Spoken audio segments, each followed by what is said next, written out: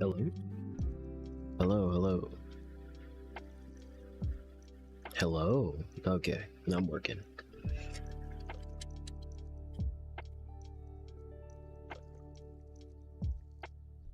I need to get more sedatives. Like drinks that can calm me down besides like wine coolers. So you can't like get addicted off wine coolers. Or like I feel like if you get addicted off wine coolers, then it wasn't the wine coolers, right?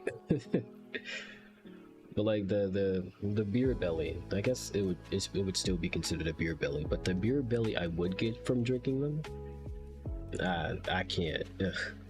I can't rely on them as much. I guess the same thing could be said about like energy drinks and stuff.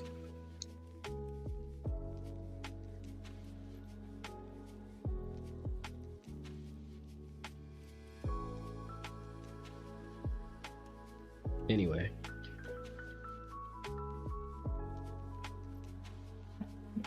We've come to watch Baldur's Gate 3 and then play Baldur's Gate 3. So I should get into that.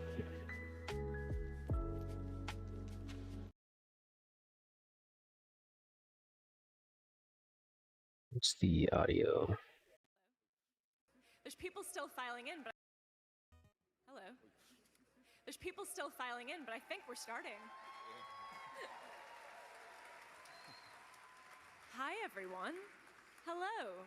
Hope you're all well. Hope you're comfortable. If you're not comfortable, just think it could be worse. You could be wearing full armor. Hi, I'm Aoife. I'm Senior Communications Developer at Larian, and this is Baldur's Gate Larian? 3, a retrospective, which is just a fancy way of saying Baldur's Gate 3 has been out a year now, and we want to celebrate that fact. So, for the next hour, maybe a little bit more, we'll be chatting to some of the very talented accent is so cute. who made the game. Is that rude to say? And, you know, at least things have stayed interesting because it was an interesting journey from conception to today.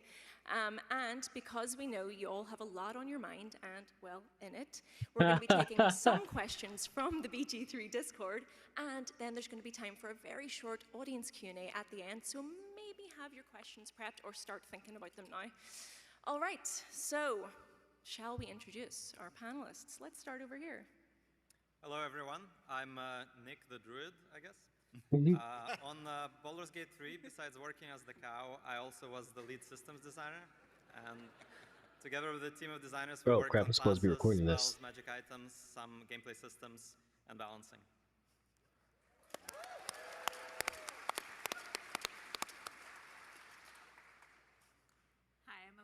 I didn't prepare a joke, so I'm art director at Larian, and I used to be lead character artist on Baldur's Gate 3.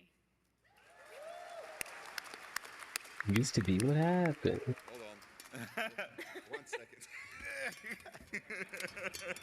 It's all right, we got time. All right. Elegant. Sorry about that. Gracious. I'm Sven. I'm the game director on. I was the game director on Baldur's Gate 3. Oh, it was. I guess we're just using past tense.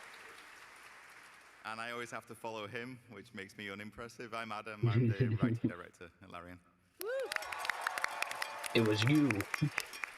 You made me feel for the characters. And then I have to follow him. It's easy. Oh, yeah. Hi, everyone. I'm Matt Davis. I'm a cinematic artist. People also know me as Mavis. I worked on a lot of the cinematics that you saw throughout BG3. There's one in particular that got a bit of a reputation. I will let people know. So, that bear scene, like I'm pretty sure Baldur's Gate 3 still would have won like Game of the Year. I'm still pretty sure that it would have been well received.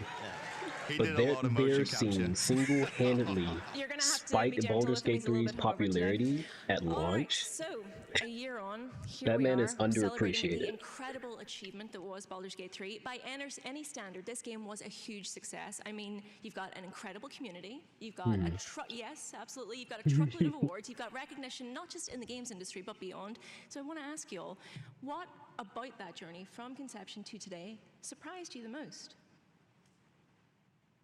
Why are you looking at me? I'm looking. Any of you can answer. Sen, come on. Let's Sorry, hear from I you couldn't first. hear the question. Oh, well, this is great. We're off to a great start. We have the feedback going on. What about the journey surprised you the most? Oh, so the surprise of the journey. Oh, wow.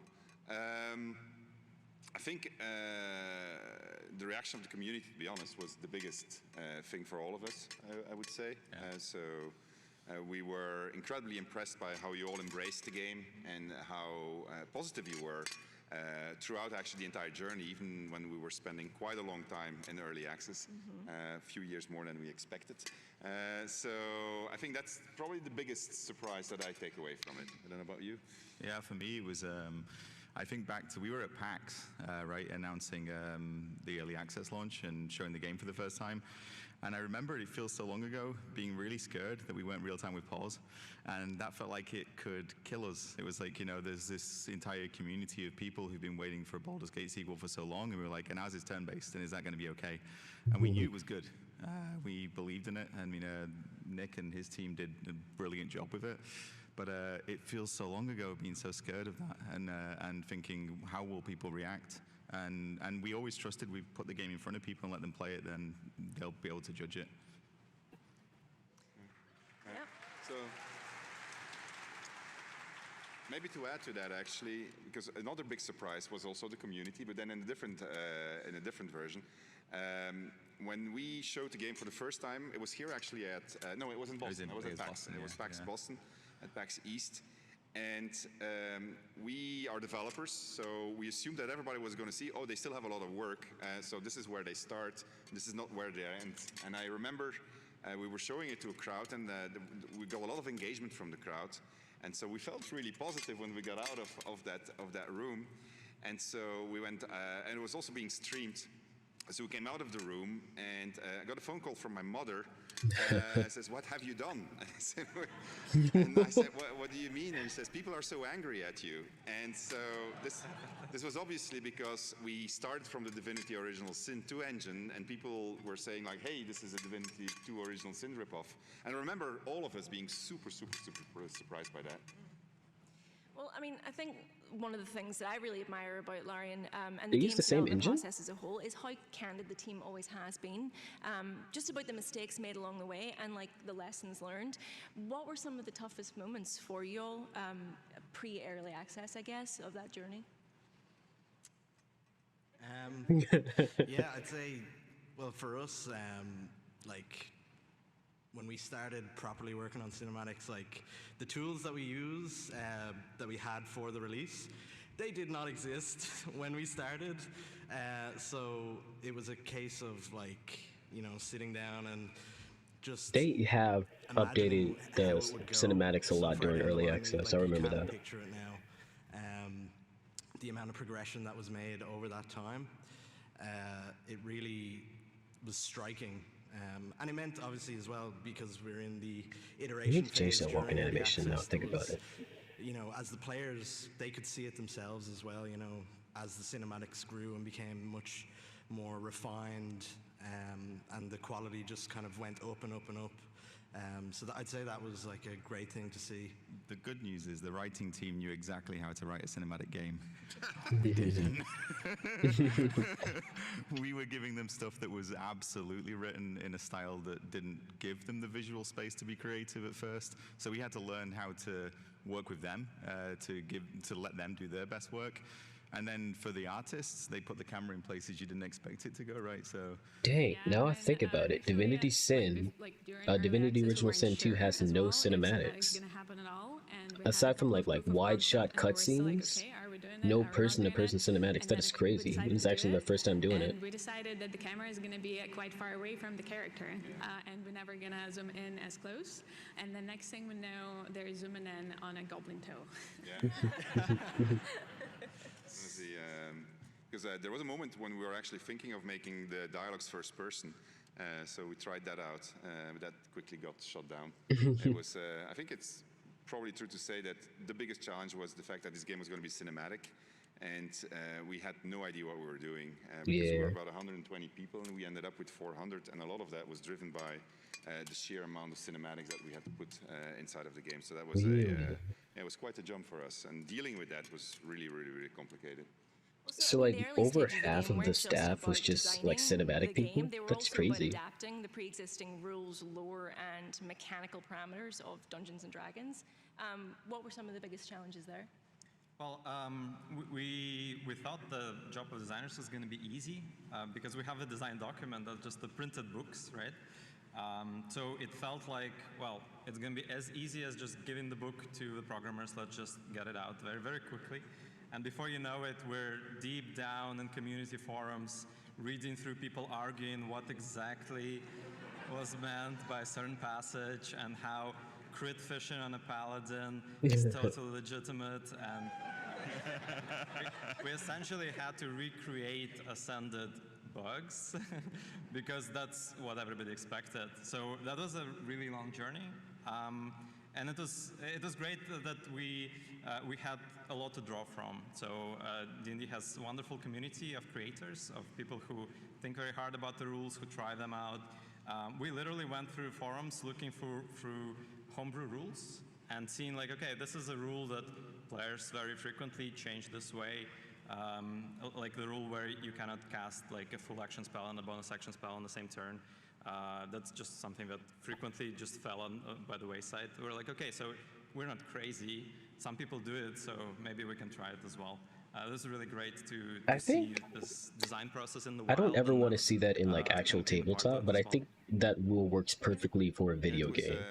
Being able to cast main action spells and bonus action spells in the same turn. Very specific, we had to go for every single spell almost, because when we worked on Original Sin 2, we had a system where we could reuse a lot of code, and here we almost for every single spell it had to be a separate system, which added tremendously to the workload that came out of it. Wait, hold on, I actually gotta rewind that a little bit. Struck me the most was how very specific we had to go for every single spell almost, because when we worked on Original Sin 2, we had a system where we could reuse a lot of code, and here we almost for every single spell it had to be a separate system, which that's added crazy tremendously to the workload that came out of it. How it was after the stream, I gotta like look that up. Or just go through both of the game's spell lists, because I'm very interested in that. We said these are our homegrown rules, and then we saw the community who didn't agree with that. That was also a very interesting moment in our careers. And do you think maybe Baldur's Gate 3 has influenced Dungeons and Dragons going forward? Definitely. Well, I mean, yes.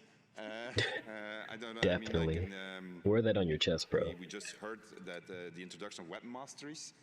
Weapon masteries is something that Nick and his team worked on a long time, just trying to figure out how to make the fighter more interesting from the get-go. That's how that entire discussion. We used to call them weapon actions, I think. Yeah, weapon actions is what we internally call them. So there's been a bunch of things that influenced it, I think. I don't like that weapon what were some early concepts from each of your departments that didn't make it or were changed for the final game? I mean, we did mention the cinematic camera, of course, but are there any other examples of it? Oh, there were a bunch of it. I was gonna say, I don't like how the weapon actions in Baldur's Gate 3 are just like once per short rest. Yeah, I know there was. It should have been like based on a proficiency bonus. In our heads, you were going to be traveling, you were going to have so many more regions to go to. But then as we started exploring the density, which is always a journey when you're making a game, the density that we needed to make the game interesting, we realized we're spending so much time on every single square meter of this world, we have to make it smaller. And so that actually it slowed us down tremendously. And then what Adam mentioned also was once you started looking at how cinematics interfered with the actual gameplay, we had very long... again. Sorry? Once again. No, but we had really long discussions about it, right? Yeah. Because, I mean, from a gameplay point of view, you wanted to be able to approach something like the Goblin Village, for instance, from any direction. But from a cinematics point of view, you wanted to make it dramatic, and so, but you never knew where the player was going to come, you never knew who was going to be dead, you never knew what the player was going to be doing, you didn't know how many characters were going to come. So that introduced a lot of things. So as a result of that, we had some darlings that we needed. Oh, we had a cover system also, remember that? Yeah, we really experimented quite a bit with it because it's I don't use cover in D&D. But we just found so many problems with how it works in 3D from top-down camera.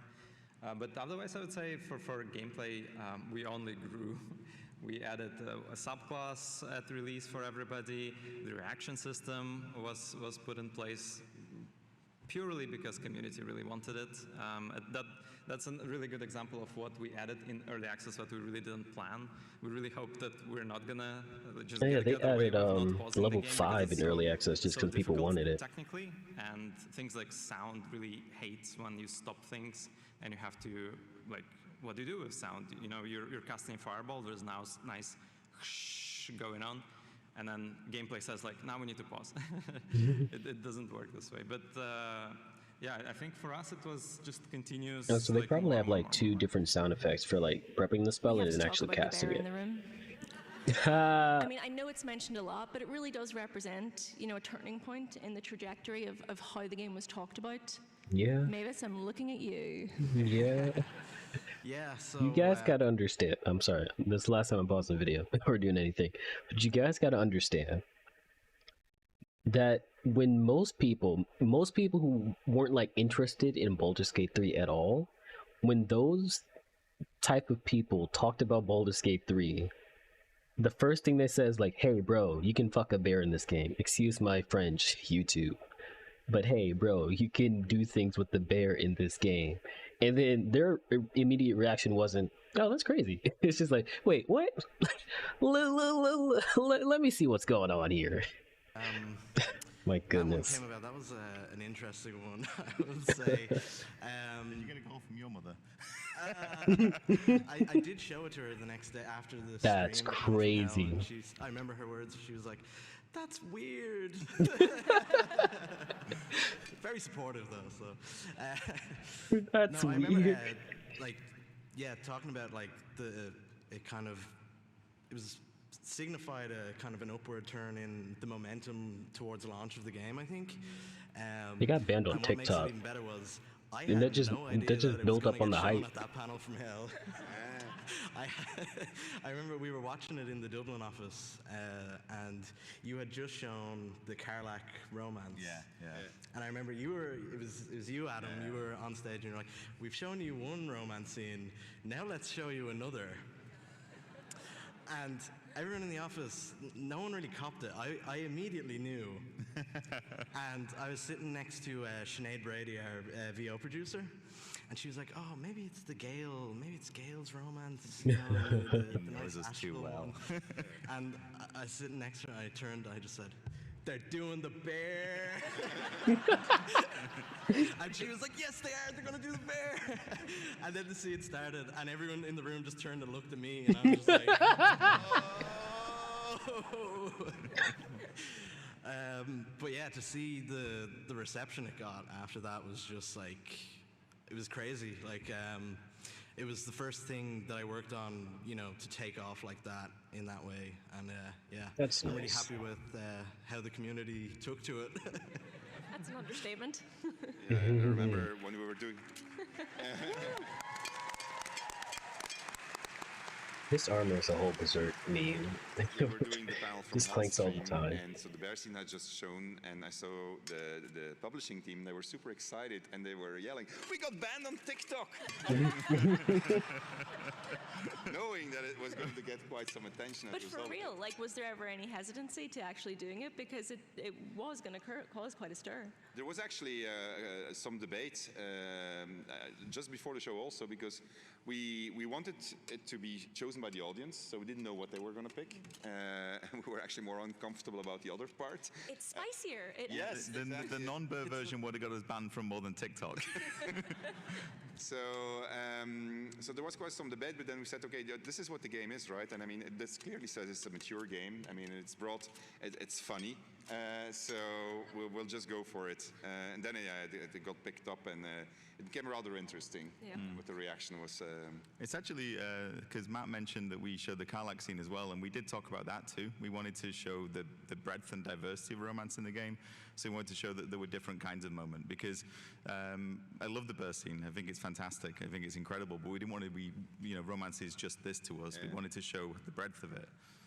Yeah, I mean, like the team's openness, this scene and other things aside, has really helped give insight into the complex development of any game, how complex it can be, and how making even the most successful game is often 2 steps forward, 1 step back. The other way around, reverse that. But has it been difficult to maintain that level of openness as the game has, continued to flourish and the team has, been like under more attention, I guess? There's definitely more pressure, and we okay. certainly get a lot more feedback than we used to, but we're trying to just remain who we were when we started out. I mean, it worked for us. I mean, so we know that we can fall back to where we were when nobody knew about us, so this is but I don't think we can make it any other way. I mean, the development culture at Larian is really very open and very introspective about, like, what are we fucking up, how can we do it better. And the panels from hell were a huge part of that as well. I mean, they're really always fun those. to watch people getting turned into cows and etc. Then the opposite way. And the opposite, absolutely. But how has the success for Baldur's Gate 3 set Larian up for what's next? I mean, you've got what more are they making next? More, like, this team is bigger now. What can we look forward to? Well, I mean, so when we started, we were about 100 people, and so we grew to 400 people. We had to learn a lot of new processes, things that we didn't realize we needed. Especially, I mean, cinematics obviously was a big part in it, but also we started adding so much permutations and so many dialogue options that we needed tools to be able to handle this. So we got a lot better at handling our own chaos, but really only to be able to do more chaos in the future. So, for instance, the thing you're referencing, we now built a large recording studio with multiple studios where we can record a lot simultaneously. And the reason we do that is because we know we change our mind very often, and we want to adapt to the feedback we get from players, which means that you have to do a lot of recording near the end when the game is fully playable. I mean, one of the huge problems that you get with an RPG is that it's only fun when there's so many systems that are ready. For a long time, it's a very boring thing because it only works when everything fits like clockwork. And so you need to be able to continue to adapt rapidly, even if your production values are high, which is the case in BG3, and certainly for the next thing that we're going to be making. So we picked up really a lot. It was a really huge learning process. And the funny thing is that we just, like, even despite all these things, we just keep on running into trouble with whatever new things we're starting to do. All the new trouble. And we wouldn't change it for anything. Right, let's have some questions from Discord. So, from Nay, I really love the descriptions under each item. Some are funny, others reference the lore of D&D. How did you come up with all of these little texts? How long did it take you, and which ones are your favorite? So the non-vocalized text, so I always call them readables, they're really good fun to write because there's less pressure. They don't need to be recorded, they don't need to go through cinematics, so it's actually like a little palette cleanser. That's cute, I never thought about it like that. I do remember one day where we had to write 20 cheeses, and that wasn't a great day. Trying to make cheese interesting over and over again. Shout out to anyone who enjoyed them. And then, yeah, but you're also trying to get across lore, so it is actually a very useful tool for people who want to engage with it. So you can put in the details that the people who really care will dig into. There's a lot of little bits of backstory and some pretty emotional bits in there as well. There's a lot of stuff in the epilogue. We had a lot of fun there because you had the mailbox where you can catch up on everyone at the end. So it's very useful for that. But it's a completely different type of writing. So I think for any writer, it's nice. I did give myself a rule, by the way, that like if they all the other teams spoil anything once, that I'm just immediately done watching the retrospective. So they're a lot of fun. Yeah. Nice. But I don't think they would. From Proxygate Tactician, which cutscene in the game took the most time to create, and which is the team the most proud of? Proxygate? I like that guy. I'm pretty sure that's who I'm thinking about. Yeah. For me, anyway, specifically, because that was this is the sequence at the end of the game. I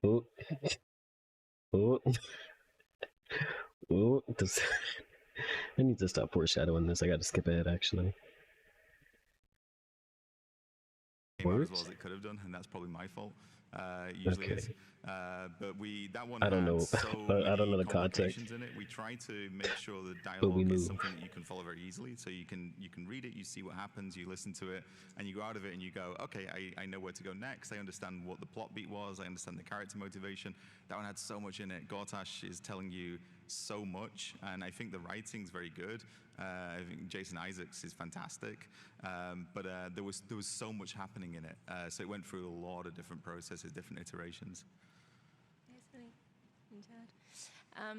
Next question is from Satan. Thank you for your support. I recently discovered that in the first camp there are chairs hidden underneath some scenery objects to simulate sitting on them for the tiefling party, for example. Would love to hear about other such workarounds. There's a lot of faking going on in the background and it's super interesting. Chairs are just magic. We use it for everything. We have people like hanging. It's actually an invisible chair with a special animation for sitting. So essentially anything where a character is attached to anything, that's a chair. Our scripters are just chair masters. There's a lot more chairs than you think there is. Any other ones? Well, maybe helmet hair was one of them, right? I guess it's like a system that we introduced. It's kind of faking, but then again, so to be able to preserve your hair type, we came up with a system where we would customly make hair of each type. So like you have wavy, curly, afro hair, straight. And like we would put it in every helmet. So when the character wears a helmet, then it would know which hair type you have, and then you would preserve your curls, you know. But yeah, obviously it's not your hair. It's a helmet. It's attached to a helmet. Yeah, sorry. Next question is for you, Elena, from Kotatsu. What advice do you have for newbie concept artists trying to break into the industry despite its current state? Anything you wish you could have told yourself when you were starting out? Yeah, so we see a lot of concept artists who are starting out who are really focusing about like on the polish and the quality of the polish of their work. But what we want to see and what we're most interested in is the ideas. So if you're starting out Ideas as an over quality, artist, we got to remember that concept myself. artist or any other type of artist, we wanted to see fresh things that we haven't seen before. We wanted to see quick iterations, explorations. We don't want people to just spend hours and hours trying to get like the material of the metal right, like to paint it. So yeah, that would be my main one. And I guess kind of looking back at my career journey or journey as an artist, I think it's very important to get the philosophy right. And I think at Larian we try to encourage people to think about the game, right? And the game is the focus, and all the good things come from there. Like the decision that you make, if you base them from the point of, is it going to be fun for the players? Is it going to be good for the game? Will players enjoy wearing this outfit or looting this weapon? Is it going to bring them joy? And then if the answer is yes, then it really helps you navigate those things and then make the right steps. All right, the next question is for Adam from Skip Jump, I'm guessing that. What works did you take inspiration from when crafting the narratives? Did any specific piece of media spark your writing? I'm going to shock you. So Baldur's Gate 1 and 2 were pretty big inspirations. That's a cheeky answer, buddy. So, I mean, it's going to differ for every writer on the team. So my philosophy of writing is an art, but it's also a craft. So I'm very much a believer in maximum input. Bring in as much as you can from as many different sources as you can. I actually think the worst thing you can do if you're making a game set in the Forgotten Realms is read a bunch of Forgotten Realms novels, because you already have that as your base, so you want to bring something new to it, something different. I read a lot of Shakespeare because I'm that guy, so you'll notice bits of that. A couple of us are big Shakespeare people, we're writers. But reading outside of fantasy, it's like, you can get stuck in a rut, I think, if you stick within your genre. So if you play through Baldur's Gate 3, I think you can see, there's a lot of different subgenres in there. We try to lean into horror at times, comedy, romance, tragedy. And if you you can become too vanilla, kind of, I think if all your input is the same. So I'm actually more inspired by films than books a lot of the time as well. Like, I think very visually he would disagree with that. but a lot of the cinematic influence. So like, God, I can't be. People ask me afterwards if you want to talk about my film list, because I've got a lot of things. Yeah, a lot of sci-fi, a lot of horror actually, leaning away from just reading fantasy. So the next question is from Brimstone. It says, what new avenues were opened up from the upgrades to the Divinity engine from 2.0 to 4.0? Were there things that you wanted to do in DOS 2's Divinity engine that couldn't be done due to engine limitations, and that informed the upgrades for Divinity Engine 4? Oh, there were many upgrades, right? So I think the interesting thing is the things that we still carried over. There's code in there which I wrote back in '98, which is really bad code. That should not be in the game anymore. That's still in there, and wow. To this date, they still can't get rid of it for some stupid reason. No, I mean visually it got a lot better. Streaming was a very big thing that was added to it. For better or for worse, the opinions are divided. There were some new scripting systems that were introduced. So Nick got a lot of power in how you could set up your system rules, I mean, eventually. Yeah, it's what Sven mentioned with the spells, the fact that most D&D spells have some twist to it. That twist means that some designer somewhere needs to define how it will work everywhere. So you take something like Chill Touch, and it's like a normal damage spell, and then at the end it says like, oh, by the way, you cannot heal, all right? And it's like, oh my god, how are we gonna make it? So we did empower designers quite a bit to create very custom things on the fly, both for the player spells and items, but also for the combats, the encounters, the kind of things that the player has to go up against. Without those tools, I don't think it would be possible to make a game as diverse as BG3, so really happy about that. I would also like to make a shout out to our game graphics team, because without them we couldn't have made like the game that would look so well. And yeah, if you have seen some of the early prototypes that we've shown, yeah, I mean the lighting, the materials, skin definition, like a lot was done with the help of the great Programmers Now team. This was also the sorry.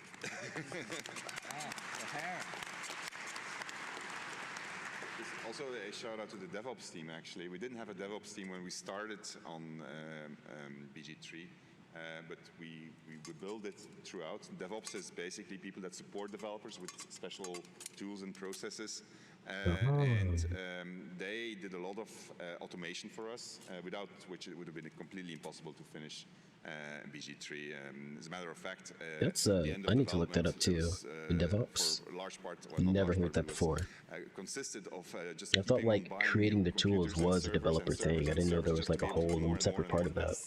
As the game was trying to test itself automatically. I mean, like so without that, it would have been completely impossible, because you have to realize whenever you did 170 hours, 180 hours of cinematics, something like that. Around that, I think, yeah. Yeah, so somebody had to watch these things because they broke down the entire time, because there was always something that went wrong.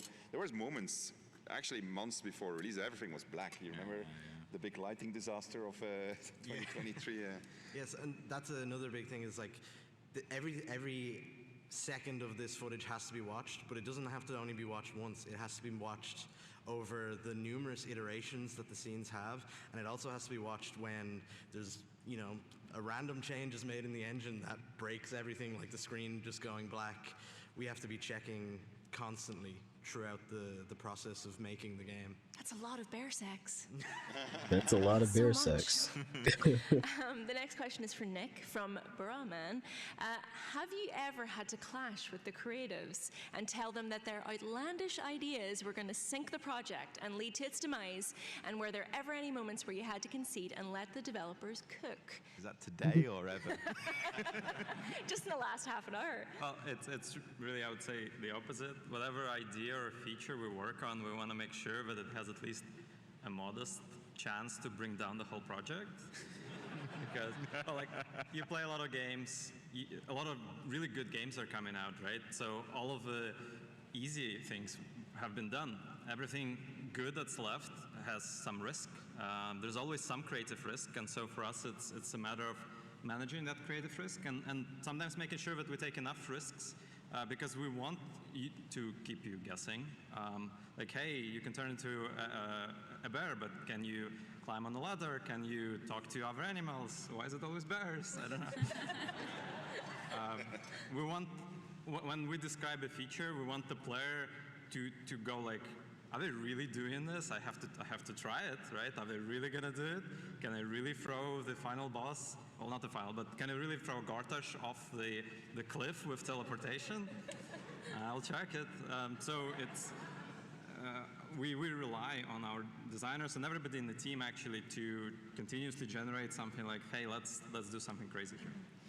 This question continues actually and says, in that vein, how important is it to build trust and understanding between you and the development staff, and how do you build the kind of relationships that are necessary to create this kind of game? I would say that at Larian, we try to keep things relatively flat as an organization. So each individual designer is really the owner of their thing. So somebody working on a feature, even if it's like a feature like digging for treasure, for example, they are really the creative director of that feature, right? So we try to make sure that there's ownership, and it's that designer deciding what should happen, what is the best for this feature, for their idea, and it brings out a lot of energy from people, a lot of excitement to work on this. Yeah. I guess that makes sense. The next question is for Mavis from Sabe. Hello. As the certified #1 Halcyon lover, I want to ask Matt Davis specifically, what was your reaction when the idea or brief was given to you? Were you given any context behind it? Did they just drop it on you like, oh yeah, you're going to have to animate a suggestive smirk on a bear? Or did they try and ease you into it? How long did you spend on it? And also, do you take private commit? I'm taken out by a sniper rifle before I can finish the question. RIP to that person. So I would say it was mostly probably just dropped on me with not a lot of hullabaloo or anything. I was kind of just, I got the scene, it was assigned to me, I started looking at the dialogue file, I was like, oh, this is a steamy scene with Halcyon. And then I was like, oh, there's a few options here. Okay. And so I was like, how do I do this? This is so I kind of just started piecing things together, just ideas, and kind of just started building it out, and it was starting to come together like relatively quickly, like that part of the sequence. There's actually a lot more work went into the non-bear romance part of that dialogue. There was a lot of work had to be done in that, but yeah, I pieced together the bear side of it, and I don't think anyone really had like seen it too much, like outside of maybe my direct lead.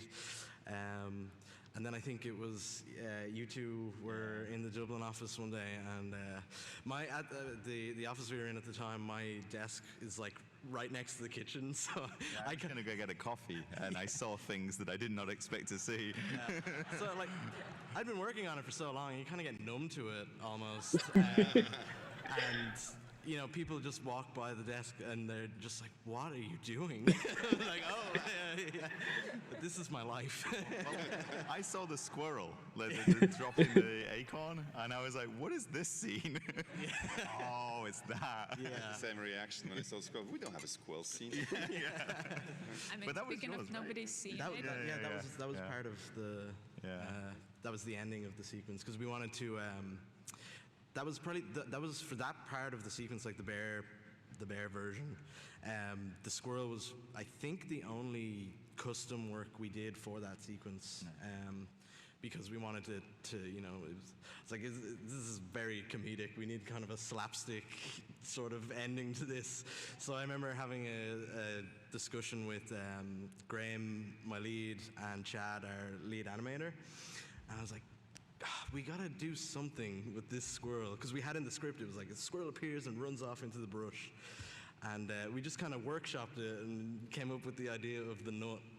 And Chad as the lead doesn't get to animate very often, but he was like, I will do it right now. And he ran to his desk, and we had that animation done within like a day or two. So it came together very quickly in the end. But yeah, you guys So think funny. that nobody sees the work in progress shots, but you know, like we have spies, and then those spies they like just take this like very raw block out white box of the scene, and then they just PM to everyone. It's like, have you seen this? So we've seen it. Yeah, once word got out of that scene, it kind of did the rounds around the Larian Slack channel anyway. Slack channel. All right, and then I guess the final is just a sort of general question that Discord quite enjoyed asking. How did Larian handle the huge company growth?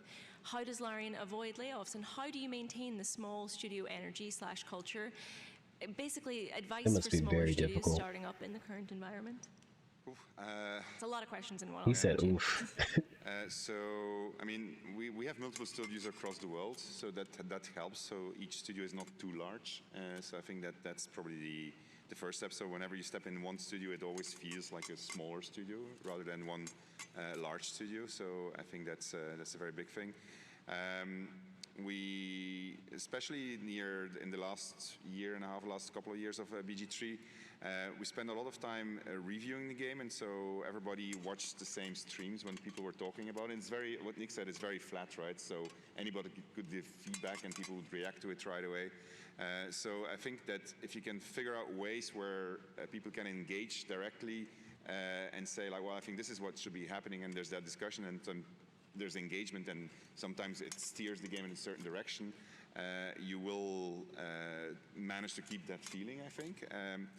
It's obviously not easy because we also are learning what it means to be a larger company. I mean, like we're game developers, so we're not managers per se. So it was interesting to see how we grew, but you adapt as you go. I think the thing that unites us all is that what Alina said, you're making something for a player and you want the player to have fun, and as long as we put that in front of us, I think we will stay as we were, hopefully. Yeah. Can I just add one thing? Because we recently met up, a lot of us in Barcelona, to talk about future plans and what we're doing now. And so we had all these really brilliant people talking about what their departments were doing, and it was really cool. But the thing that stood out to me the most was actually something David Walgrave said, who is, how long's David been at Larian now? He doesn't want his age to be known. Yeah. He's 22. Very long. And at some point, he's a producer. He's talking about production realities. He's talking about all this stuff, which can be quite dry. And there was a point when he said that he was walking around the office recently, and he said, I saw a bunch of developers gathered around a screen getting excited, and that's what game development will always be, no matter how big you are, no matter how small you are. And that's true.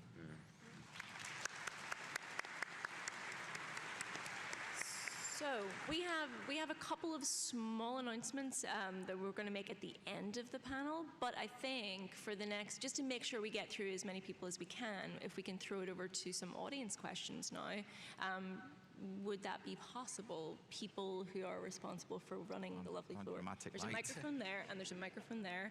Form an orderly queue and we'll try and get through as many of you as we possibly can.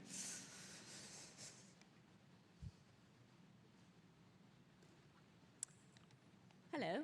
Hi. Huge fan. Logged over like 500 hours. I know one big example with story changes is I know you guys made a lot of changes with Will's story between early access and full release. But were there any other major story beats, maybe with other characters or arcs that wound up getting changed? Yeah, quite a few. Yeah.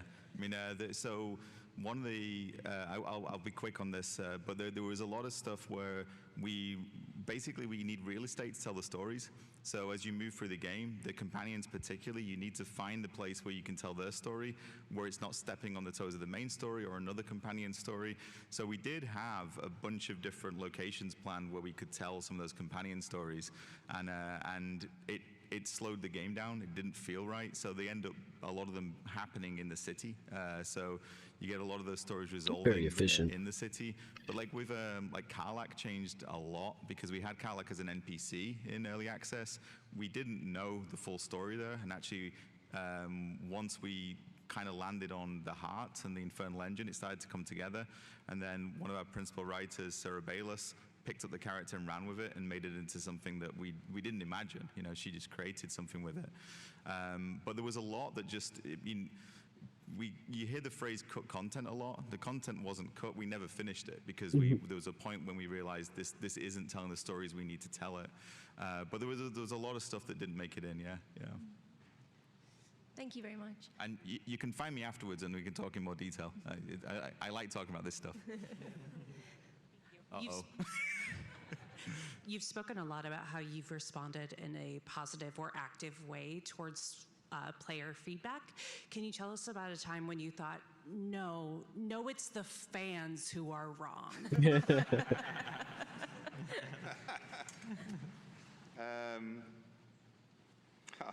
Yes, many times. So I think there were a lot of requests. Like recently, we see that people want us to keep on making changes, and so. And we could do that, but then we would never make something new. And at some point, you have to accept as a developer, like, I finished my work on this game, I will move on to the next thing. Just like you finished your work on a movie, you're not going to change the movie post factum. And so I think that sometimes when I see people who get really engaged and really care about the game, and which we really appreciate, by the way, asking for changes, and where I say, well, you know, at this point, we're not going to do that anymore because we need to have closure, and otherwise we can't create new things. And sometimes that's hard to let go, especially if you care really, really hard about something. So I think that would be the one that springs to mind right away. Thank you. Hiya. Hi, I have a narrative question. So how do you balance developing like cohesive storylines and like player choice? And then secondly, could you estimate like how many different endings there would be? Like, there was a number that was going around about the number of endings, and it looks at the different variations. That's tricky to answer. In terms of balancing it, I mean, it's the same as actually what everyone else would say about this, I think, at Larian. If it feels like it would be cool for the player to do something, then you've got to let them do it, which is how we end up in a lot of trouble when we're like, oh God, how do we get back to the main story here? You know, so we have to make sure that we're able to do that and guide it back again. So there are points where the game kind of cinches itself in and says, okay, we're going to slow down. I call it here's the science bit. If anyone remembers those adverts, it's the UK thing. It keeps going out. But the points when it just says, okay, I just need to make sure you're on track. But we try to avoid them. Really, it is about saying we have a story we want to tell you, but we want you to be able to engage with it in the way that it feels most fun to you. And it does mean that sometimes you've written a dialogue, you think it's really good, sometimes the cinematics team have done their work on it, then someone walks past as you're testing it and says, why can't you do that thing in this? And you go, fuck. And you go back to the beginning and you start again because they're right. I don't know if that answered the question fully, but yeah. Awesome. Thank you. Yeah. Thank you. Hi. Hi. I'm in love with the characters and their stories, and I was wondering if y'all are like open to or have plans to expand or continue their stories in the form of like a book or graphic novels. That's a ballsy question. I love her. So, no. No, and the answer to that is that those rights lie with Wizards of the Coast now when it comes to books. And, that's great. I didn't even think about that. So that's a question for them. Okay, Yeah. thank you. And I don't think they're here. Hi. Hello. Were there any lessons you learned from making Divinity 1 and 2 that you were able to carry into making Baldur's Gate 3 and making it a better and maybe more cohesive and structured game? Yes, many. Really, a lot. I think what Adam was just hinting at, the way that you respect agency and still manage to tell the story, we got better at that, and I think we can get a lot better at it for future games also. So that was a very big one. I think one of the biggest things that we learned, or at least that for me was a big learning, is making sure that whatever you put in a game is important all the way through and just doesn't die out in the middle of the game. So those were very big lessons. If you look at the original Sin 1, it had moments where it started dying, and you can actually see that in the average time played. And then in DOS 2, you could see that the average time played went up, and then with the BG3, you saw it really go up. So I think we did something really good there. We can still get better at it, but it is, I think those were really important lessons, and there's many, many, many more. You can ask afterwards if you want. Thank you. Thank you. Hi. Hi, so I'm a QA tester, and when I play BG3, I think this must have been super fun and also a nightmare to test because there's so many complex systems, and I just know that there's like a million ways to break those. So, just for anybody that this might apply to, are there any specific bugs or bug trends that came up during development that really made you go like, oh shit, like what even is this? How do we fix this? You want to take that one? Well, the hardest parts were actually testing something that goes throughout the entire playthrough. Because if the game is 100 hours long, that's what, more than 2 work weeks to test that. It's fairly impossible. By the end, we were tackling it in various ways. So we had people who were speedrunning specific kind of storylines with specific choices just to see if all of the endings line up properly. We had automated testing that was catching all kinds of technical issues as well. So it's really a mix of different techniques that you have to employ. That would be probably, the Baldur's Gate 3 would probably be impossible to just test normally. You really have to automate part of it and be smart about it. So there were days where you'd get to work and it would be, today you are Will, you are dating Lizelle, who will defy Blackheath, and your father will die. Have fun. You have 4 hours. You have 4 hours. Thank you. Thank you.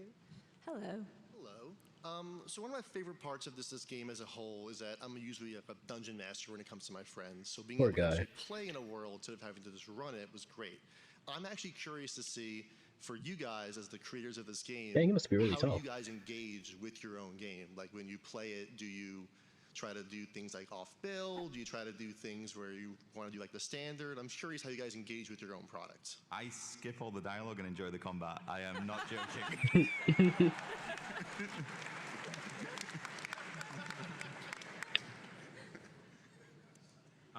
I honestly mostly look at what playtesters are doing and what other people are doing. When you spend so much time with the game, you stop seeing it as a player. And it's very important to look at somebody experiencing it for the first time, because that's the most important part. It's like the realization, like, oh, that's how this combat goes, or oh, that's where the character is going. So for us, it reminds me of like Shadowheart. As someone who's like played the early access, like I already knew like her beef with Lizelle, like personally, and like outside of that, and so like her not liking Lizelle at the beginning of the game, it's like, oh yeah, that makes sense. But it's so interesting how everyone else perceived that as Shadowheart being racist, which isn't necessarily incorrect, but that's definitely not like the entirety of that situation. Next to the game and go like, what do you think? Thank you. Hi there. Hello. I was having an argument with a friend recently, and he That's asked crazy. me why the sexuality in Baldur's Gate is acclaimed and beloved, while the sexuality in other games like Stellar Blade is sometimes seen by some people as controversial or distasteful. I think that's really just how the conversation starts, not necessarily what it is. Wonderfully, but I couldn't articulate a good response to him as to why.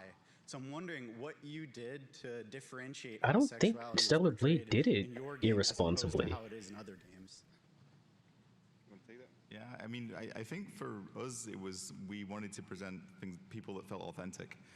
So whether it was their sexuality, parts of their identity, their traumas, we wanted them to feel authentic. And I think when they feel authentic and they feel like diverse people with different problems, different attitudes, and different kinks, arousals, fetishes, whatever it might be, seriously, like, I mean, I think if they feel authentic, then people embrace them as authentic people and characters. I mean, I don't think sexuality should be controversial. I think that it's okay for things to be sexy. So that's good. And I think there's a broad range of what that can mean, and I think that's fine. I mean, like, there's nothing wrong with cheesecake, and there's nothing wrong with the more authentic version. But for us, it was that. It was, we present them as people, and then hopefully you go along, I was going to say on the ride with them, but you go along on the journey with them, and you're having an adventure with them, thank you, and you develop a relationship, and then hopefully it feels natural. I want to like break away from what he meant by like authenticity, and like specifically, it's basically you're able to present a multitude of things, in this context sexuality, as long as it's authentic, right? And so let's say in Stellar Blade, the goal of Stellar Blade, and I don't think Stellar Blade like did sexuality irresponsibly, but the goal of Stellar Blade, the goal of whatever her main protagonist lady is to be sexy in like a Bayonetta type of way. Like it's her sexiness, right? But like there's still sexiness in like Baldur's Gate 3 where it's more like how can I explain it? I guess it's just easier to see that authenticity because when you see like this poster girl having long legs, big hips, seductive skin tone, etc., it's very easy to just have that knee-jerk reaction of like, oh, they're trying to sell me this character, oh, they're sexualizing this character, like, oh, they're using this character as an object. That makes me upset. Grr. While they're saying, like, in terms of authenticity, like, well, yeah, that's the point, but there's a reason for it. It implies that there's a reason for it. You get what I'm saying? I think, pretty sure that's what they're going by. We ask ourselves when we're reviewing the game is like, is this believable? Can I believe in this? This is wider than just sexuality. It goes for every single thing in it, and it's something that we put a lot of attention to it. Most of the feedback to a writer is, I don't believe in this. Yeah. So, and then it gets redone until I believe in it. So it's and I think that is one of the reasons why it feels natural when you play the game. Thank you. Thank you. Real quick, one negative consequence of it is that my girlfriend almost left me for Gale. I just want to say. Not Gale. He has commitment issues. Hi. I was just wondering given that you had such rapid team expansion, what's the #1 thing that you guys look for somebody who might be a future team member or who's applying for your studio? Important question for me. Not the eyebrow raise. Bring us something we don't have. Yeah, that's a good. Dang. A lot of people are applying. I won't lie, but we know areas where we're missing, and if you can come and point out, like, hey guys, your stuff is kind of not great, and here's how I will make it amazing. Bring something they don't have. Let's talk. I didn't think about it like that. That encapsulates the entirety of applying for a job. Cool. Thank you. Very We've fluidly. maybe got time for, let's say, one more on each side, if that's cool. Hi there. Hi. I just wanted to ask about your design process when changing rules from original 5th edition, because there's a lot of stuff that you mentioned earlier about like implementing homebrew rules, but also there are some things that were removed or changed because they're kind of too complex for a video game. Like one, like the spell suggestion wasn't present, which is one of my favorite to play, but one of my least favorite to DM. And I was just wondering, like, what your design process was with that, with changing them or removing them, and if there's any you regretted doing that for. It was absolutely agonizing, right? When we got to divine intervention, and it says like, yeah, you can ask for anything. What do you want? I mean, we can't just let you email us what you want and then patch it later, right? So we had to try to pick our battles. So we tried to do our best within kind of the limitations of the possible within the video game. And then sometimes some humor also helps, right? Like we pick the animals that are kind of funny to turn into. And so you maybe give us some credit despite us not letting you turn into every single animal that you could possibly think of, right? Thank you. Final question. So thank you for making a great game, and also very much thank you for the upcoming official modding support. That being said, is there any things that you might be looking forward to, like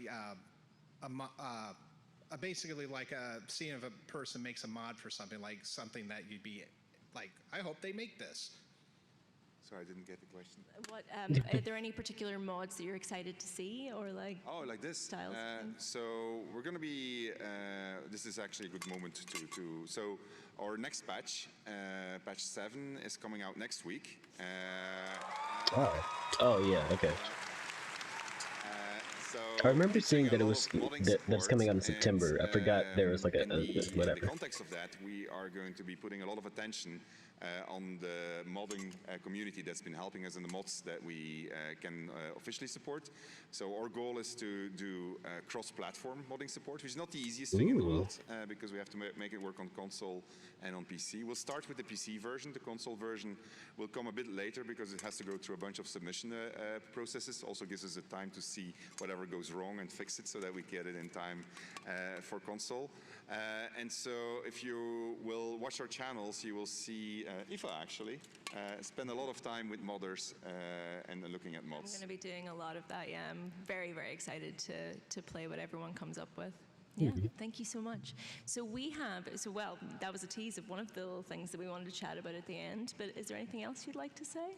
There's two more things, so other than patch 7. So we have a great community. It's been really fantastic for all of us, and you have no idea how grateful we are for all the feedback and support that you've given. We watch a lot of streams, we watch a lot of YouTube videos. There's one streamer who's in the audience here today. I can see her react. We can see you. So she did some fantastic streams where she really pushed the game to the limit. She did one particular scene which was incredibly impressive where she was about to die. She was pretending to play in hardcore mode. She was in the Forge in the Underdark. And so she had one character that was left alive, and so she had nothing left. She could only throw stuff, and she had a firebolt that she could still do, and so she reasoned correctly that if she were to shoot at a lever, it would kill her and it would kill the boss. But she had a potion that was going to be crushed, and that potion was going to revive her. That's crazy. And so she was going to survive. And so when she did that, we all looked at each other and said, wow, that's so amazing. Now, the reason why I mentioned this is just to introduce Luality, but also it's her birthday today. And so we wanted to wish her a happy birthday. You can stand up, Luality, so just greet everybody. Oh, Luality, that's your name.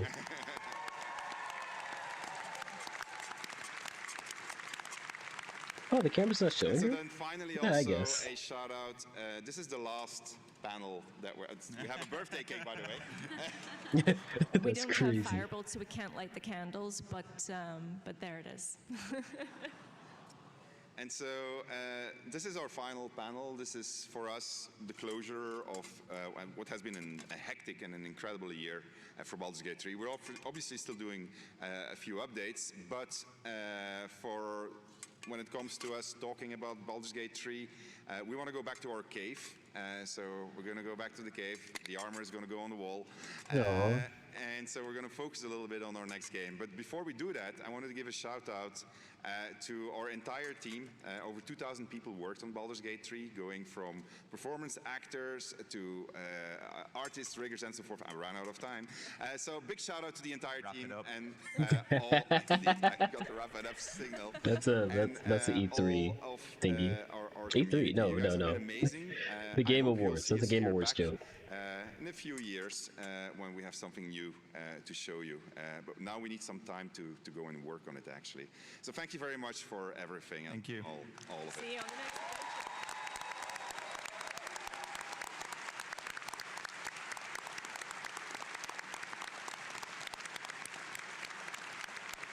Why does that look like the Last Supper with the bear in the middle like that? I guess it is, to a certain degree. It's the last panel. Last palette, I guess. Yes.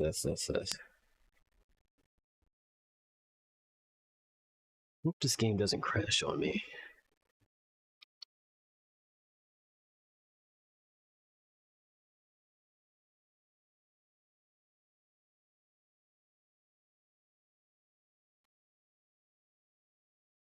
Oh, I gotta stop recording. Wait, no, because I gotta start recording because... Yeah, because I'm still recording my playthrough. And it's a good thing I remember that.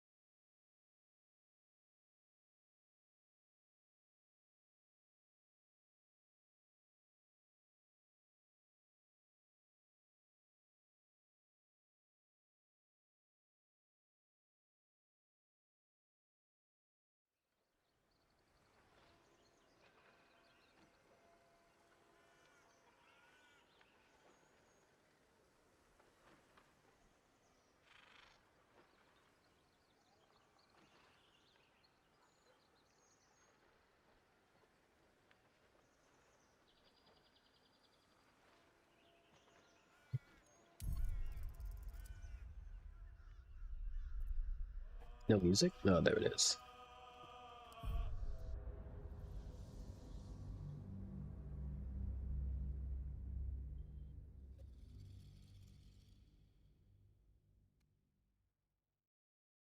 What to do, what to do.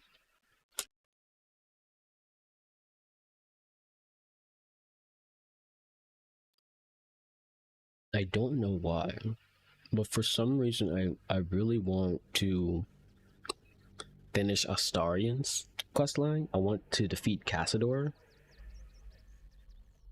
Because, like, that's where, like, my urgency is pointing at the most.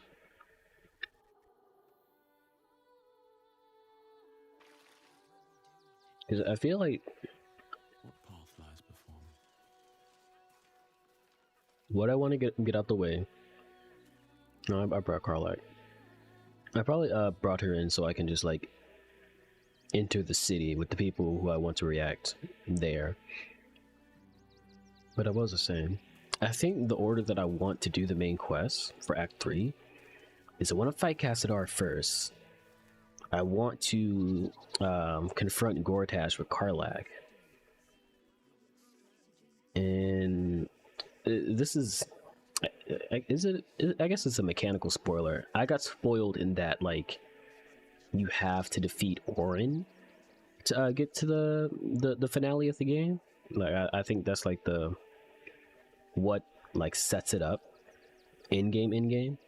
So I know that I want to do Orin last, or at least until I get to level 12, max level. So yeah, Cassador, Gortash, House of Grief with Shadowheart. Dang, Will doesn't have anything. What does Gale do? Oh, we got a Sorcerer Sundries for Gale. Okay, so I guess the way I want to do things is pretty good then. Cassador, House of Grief. And then I'm pretty sure Gortash is in like the center of Baldur's Gate, which would open the quest for Lae'zel and Gale. No, that's not a bad strategy.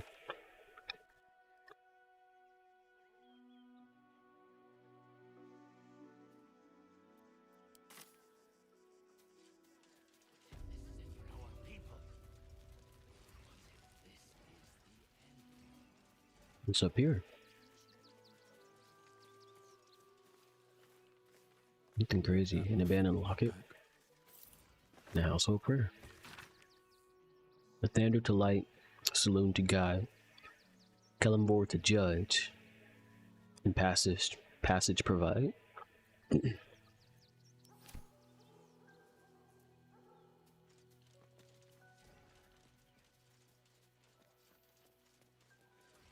No. What was that debuff? Oh, convert critical.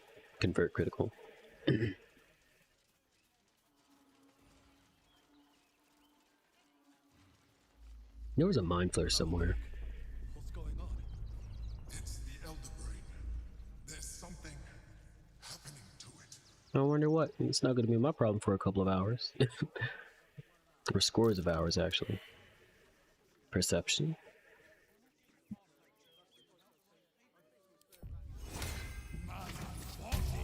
To what?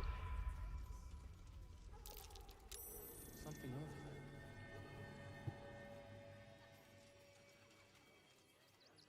Wow.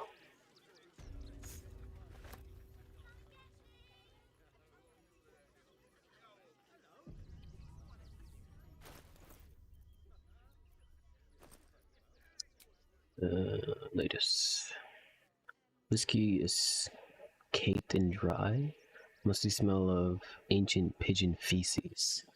So it was just naturally lost here? That's interesting. I guess it fell from like the window or something. Because if someone wanted to hide it, they'd put it somewhere else. The circus of the last days has returned. Mm-hmm. See Dryads, Jinn, and Dribbles the Clown back with a new act. Oh, that's nasty. What am I doing? I'll never understand people who like want to go like that far back into time. Bro, I can't deal with life without the basic like sewage system. I can't at all. Perception? But what the?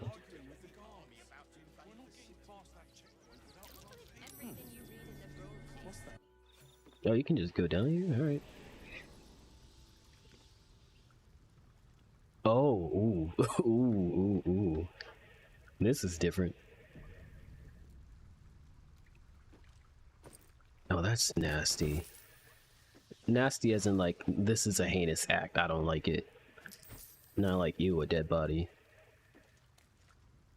Shovel. I already got a shovel. I probably need Karlak here. She has the most strength. Alright, I believe in you, sweetie.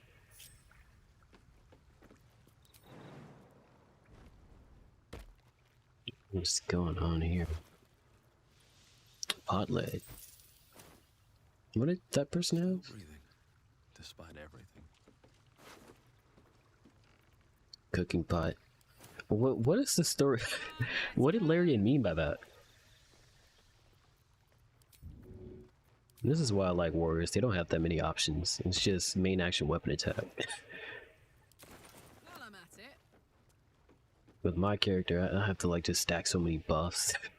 I mean, but that's why I made him the way I did. It's because I have all those options and versatility.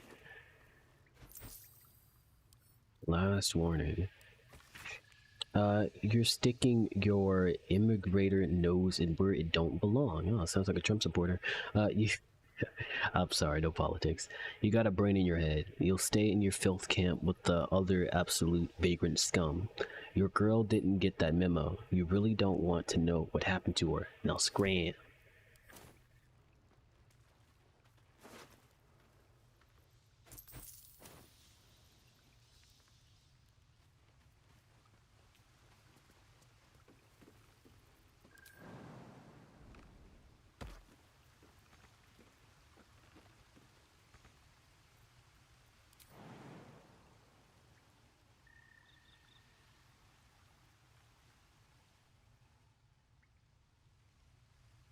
I can enter here. No. I think like on the map. Yeah, this part is like blacked off.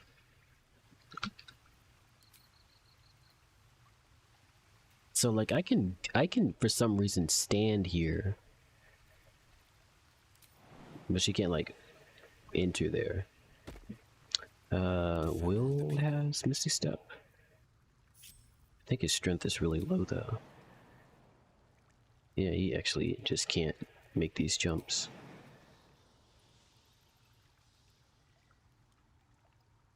What to do. Damn, it's good to be alive. Mm-hmm. Soldier?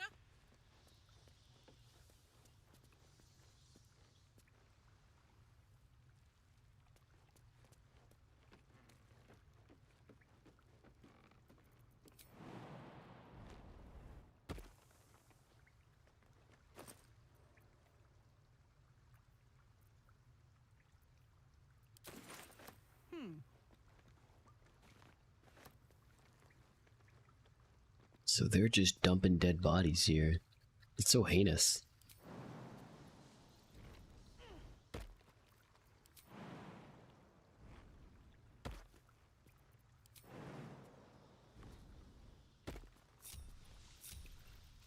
I've got a long road ahead. Oh, don't we? Yo, Ace. Rare footage of normal life here on Twitch. Hey. Hey, calm that down. You ain't wrong though. What's up?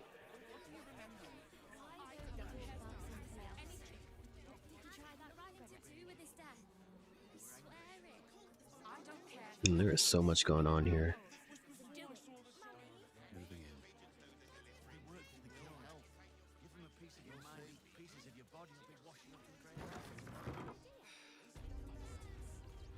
In general. Hi! Or want a blade? Or a bow? Or a dagger? Or maybe a spear is more your thing? Let me see. You know how to use a spear. By spear. What'd you say? Huh? Is she bronze, gold, or brass? Turn down the excitement, will you? You're giving me a headache. Sorry. I just You're doing the best job ever. I like her enthusiasm. Customer service is your idea of the best job ever. Yeah. Oh, wow. I get to talk to people all day and work for the best damn smith in all of Rivington, Gildro Angliron. He's a living legend. Angliron? Do you know he's won best smith in Rivington 7 years in a row? And he says that if I move enough stock, I might even get to have a go on the anvil. Aw. What? She's not an arse licker. So you want to be a smith? I mean, I love what I do, don't get me wrong, but actually doing something with my hands and all that fire. Oh, she must be bronze then. I'd give anything to do what he does. Oh, God. Or gold. Don't tell him I said that, will you? I really love my job. Promise. It's okay to want more things, sweetie. Where's this amazing boss of yours? Upstairs in his workshop. Ooh. But I wouldn't bother him if I were you. He doesn't like to be disturbed when he's in the zone. I respect it, but this is a video game. Help you with?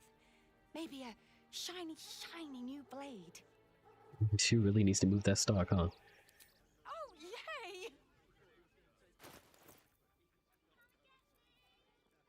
yay! Ambusher. In combat, you deal an additional 1d6 against creatures that haven't taken a turn yet. It's for Starian. But Starian already has like something that gives him psychic damage, so it doesn't really even work. It's a good assassin weapon though, if not basic. +1 to initiative rolls and advantages on perception checks. Like honestly, I would just keep it around for that. Smoke better arrow. I don't like finite items. The dancing breeze. The basic plus. Oh, wait. I remember this thing. I wanted Shadowheart to have this. Whirlwind attack. Well, it's once per short rest, but like, I think this is like part of a weapon attack. Bone spike garb. It's armor?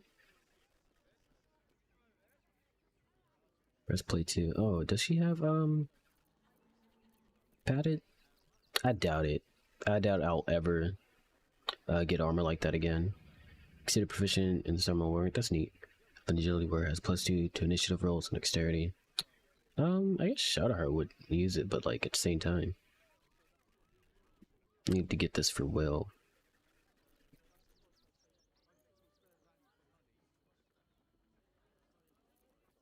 Wish you can mark items that you want for later.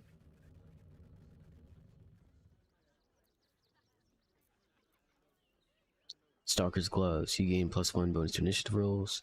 Sneak attack deals an additional 1d4 damage. That's neat. But that's like once per turn though. Now they have some pretty good gloves. Want more? Want less? Want to sell? Let me just go up here.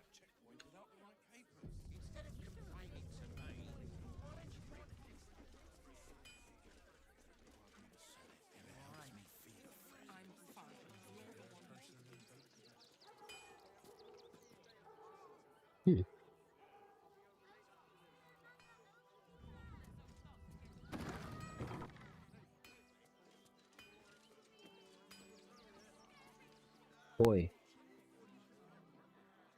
Welcome, adventurer. I take it you're new to Rivington.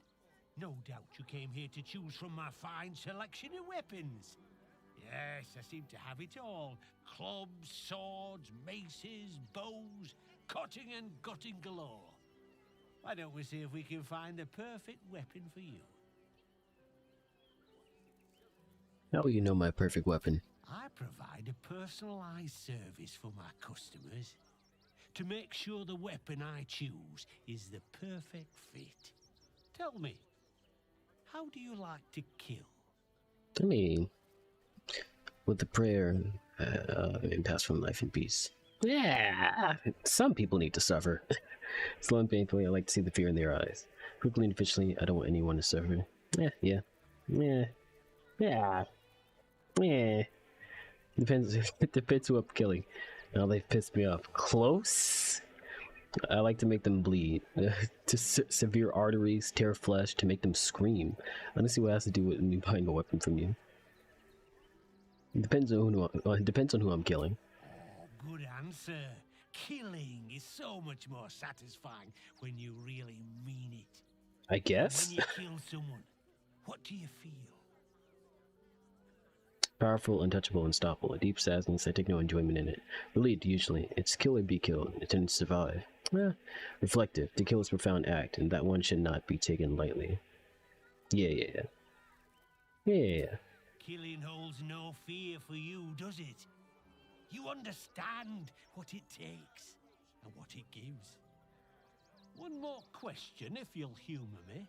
Sure. Do you think you could turn your weapon on those closest to you? No. As if it doesn't make perhaps if there was no other option. I've never killed someone I cared about. You'll do so much worse by the time I'm done with you. What does that mean? Oh, Orin, hey. Still rolling in the muck, I see. Gortash knows you are coming. Knows you have the Bone Lord's stone. Do not let him hiss hot air into your worm-weakened brain. Where's the blacksmith? Weaknesses? Stick a knife in the cracks and prise you apart. Unless you get him first. She really wants me to kill Gortash. Remember, his throat spits lies, but my blade carves the truth. You just lied to me. You'll read it on your skin soon enough. I don't think I will. I'm stealing that ring from you too. What does she want? Where's the blacksmith? There he is. You! Try attacking me when my back isn't turned, you bloody coward.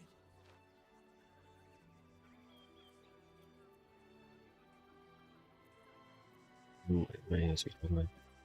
You want to say you were attacked by a doppelganger. She was impersonating me. Is that so?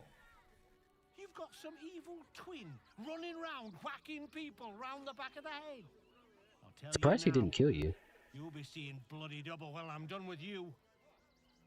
I'm telling you, it was a doppelganger! Exclamation point. I know it's hard to believe, but you really were attacked by a doppelganger. You must have been attacked by my twin. He's a real handful. Try it and you'll be smithing without teeth for the rest of your life. That's crazy.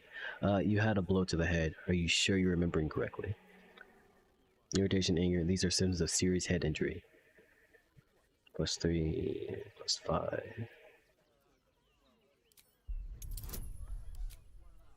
Shadow hurt, help.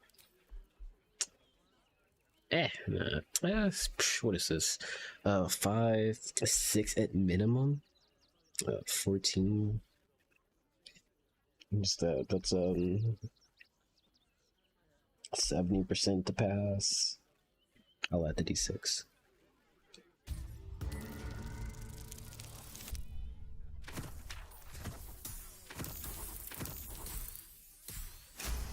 Oh, sick. Well, I'm sure it were you. I'm almost certain. God's be damned, I don't know. I'd have sworn, but my head's pounding. I don't remember. I need a bloody drink. Go on, clear off. I've seen enough of your face today. That's crazy. No, weapons. Tell me. What do you want now? To trade. You're down to the bloody shop. I've got work to do. Gosh darn it.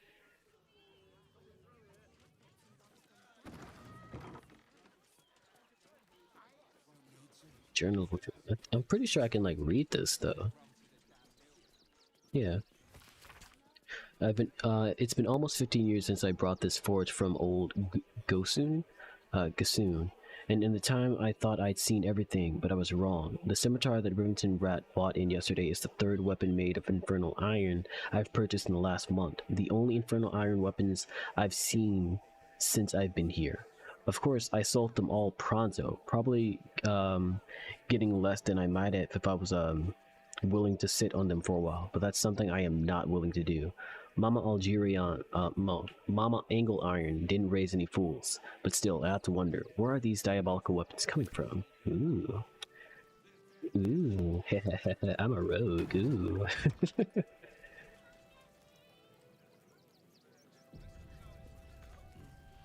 It's locked from the other side. Wonder where it leads. No freaking way.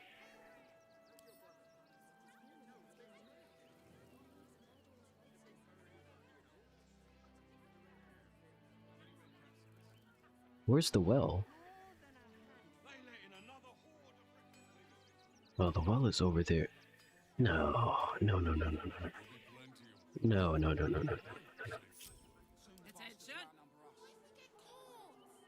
No way.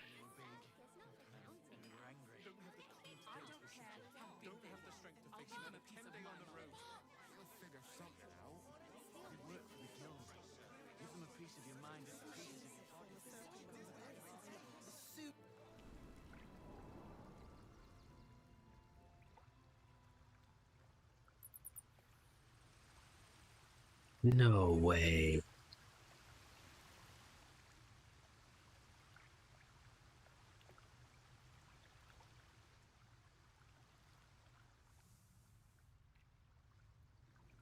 If it's locked from the other side. Go for a good meal.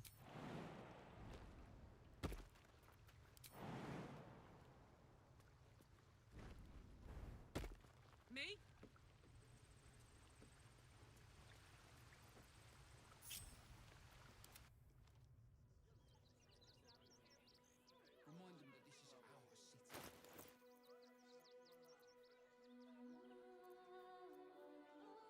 I think Jaheira has it. Blood. No, never mind.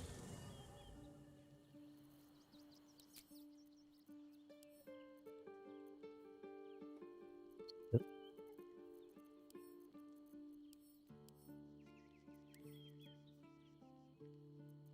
Who has it?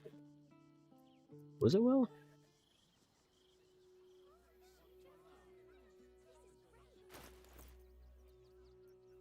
I'm looking for a necklace that gives Misty Step. Unless Karlach actually has, and I just wasn't paying attention.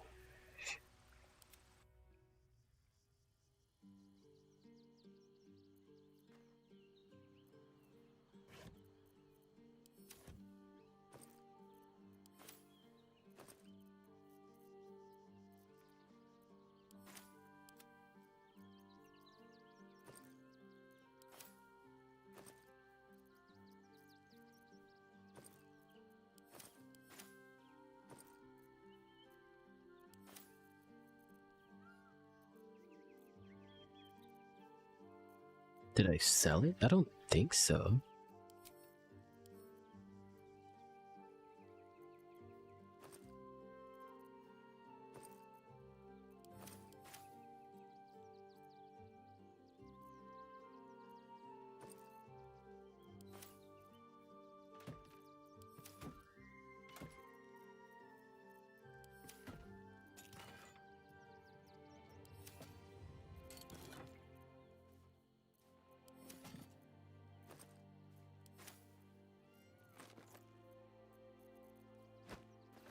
No.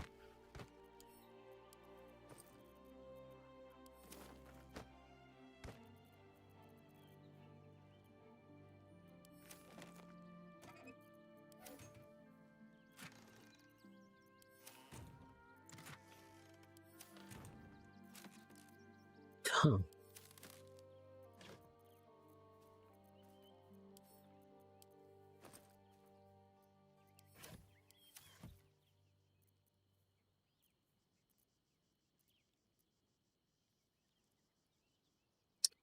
Okay, so if I don't have the the scroll or whatever, then I have to use this. They're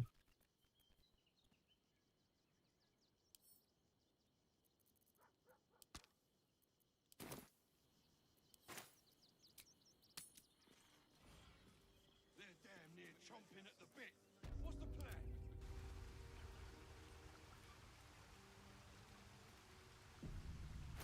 She doesn't have a bow equipped. Can I just throw this? It's crazy.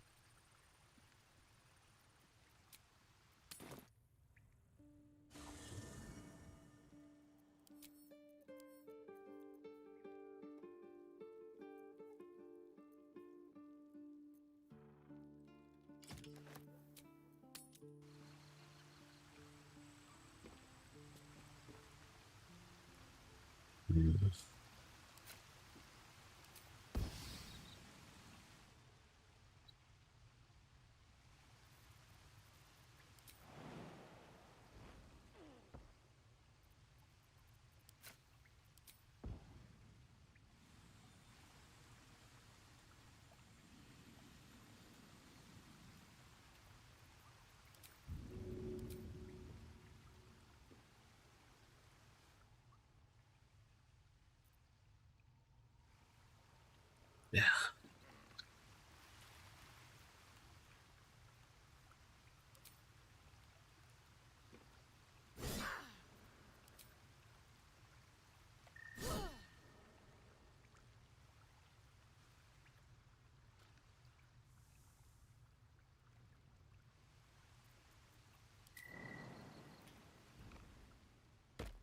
Moving it.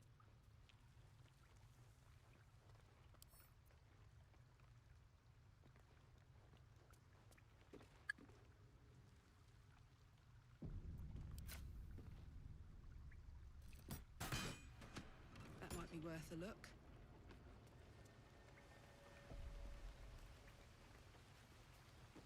Okay, trying to get in or get out? Yeah?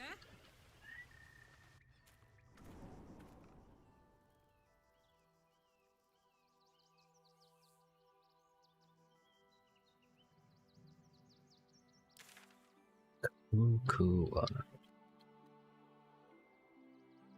Where is she?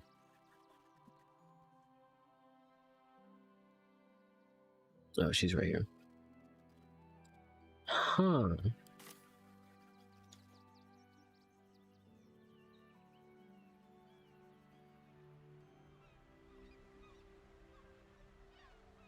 Beautiful landscape.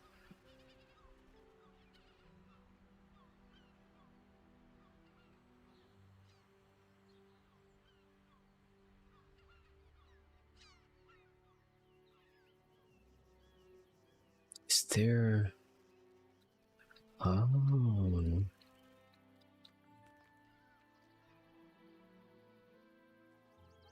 Is this where that chicken was? Yeah. Making me sweat. You can get down here naturally.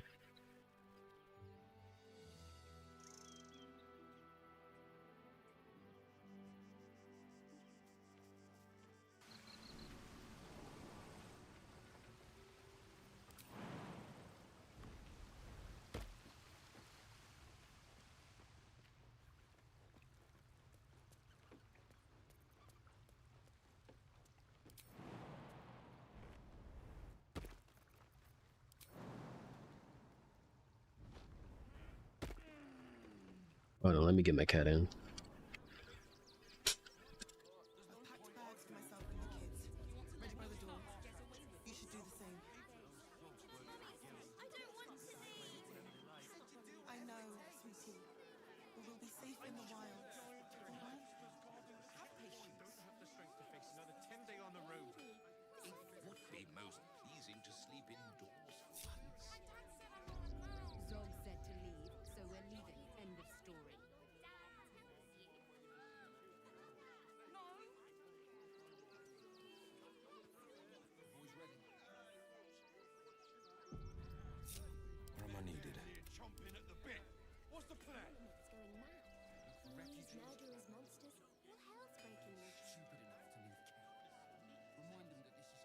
We're in Sam Elliott.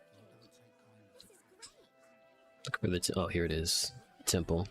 This is actually the last place I stopped on my original playthrough, or like my original save file. I'm surprised I wasn't really that far into Act 3. I'm not that surprised. Oh yeah, where's the windmill? I guess I'll have to do that later.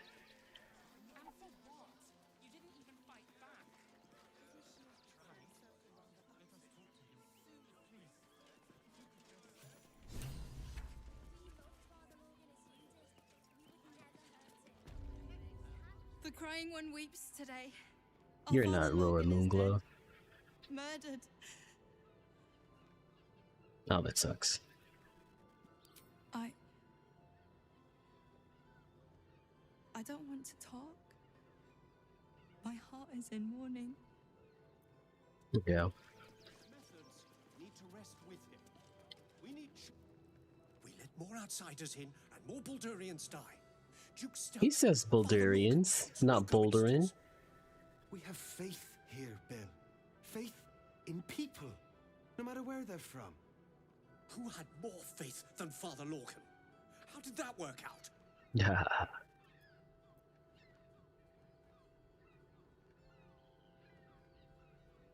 Thank you, stranger. Father Lorgan's passing. You know, Astarion disapproves of that.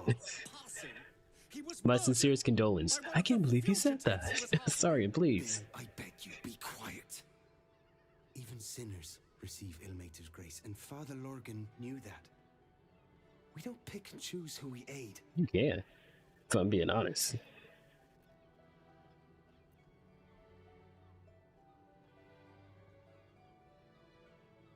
Thank you, stranger.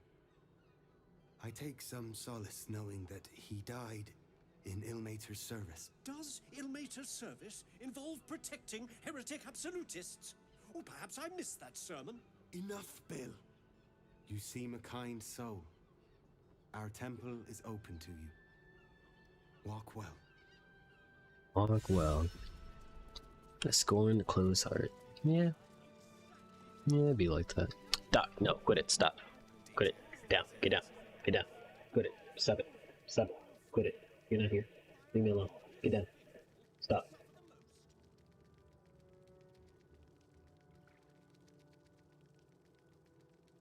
still can't believe anyone would murder Father Lorgan. There's enough blood to You make know. a leader out of anyone. That Ilmater's grace. Must you be so insensitive?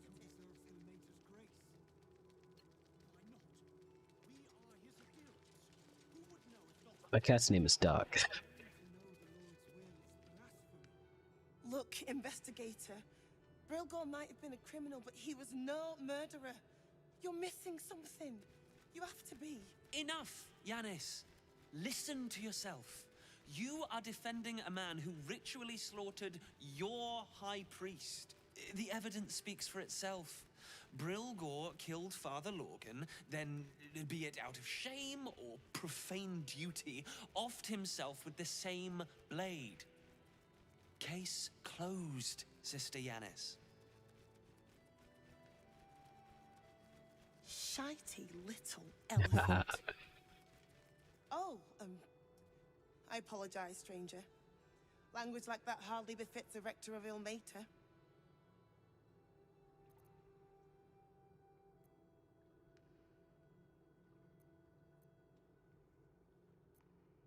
Yeah, you're good. I suppose you're right. But the crying one has much more on his plate than curse words, given what just happened here. What did happen? 2 people just died on temple grounds. Our high priest, Father Lorgan, and one of the new refugees, Brilgor.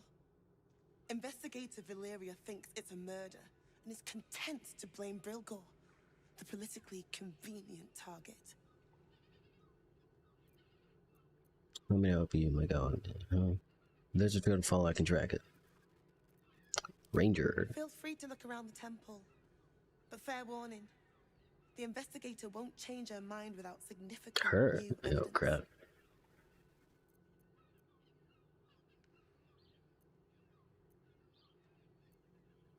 Any idea what I should be looking for? Valeria never found the murder weapon, so that could be a start. Anything disproving the refugee murder-suicide angle, really. Gotcha, gotcha. I really hope you find something. For all our sakes. Trusting your instincts. So much inspiration. So much XP. Yo!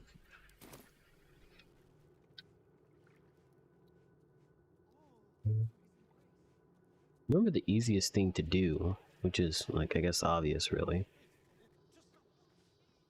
Not there. No, that's the entrance. That's my bad. Oh, you want to leave because you don't get attention?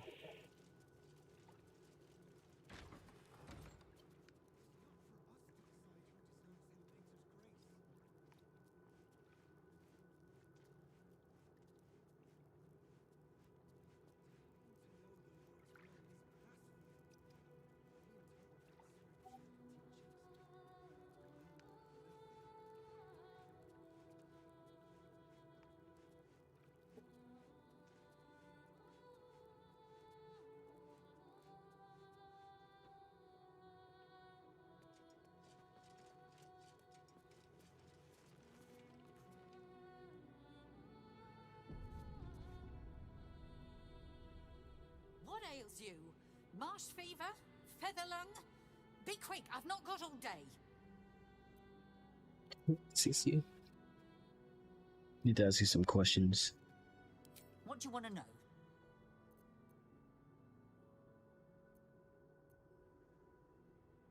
You don't seem sad about his death. I'm not sad.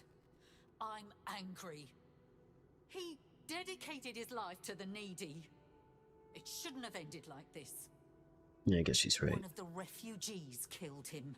Cruelly, too. They cut off his hand, sawed right through the bone.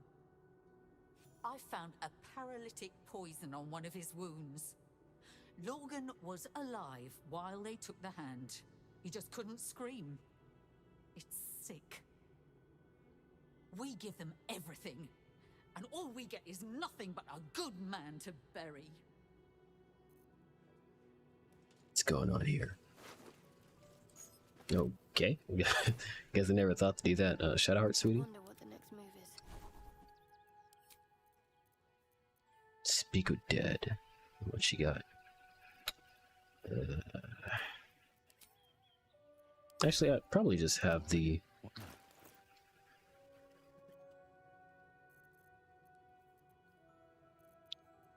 Wits and blades always sharp.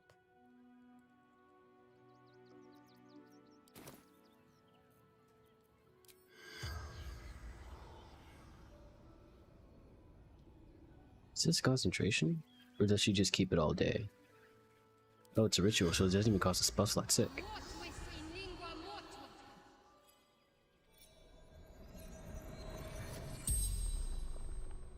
The corpse regards you lifelessly. Who are you? Who killed you? What are you doing when you died? How did you die? A poison blade. Paralysis. And where were you attacked? From the cellar. Refuge. Who killed you? Dwarf. Dressed in red.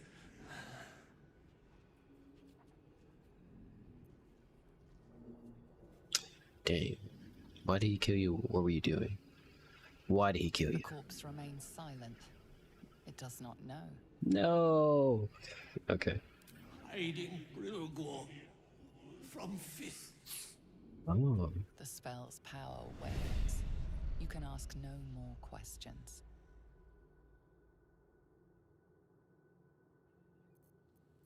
Looking ahead. Please, leave me be. Cellar. I remember, like, it took me a long while to actually find it. It was just, like, really close. It was, like, in your face close. And I felt stupid. Because I think I was looking for it for, like an hour and a half.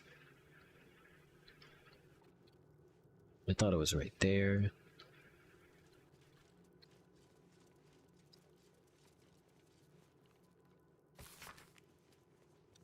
A mass book used by the Broken Gods congregation during regular services. There are a lot of hymns about self-flogging scattered throughout the town. Ooh. Better not be cursed. Here it is. Ornate wooden hatch. Oh, actually, I should probably, because I know his body is somewhere. I should look at that first. Probably give me extra dialogue. Is it there? I don't think so. Oh, it probably is, huh?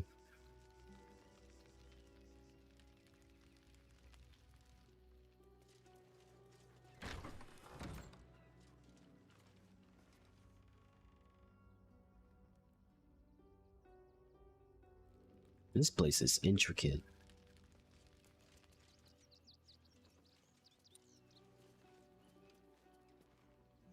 Think about it, wasn't it like... Yeah, it was right here. That door is evil.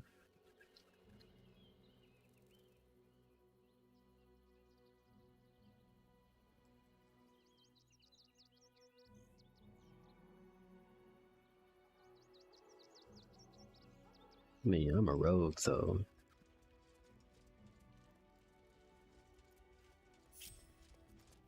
Never a dull moment.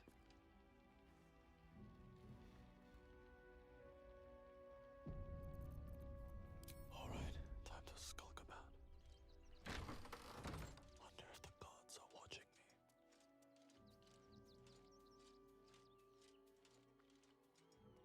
me. Rogor. That's what I'm looking for.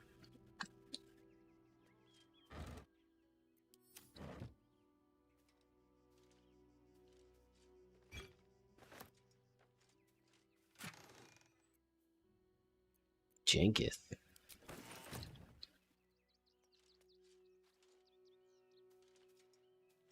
Dominic Sonny lost himself to addiction, but found peace in Ilmater. It sucks. Mikkel Hornkiss gave all to the lepers, fell to the malady himself. He is a beacon to us all. Someone looted this corpse already. Don't think it was me. Narlo Essie. Grief and illness laid ruin, yet her heart held only compassion. The broken Geshen god Kirkaros. Bukaros Oh crap. built the open-hand temple, gave all in his name. We honor their life and legacy. B. Gardenson gave her life protecting fellow refugees. May the one who endures shelter her. Alvin Muffle Fieldwick gave his fortune to the poor, died in the arms of friends. He will be missed. Millie Runbarrel, killed by the cult of the Absolute. May our martyred father shelter her. Unknown child and her dog, who stood watch over her grave. May they be reunited in Ilmater's grace. That's sad. Brilgor fell to anger and rage, taking Father Lorgan with him. May Ilmater forgive him. Yada yada.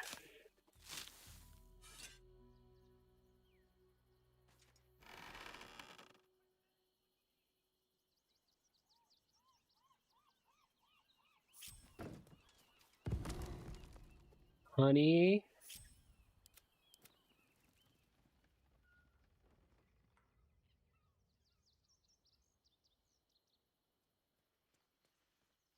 Onward then.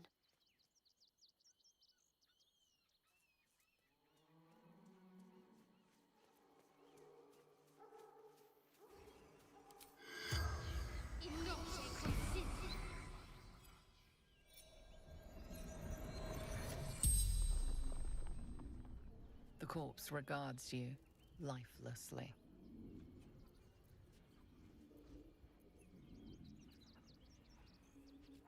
How did you die? Pierced.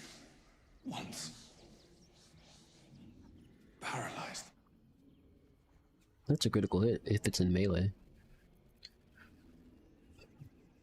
Dude. Who killed you? Dwarf. Red clothes. Stranger. Singular. Where are we? Why was Filgor, was it? Why was no, not Filgor.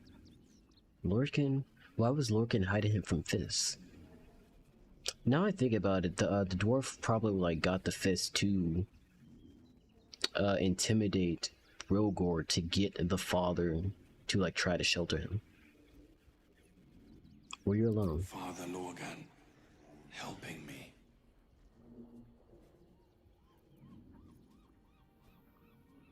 Why was he helping you? Fists, after me, needed to hide. Where did you die? Tunnels beneath temple, hidden from sight. The spell's power wanes. You can ask no more questions.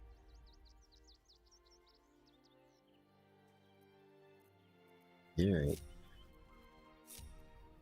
Well, that's dangerous. I didn't think they were that close. Yeah, they'll be fine. Breathe deep and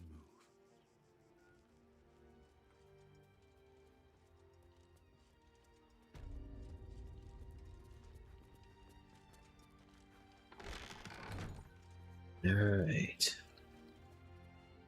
That's enough. Whoops, that's enough skullduggery for one day. Huh, I'll give it a shot.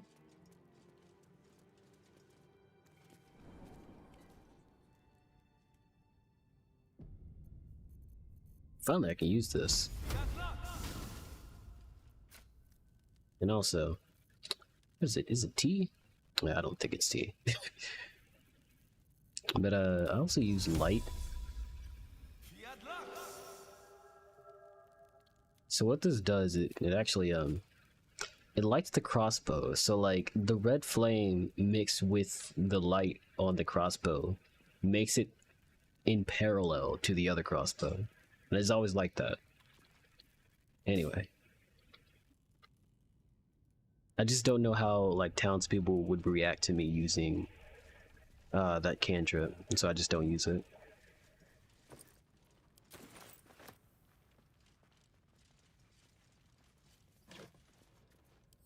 Oh, Shadowheart used Glyph of Warding, or she traded out Glyph of Warding. I should probably get a less useful spell. 8, I'm not gonna use 8.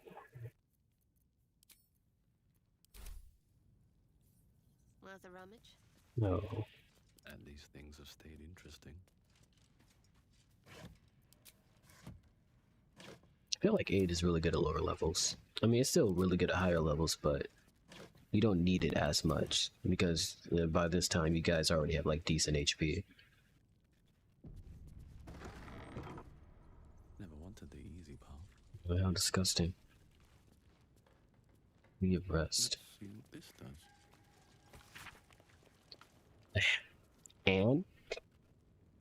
And like this this little like rule is so like weird, because there's a lot of things where like as an American English speaker I was like, oh no, this should have been a, or no, this should have been an.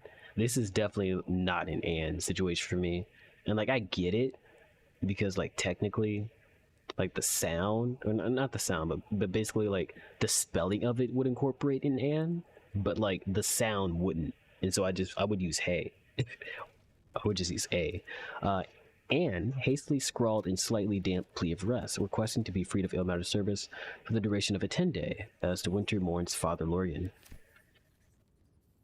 They were here though. Well, yeah, I guess like if they're gonna like find the murder. Collection of Father Larian's writings on despondency, despondent,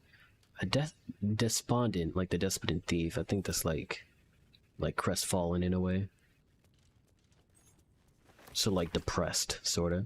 Book on ill-matter death rites. This page on the turning is particularly dog-eared. This is a Zelda puzzle if I've ever seen one. Well, I've been lied to. I'm gonna sue Nintendo. This is a joke. Don't sue me, Nintendo.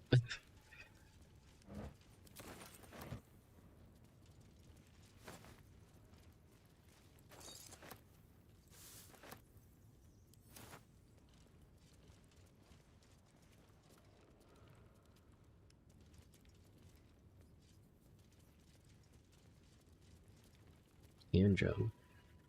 Sheet music? More for me.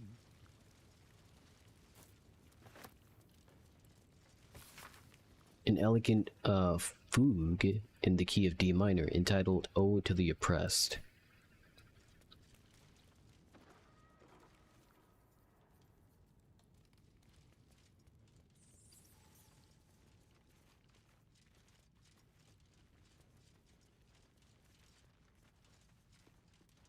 Here lies Flintster Sunseeker, born 1400 DR, died 1456 DR. Only 56? I guess that's like pretty old for Uzuma, what's it? Middle age times. Oh, that's nasty. No plat? Here lies Sister Shira Clawin, date of birth unknown, died 1491 DR. The amulet's spirit's granddaughter. She's already gone. That sucks. Here lies Reloric Windbane, born 1399 DR, died 1486 DR. I'm kind of in the middle of something. Long didst I wait, only to find thine empty flesh. Yeah, hold on with that. Gone, thou might be, alas.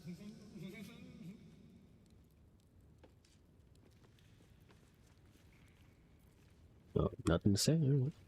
I guess I need the amulet. I need to go get laser off. Here lies Satida Atano. What the? Born 1411 DR, died 1485 DR.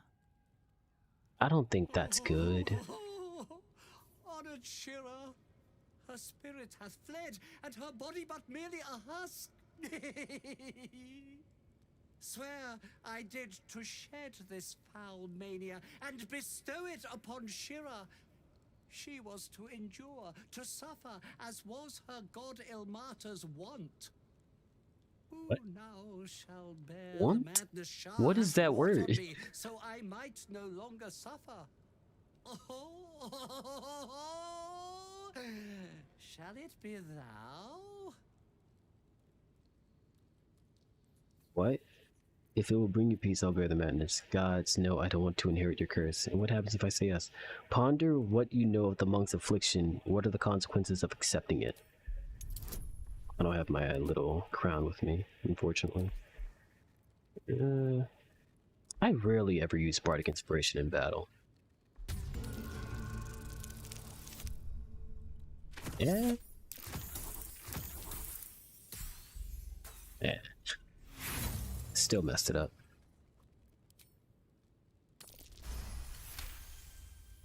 The monk himself holds your answer.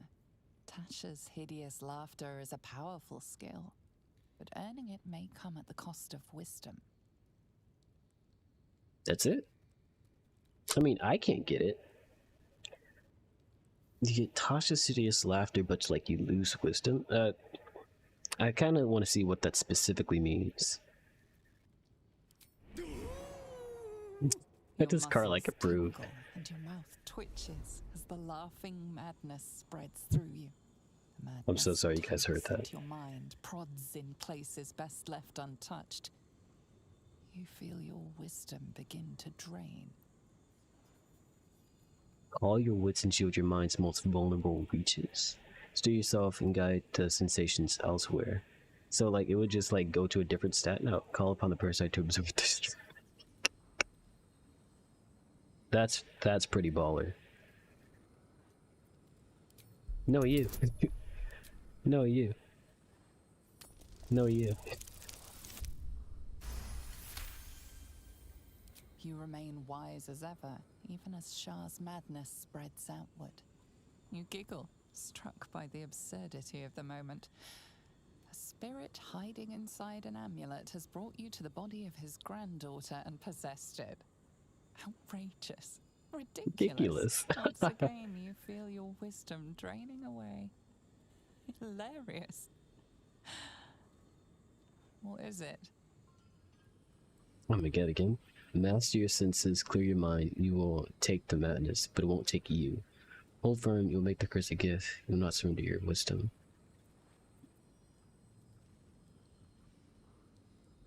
I feel like the second time I do this, it's not good enough. I want a part of this. Relax your mind. Second your wisdom. It does it more than once. That's crazy. My constitution is actually really low.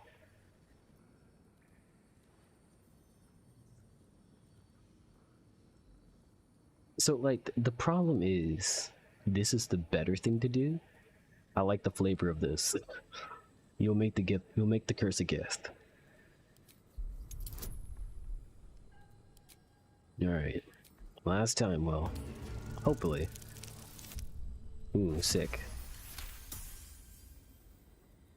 The urge to laugh dwindles. Though you can't help but chuckle. You withstood the monk's madness and earned Tasha's hideous laughter.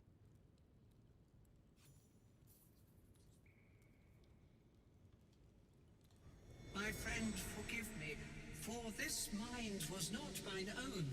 May laughter be thy gift, never thy curse. The morning Lord calls. Canst thou feel the warmth of his blessing? This is not my final twilight, but a new dawn. Farewell. The corpse is an empty husk once more. The monk, liberated from madness, is finally at peace. So, like... Well, he was always good for a laugh. Once per long rest, and it's just level 1. I can't upcast it? That's kind of lame. I was hoping I could upcast it. It's kind of useless then. Because when you upcast Tasha's Hideous Laughter regularly, you can target multiple people, I think. I guess it's still nice to have it as an option. I actually prefer Dissonant Whispers over Tasha's Hideous Laughter. I should have 16. Yeah, 16 wisdom. No, this guy. Here lies Satida Atana, born 1411 DR, died 1485 DR. I will say though, I think this person has the latest death. So that's probably like Here lies Reloric Windbane, 86. born 1399 DR, died This guy was 56. DR. Here lies Sister 91. I think this game Shimmer takes place in 1495. Unknown, died 1491 DR. What am I to do?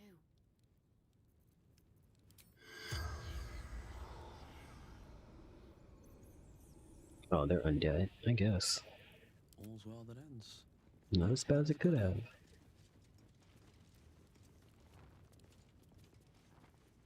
Moving ahead.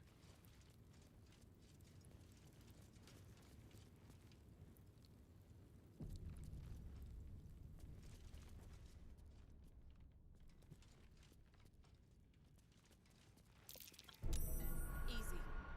This place is hungry for blood. Anything else? A record of alleged miraculous phenomena in the outskirts of Baldur's Gate attributed to ill matter. Customer blah, blah, blah, disarm. 20?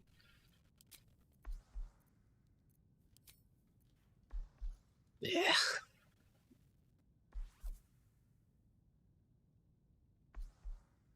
I don't have that many more inspirations left.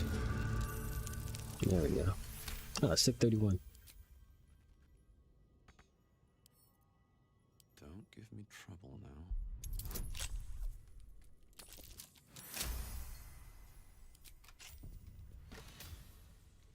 Supreme Elixir of Arcane Cultivation. Gain an additional level 4 spell slot. Replaces effects for other elixirs once per long rest. Okay.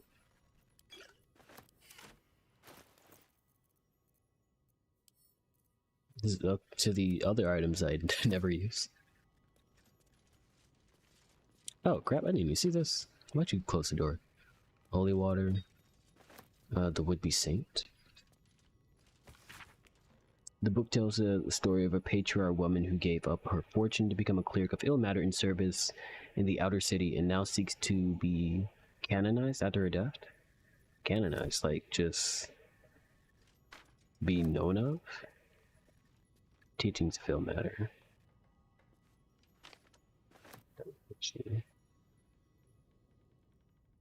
I'm guessing like if the book's called Would-Be Saint, then she didn't actually get it. It sucks.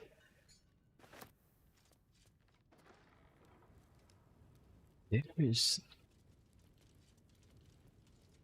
So like this map is kind of just spoiled that there's something behind you. Is it a trick?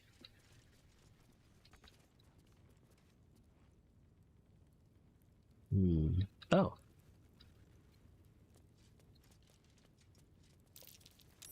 That's curious. Isn't it?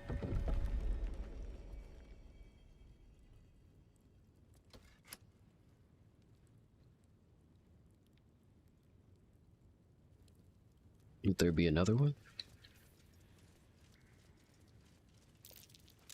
That's curious.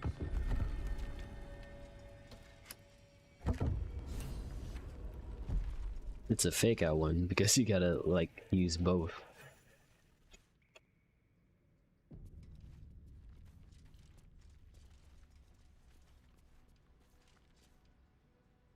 Thank you, autosave. You've made me a bit more paranoid though. What in the Sam ham fat?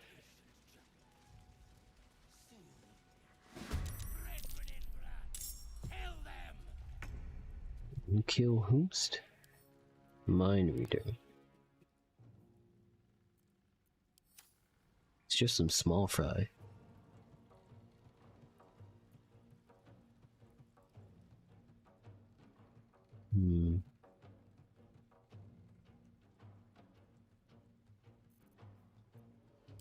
What is your dexterity?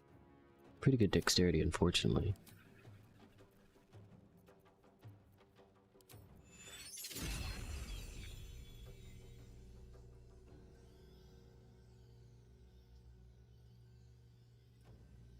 Chooses most of her movement, but I think that's fine. Shall be done. They both say that sucks. What? This game is crazy.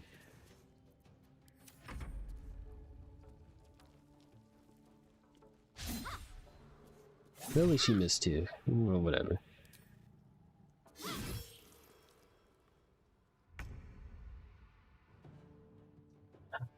You close to Shadowheart? Nah, not close enough. Move with Karlak. Jimmy on the go.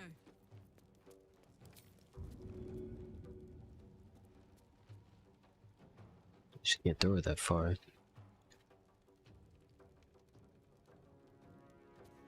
I guess I'll just have to play this fight really simple.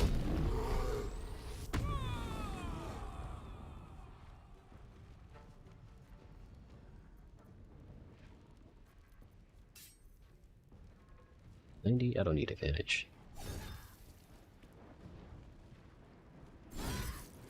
Yeah. Dang. Still on my feet. And that should be one down. What the? What disadvantage do I have? Can't have disadvantage on target. What is it? Mind reader? Oh, I think that's like the first attack. Just ranged attacks? I mean, I guess. You're being very picky though. Just die. What the heck?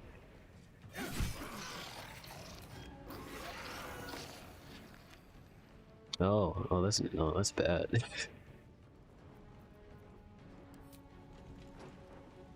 Mind reader. I guess that counts too, yep.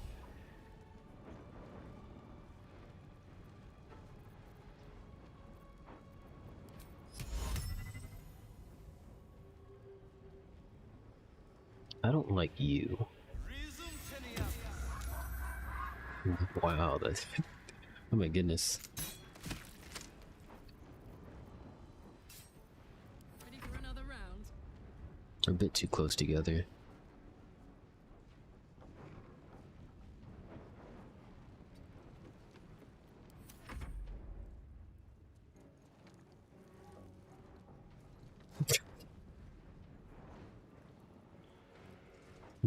Oh, he picked it up, I guess. It'll be like that.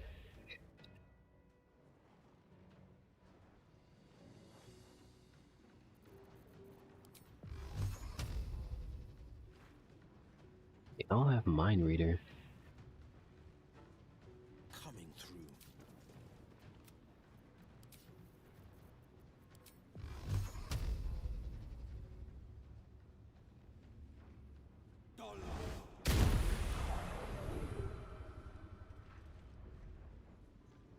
You're good, buddy. Put him up. Pretty sure Black Brow can kill this person outright with sneak attack and Colossus Slayer, which gives him more actions. Karlak. This thing have a mind reader? You can't all be bunched up there though. That's better. Yeah, you're done, buddy. Smell blood. Count on me. And with reckless abandon. Never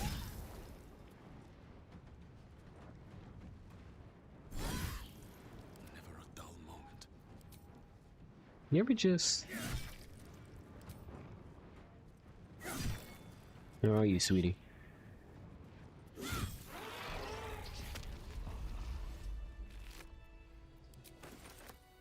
I think I was like just too into that fight. It was just 3 people. There is work to do. Isn't there? Now let's get you guys first.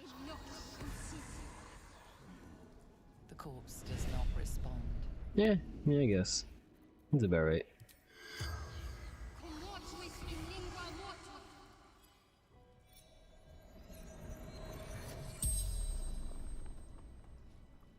The corpse regards you lifelessly. Did you kill Father Lorgan? No. Dolor did. Dolor? Splendid. Kill.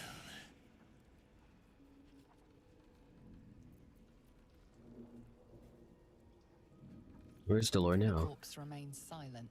Frick. It does not know. What's that, like 4 more questions? How many more of you are The there? corpse remains silent. God damn it! Does not know. What were you doing here?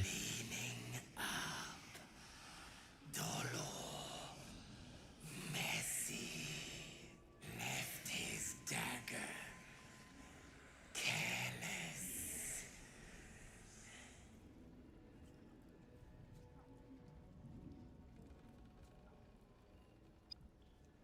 One of these are important. Why? Strong. Paralyzes. The spell's power wanes. You can ask no more questions.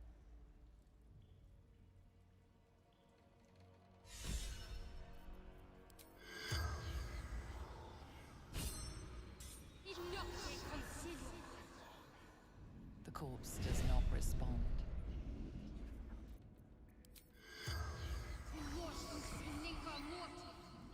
The corpse remains silent. Okay, serious? Have a lot on my mind. Can literally give you guys peace. All of you, because for the report, Deathstalker. Aspirant Dolor is talented, if a touch careless. The dagger he discarded lurks within these caves somewhere, though I know not where. I can smell it. The fear moth from his kill stands in the air after the act because he lets them marinate first. They stand still, stock still, as the poison fills their limbs with lead, knowing only 2 perfect facts. They're going to die, there's nothing they can do about it. Oh dang, this sucks. It's very gruesome. Respect the hustle though. Flower key. This key, spattered with blood, is inscribed with the address of Fragos, Phillips's, and Wyrm's Crossing. I think I know where that is. I think I was just there, actually. Someone was arranging these. That might be worth What? Also torn and butchered. Hello, Dribbles. Wait, this is Dribbles or this is Dribbles?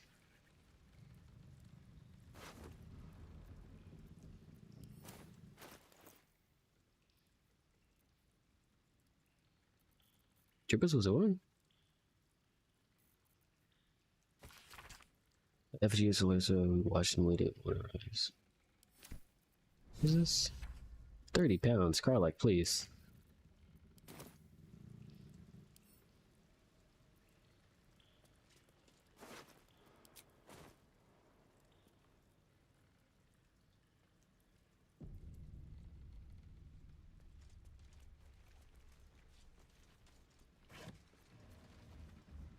Steelmaker.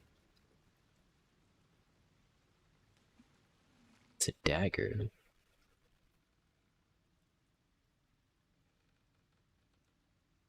Once per long rest. That's unfortunate.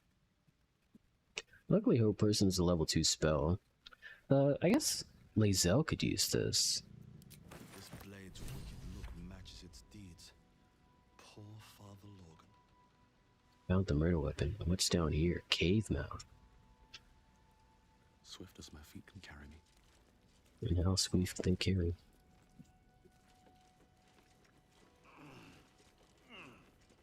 Oh my god. This is definitely an M-rated game.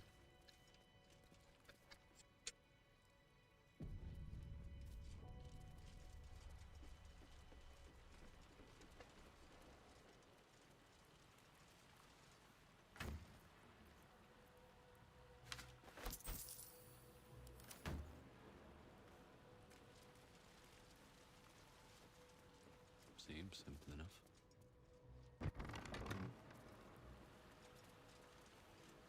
Chest.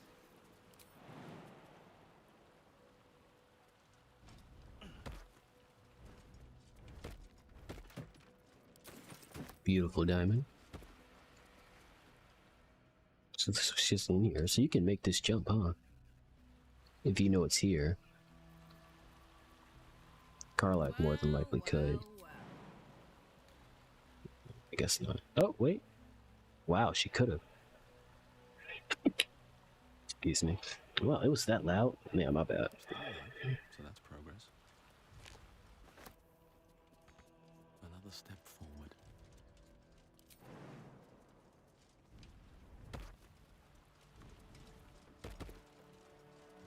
Stacks.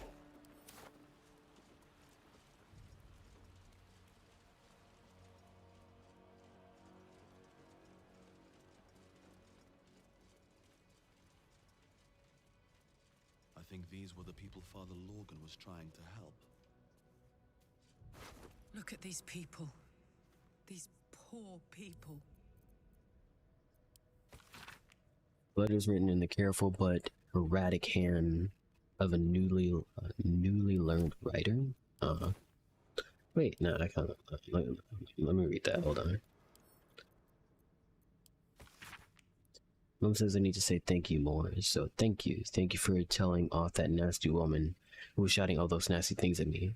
That's 3 times I've wrote thank you now. 4. So I think think Mom will be happy. One more thing. Did you see my titty anywhere? I think I dropped it during the all the shouting. Oh, poor kid. Must be like a teenager.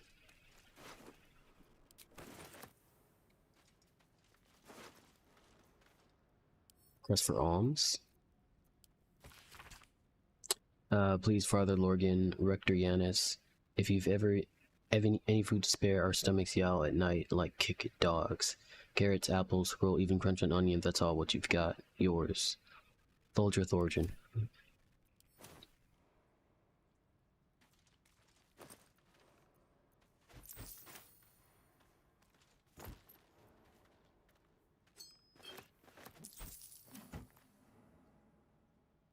Mint.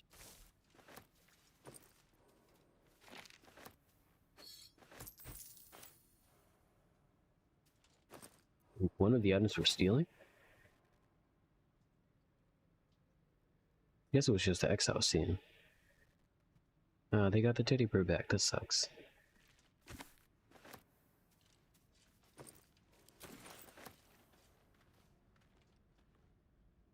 Darn absolutists.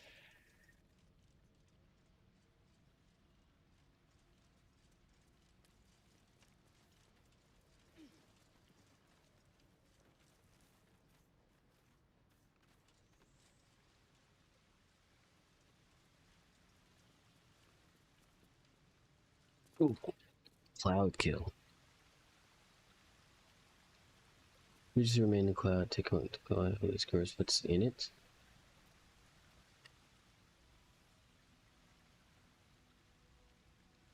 It's a chest.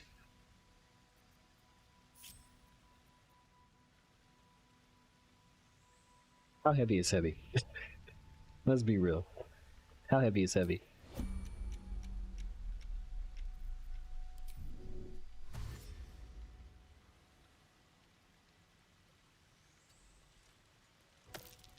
Yeah, it's whatever.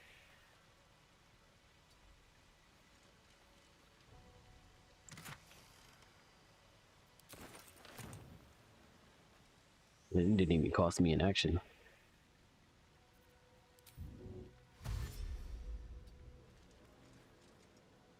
No perception checks I'm making. Always room for more. Oh no, I'm out of turns.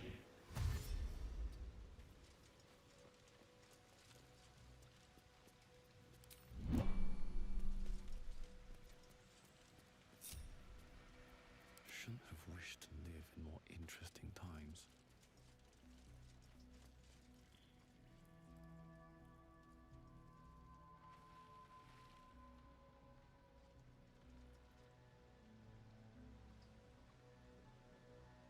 They always play the power. I mean, it's like in different whatchamacallit. What is that word? It's at a tempo. That's what it is.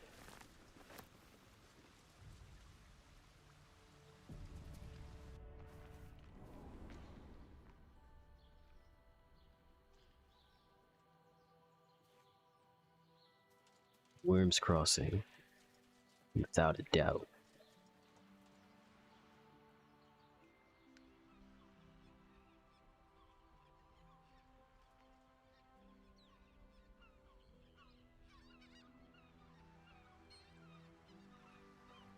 No. If it's in Worms Crossing, then it has to be like this part that's actually a crossing.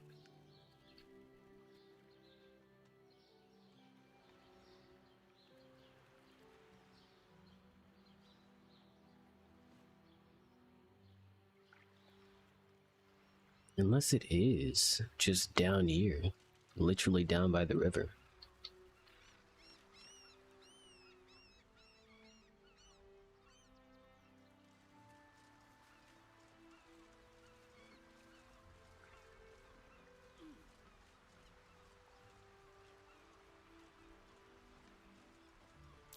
Step carefully.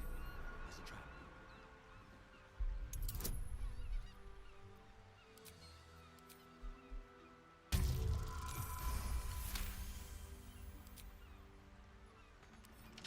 Bet I can crack that open.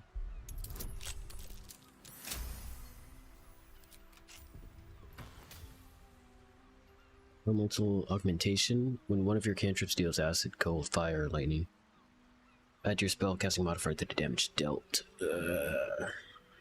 No one important uses this or uses cantrips like that.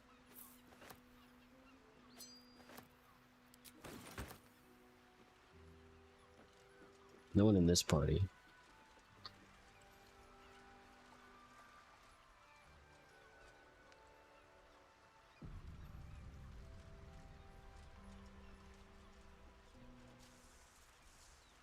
Fresh corpse. Step carefully. There's a trap.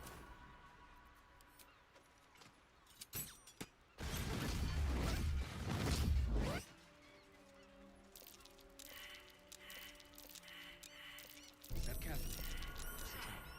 Time to dance. Definitely not a reason to... Oh, I guess those were all dealt with. Yeah, definitely not a reason to, like, do that.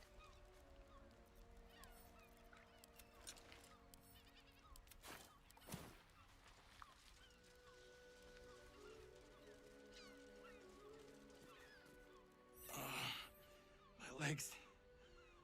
Can't feel them. Tell the others. Let the boss know.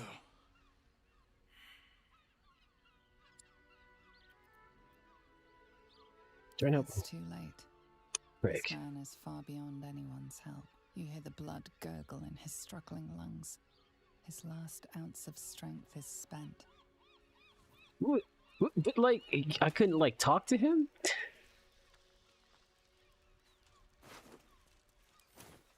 I'm ready. Whatever He wouldn't mind. The corpse remains silent. Game. He's raising somebody. The corpse has nothing to say. And she ain't got any kids. So where's the next corpse? It's a thug?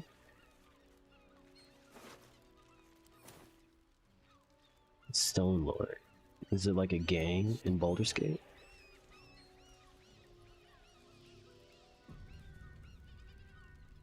If not over, Been through. be wary. This place is trapped. Like, what is this? That makes it... Oh, I guess the vent gives me disadvantage on, I gotta use Cat's Grace here. Still with a spell slot? Man.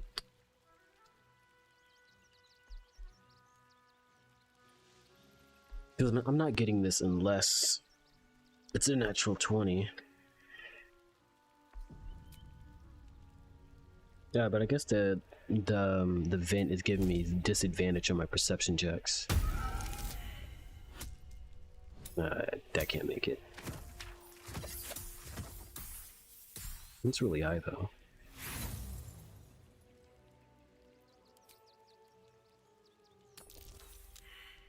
Man.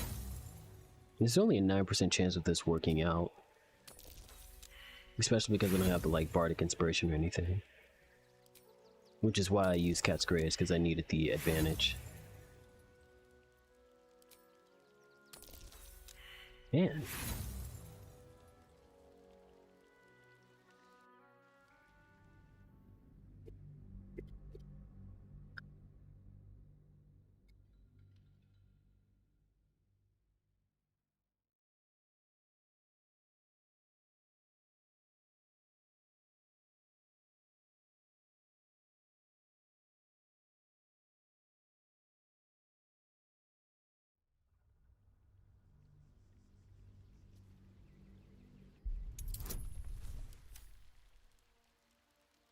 How much farther can I go?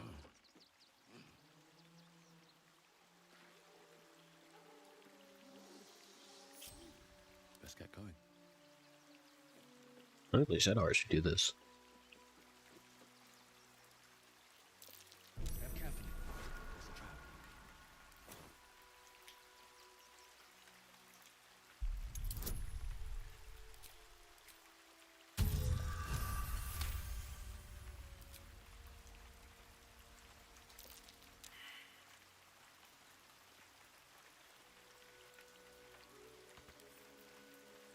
Right.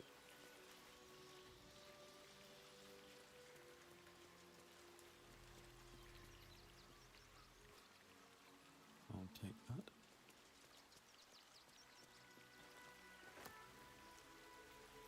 Anything of use?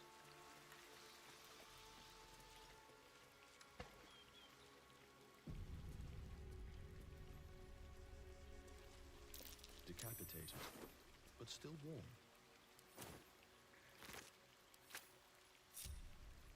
Let's move.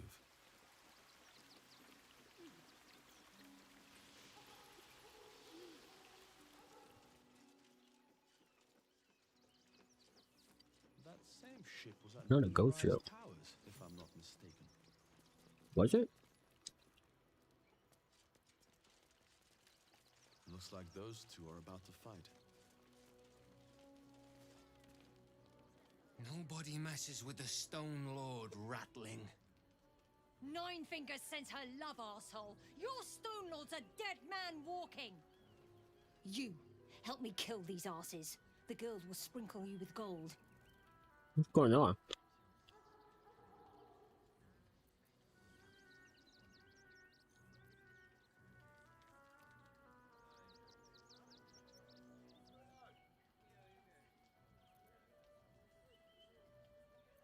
Do we really need to fight? Are you serious? A pacifist in Baldur's Gate? Nobody's leaving this place alive, cock. Oh, so that's how it is.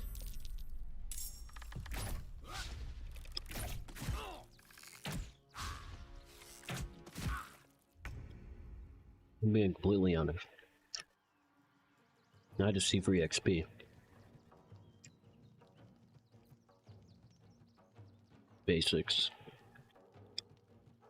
Higher initiative than me though, so they must have a lot of dexterity. No, no, just got lucky.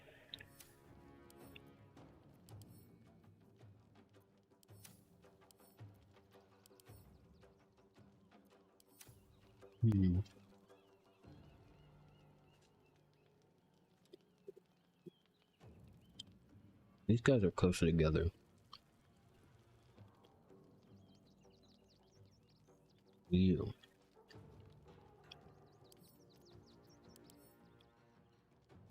Eighteen.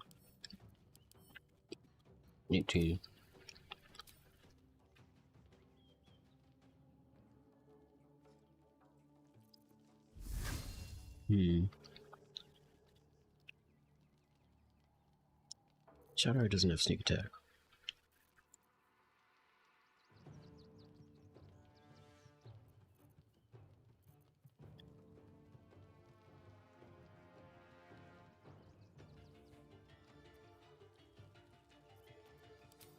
You just keep things simple.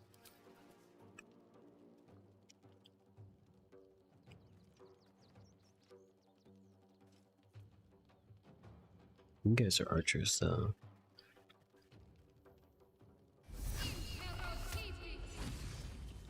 Nice crit, nice crit.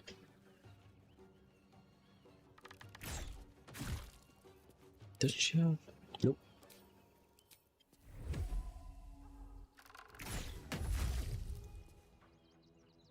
You back up.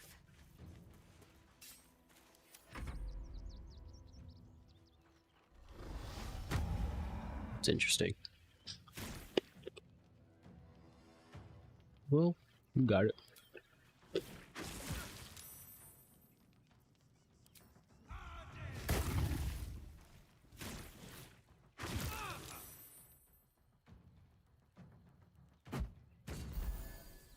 Interesting.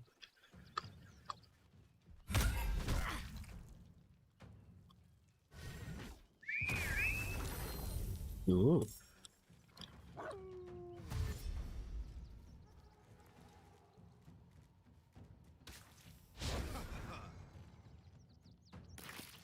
The guild owns this city.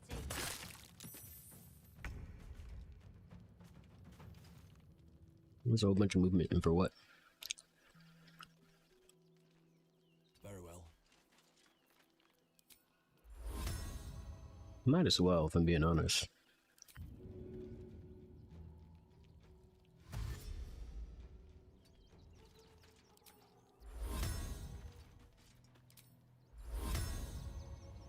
If I'm being honest. Where are we all at?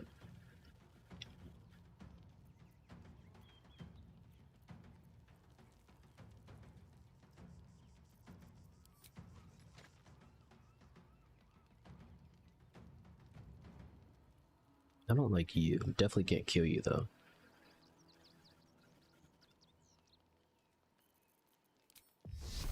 No, wrong move. For the stone.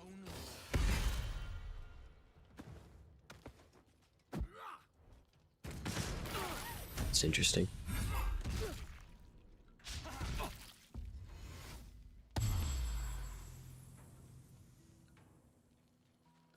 Tormento.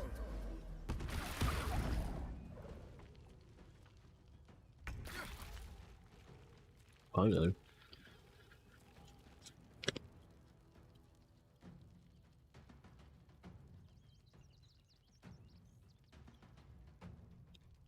Find a route.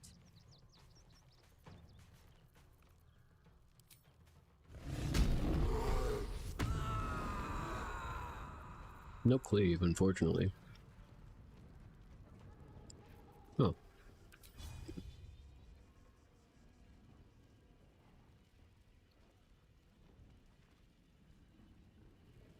Bro really called me a cuck.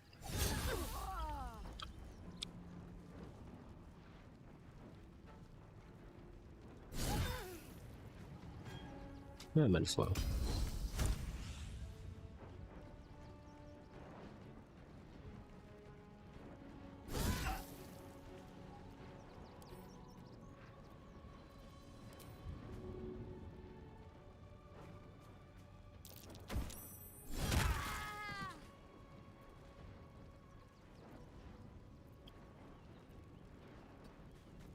No holding back.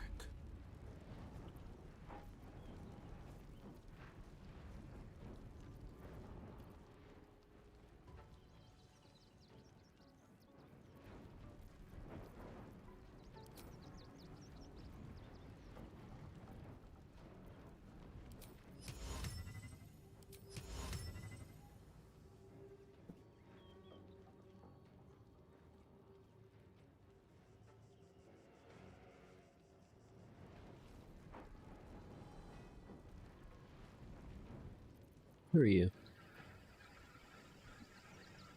Yeah, take that, Will. You're good.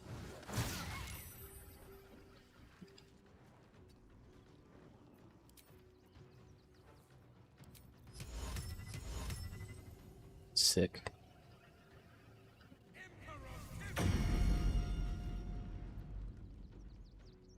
Oh, I thought it would be immediate. That sucks.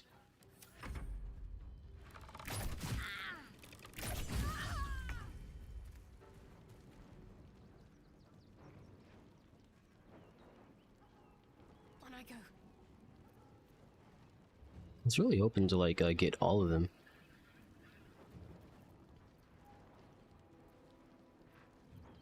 That's 2 at least.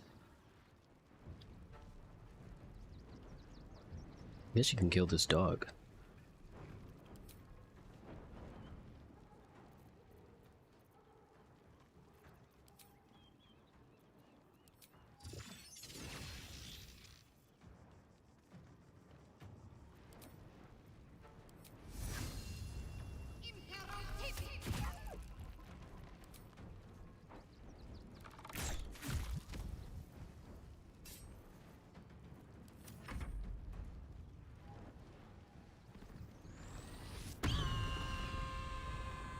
It's cute.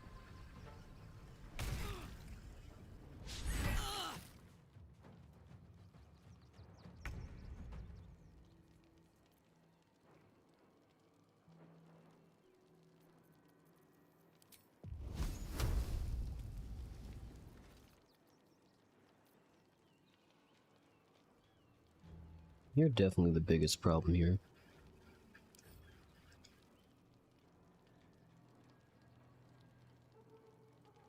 I don't get sneak attack though.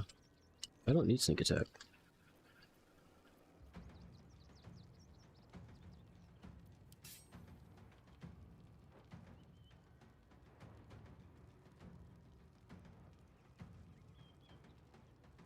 I think this is the part of the fight where I just kill.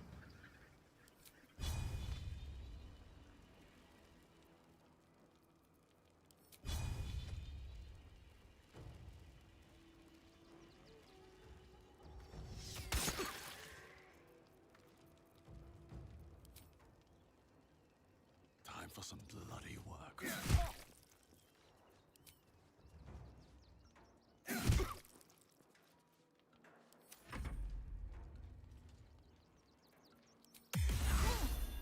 Oh man.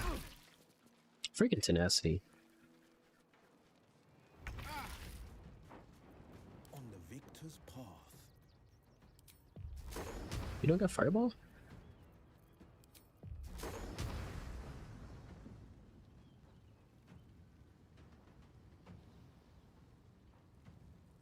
Yeah, they're done. This person needs to die though. Oh no, Scorch Ray. 60?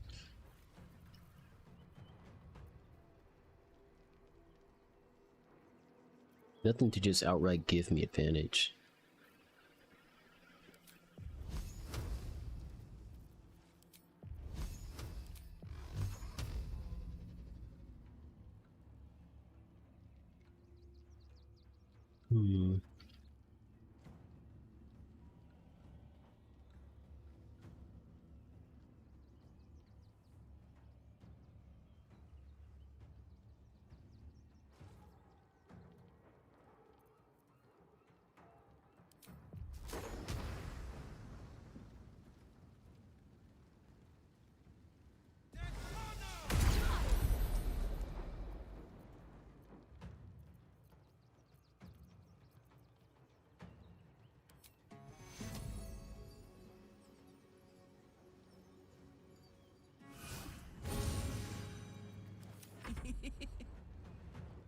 Freaking love this woman.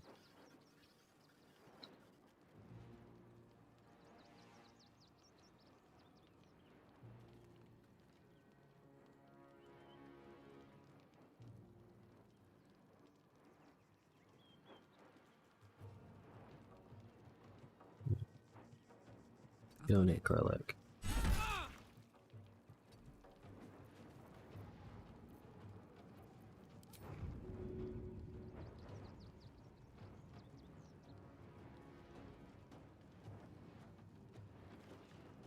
I actually need to go to this guy. Oh no, he's too heavy.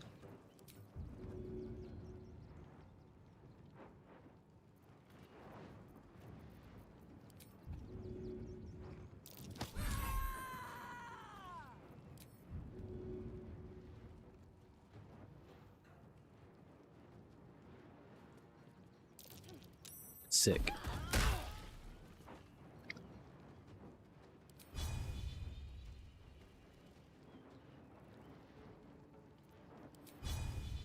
Cry about it. Not cry about it.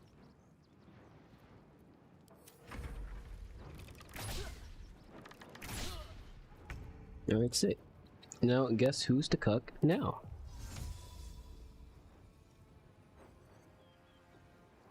Can't you just walk? No, she can't. Can't you just dash? I actually don't know. Oh, that's double the distance.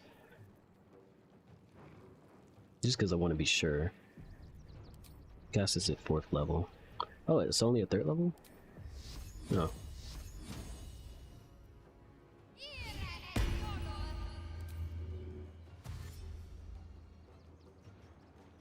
Heading there.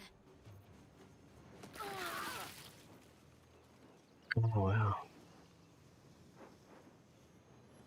I thought she would have at least died.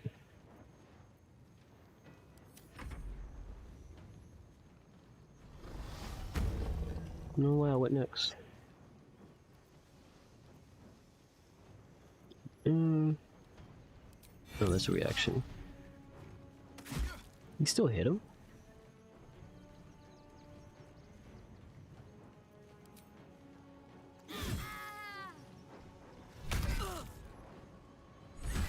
This is a waste of your efforts. What the? Oh, that broke concentration?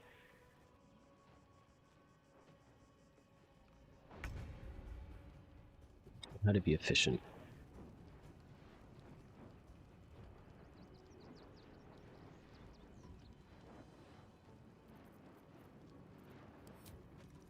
Alright, sneak attack. This is sneak attack and Colossus Slayer. Basic attack. Maybe like that.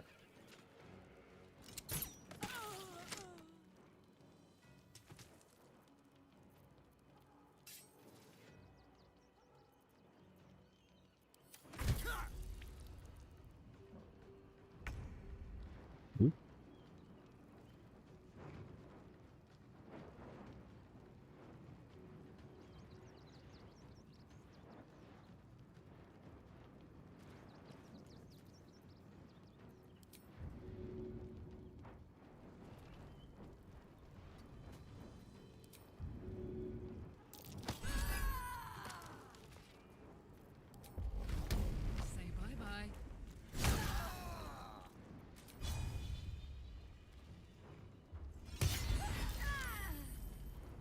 On the victor's path.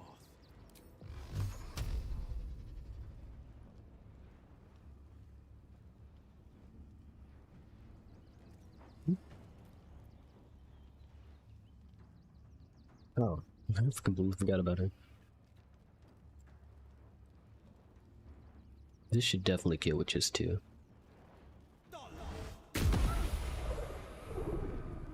Really?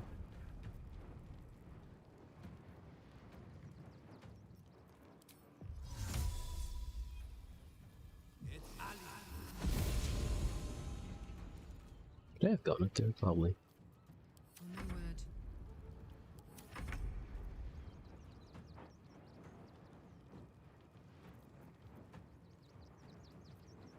1d10.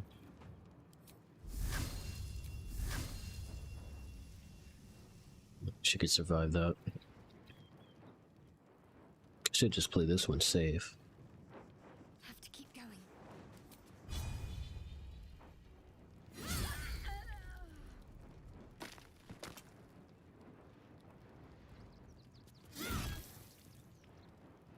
What?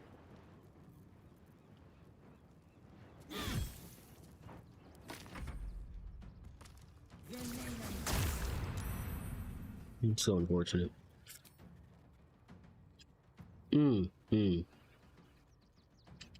Nah. Yeah.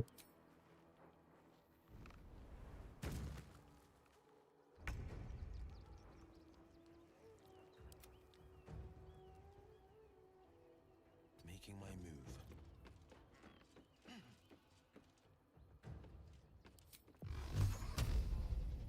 No high ground? Another fight. Let's go. What path lies before me?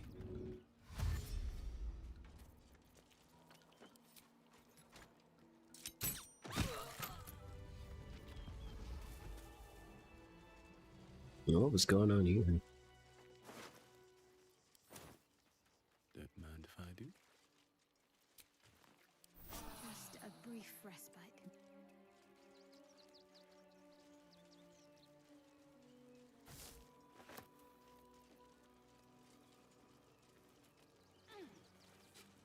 Flame dance. This object shines with a glowing light in the radius 20 feet offhand. When this dagger is wielded in the offhand, the border gains armor class. That's nice. That's alright. Is it +2? It's +2 too. Honestly, that with this is a good like straight rogue build. If you're trying to do a dual wield mono rogue build, this is pretty decent. This in main hand, this in offhand.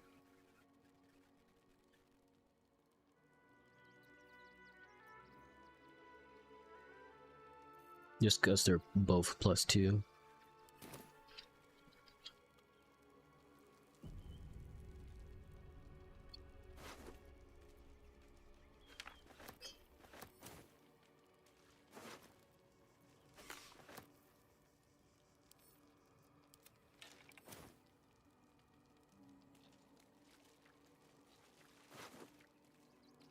What to do? Isn't that the question?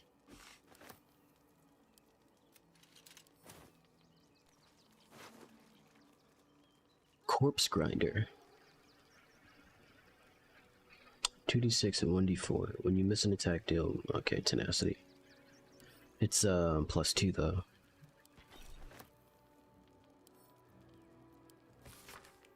You get us caught wind of our activities down by the river. The Stone Lord has personally requested that you see off any visitors. Murmurings keep pinching, blah blah blah.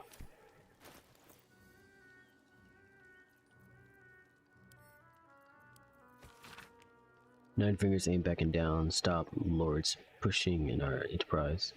So she wants to push back on this. Oh.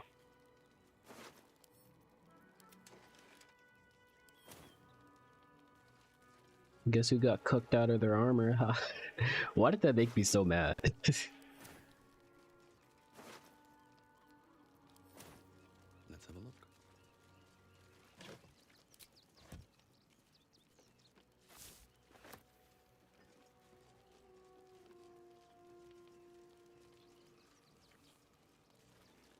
So that's everything then. Next, I wonder.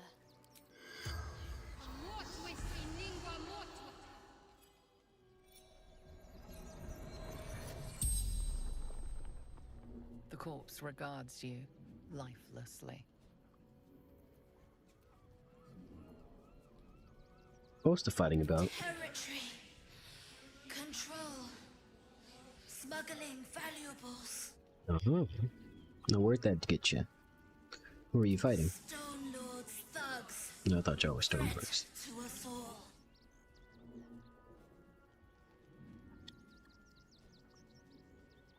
Who are you? Harper. Infiltrator. Oh, okay. So I actually didn't fight you then. What were you doing here? Observing. Spying. Disguised.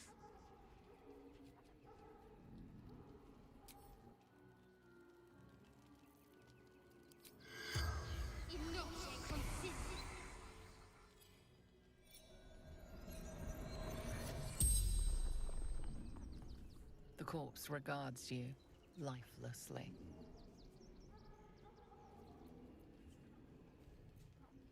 What were you doing here? Seizing their hall for 9 fingers. Who are you? Falling from the guild. Who are you fighting? Stone Lord's men. Interlopers. Who's the Stone Lord? Fury. Threat to everyone. Gotcha. What were they here for? Don't know. Something valuable. The spell's power wanes. You can ask no more questions.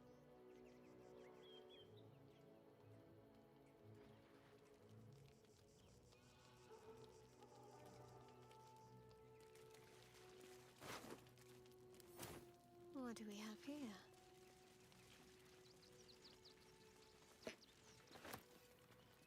No one back home will ever believe this. These boots have seen everything. Maybe I need more pockets. Dang. Reminding someone's goods. Mind flare parasites. So you're in cahoots with the Absolute, or the Absolute's cultists. I mean, it's probably something valuable in here.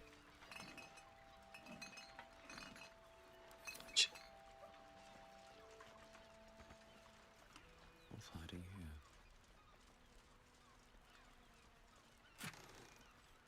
Thought this would take me to, the killer.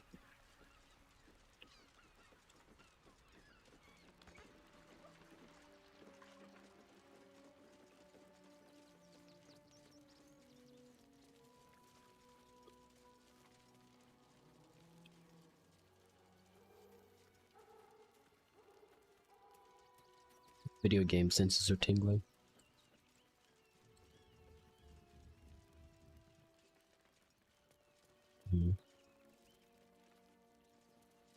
Could have sworn.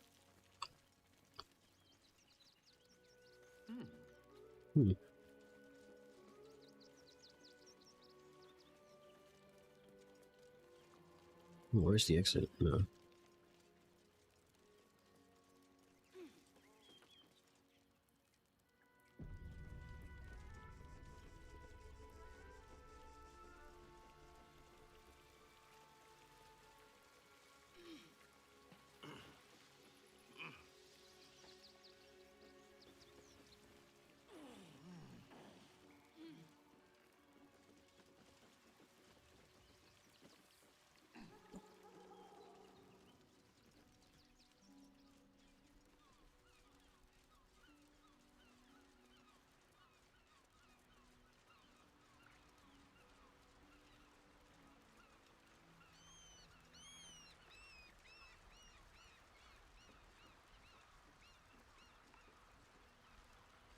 Probably gotta talk to Jahira about the, Harpers. Didn't go this way. Oh, I didn't go all that way, but I did.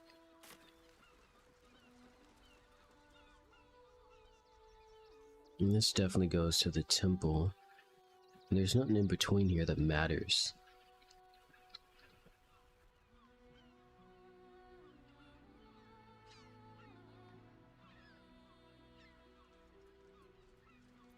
All's well that ends. Not as bad as it could have.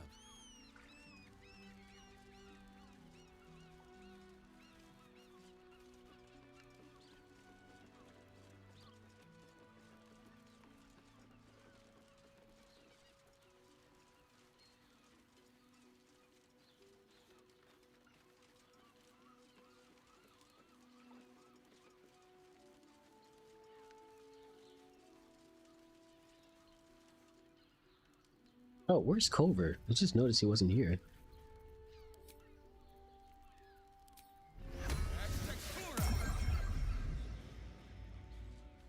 Care for a dip, Will? It would be my pleasure, Carl. Once the Absolute's been crushed for good. Heroics don't leave half enough time for messing. That's crazy.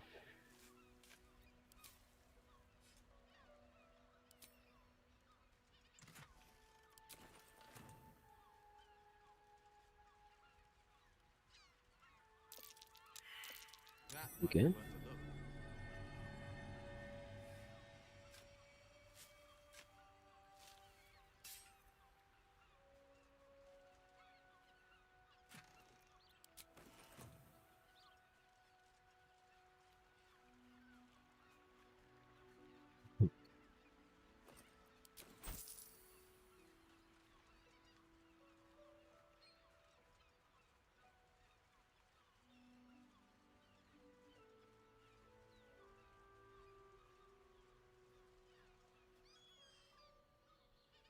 Crazy.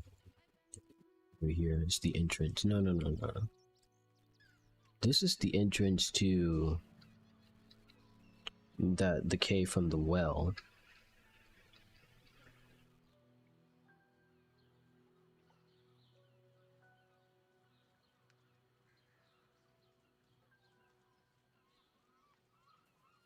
What's that?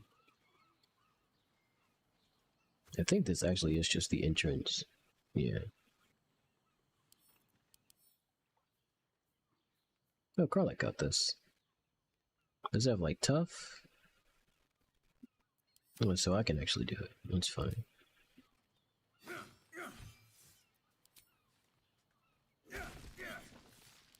Well, we'll do it in like just one go. Yeah, close enough. Will ever believe this?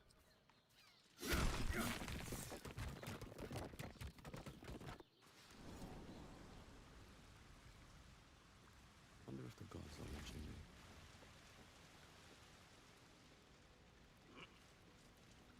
It's like the second time that magic thing like glitched out. What is that?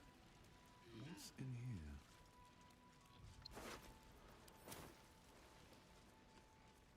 So this guy is in Worm's Crossing.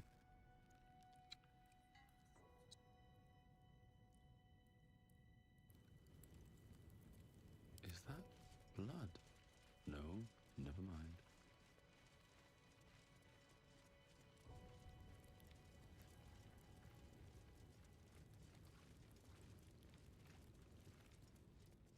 Where's the... Am I going the right way? Looks like it. I was just guessing that whole time.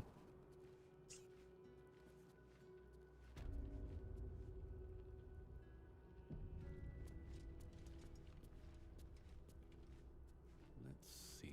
Where's the elephant?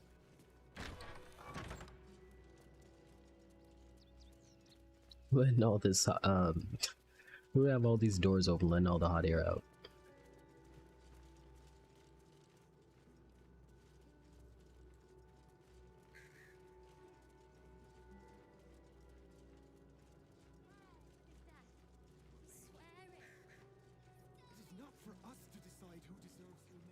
I should speak up.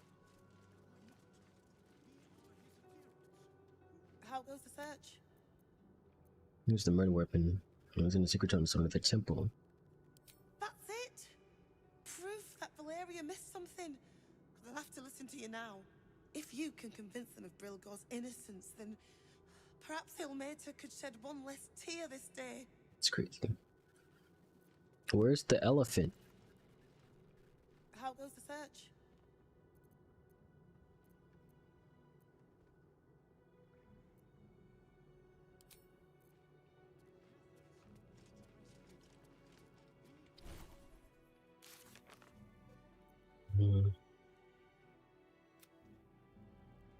Oh, a part of Dribble has been used to increase art.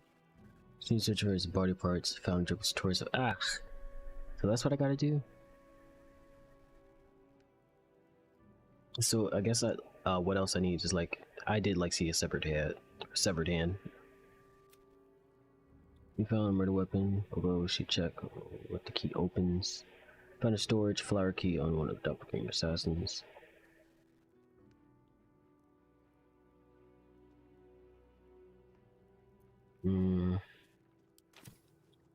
Harlack, you go investigate. You go find Dribbles. It's probably all in that little place.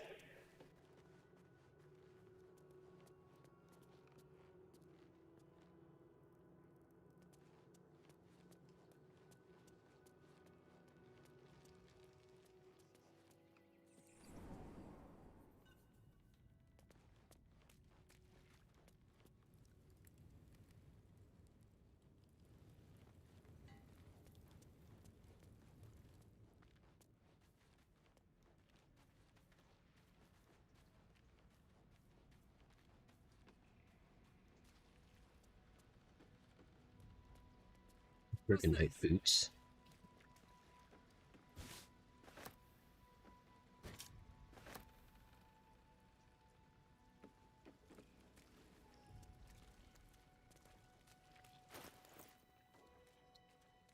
As the surface don't affect you and your resistance. No, that's not it. That's it. Athletics.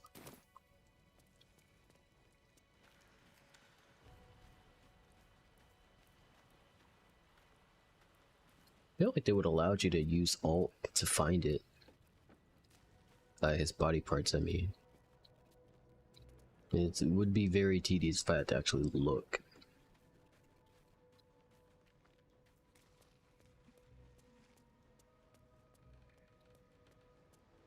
I doubt it would be down there. Thing is, was Dribbles a tiefling though? Well, what are they doing here?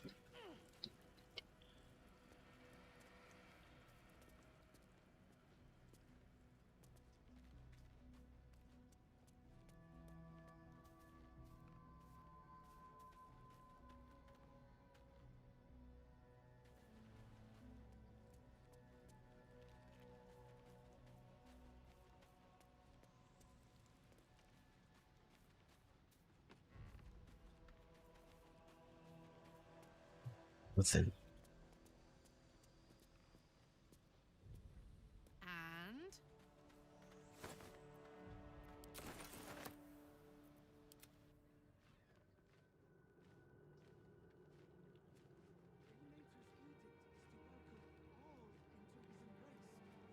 Very well. Something above ground.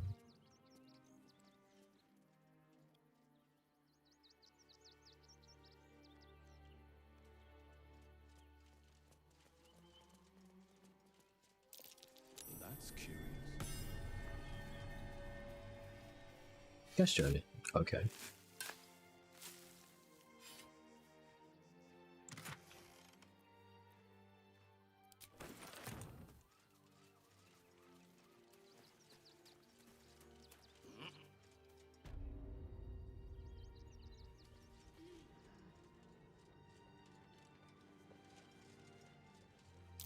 That collar looks familiar. Does this cat belong to Gale? I'm gonna bring Gale for that.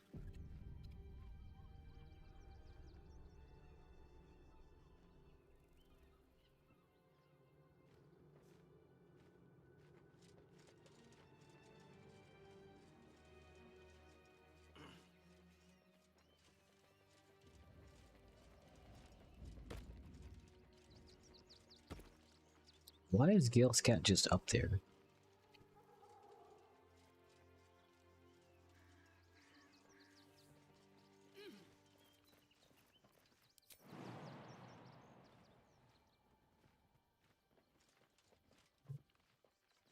You just walk up there? How? No, stop.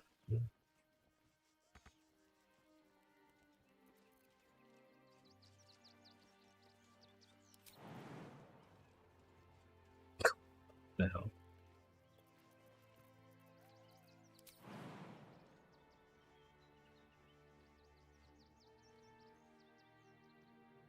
There's no chest up here though. Yeah, screw Gale. What does cat want? can't stop me yet.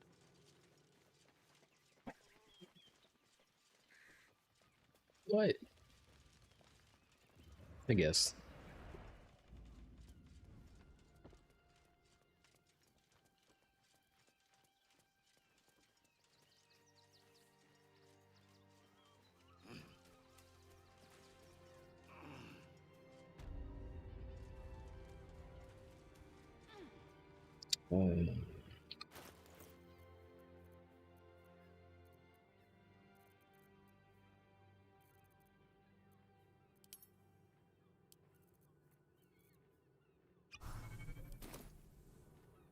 Very well.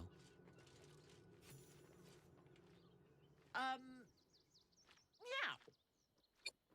You notice the Tressum guards a shiny ring and stack of letters at its feet.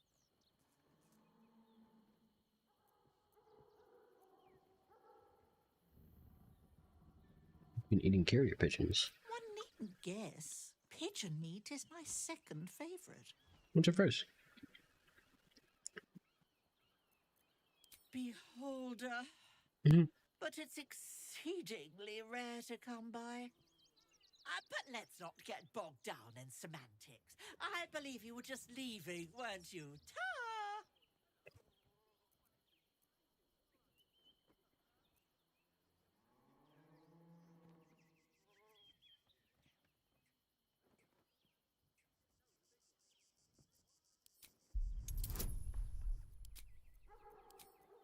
Literally just me and Jadar. Aw.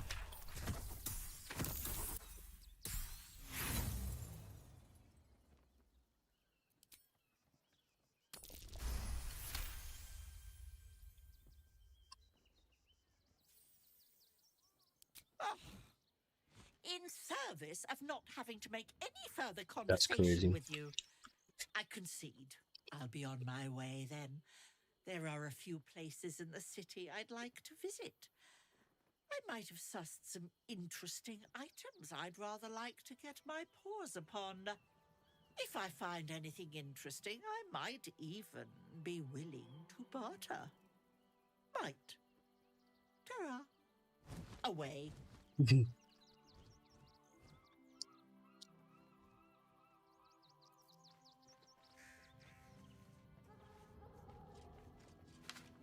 Bundle of letters. Might be useful.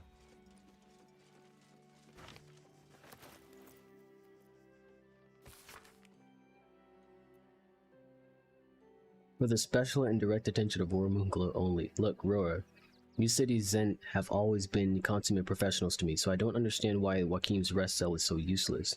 I was supposed to receive several items from them a few days ago, but I've heard absolutely nothing. Could you put on some feelers? Zari's doesn't answer my correspondence anymore. Donzo. Ha! That guy was Donzo. What is wrong with me?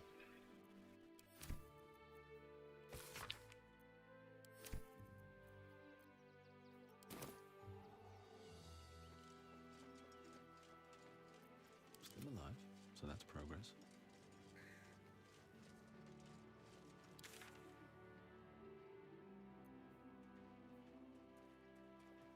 But yo, where's what?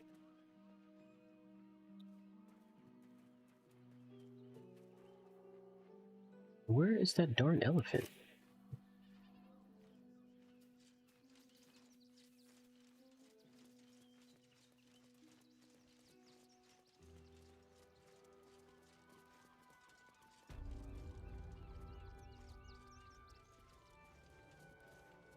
Open up.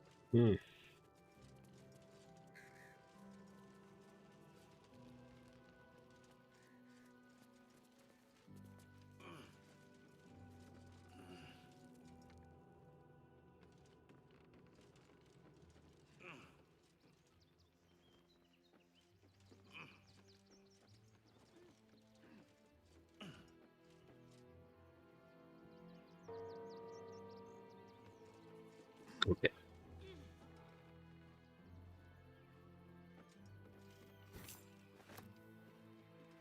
Is that glowing?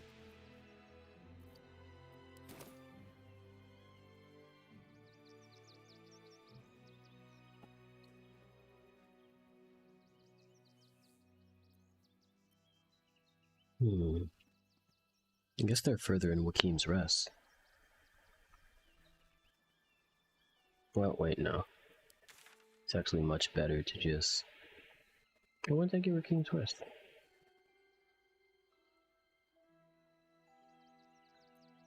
No, Worm's Crossing.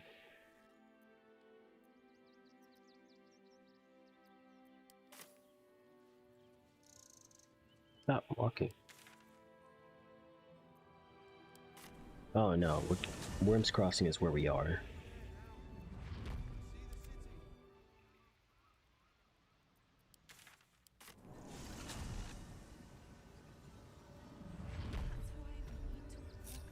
Let's move.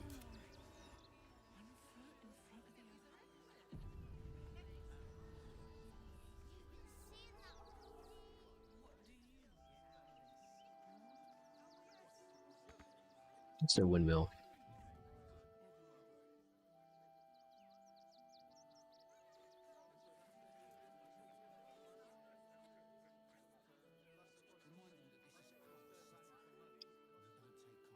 How are we fixed on supplies? Good night, Ace. Appreciate the alert.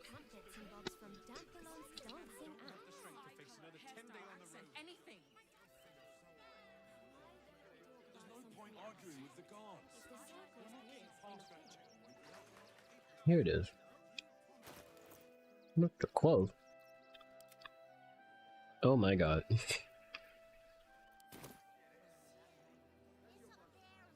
the ready.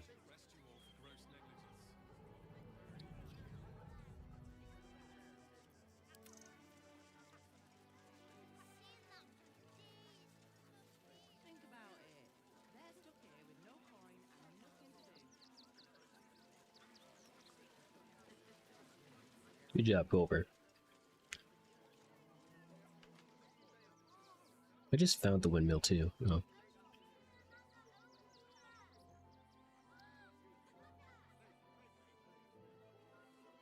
This cat.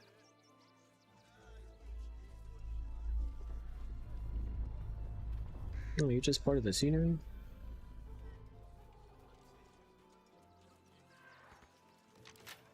None of the keys we found opens this, unfortunately.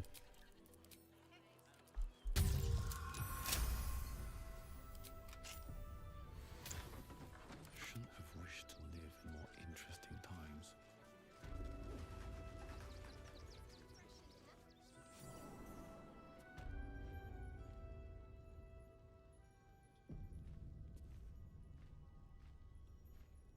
Wish I had a bag of holding. He didn't stop. He did.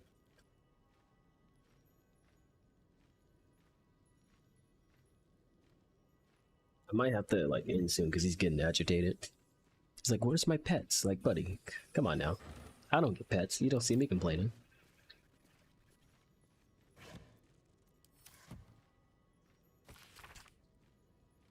They have this debt unless their creditors mill for themselves.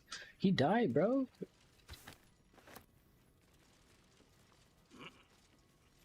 It's so easy to just kill him. Carl, I can do it right now. Before you lies the unconscious body of a mind flayer, glistening and raw. A newborn. Unattended. How fortunate.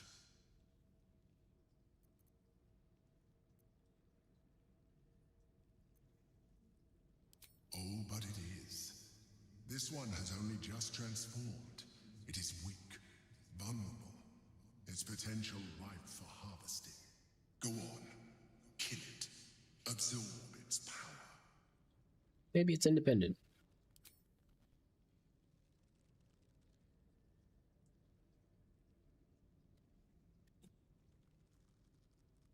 Come no closer, you.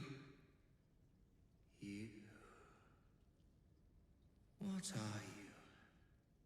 What am I sensing? You are like me. Like I was. A vessel yet to transform. Help me. I am so hungry.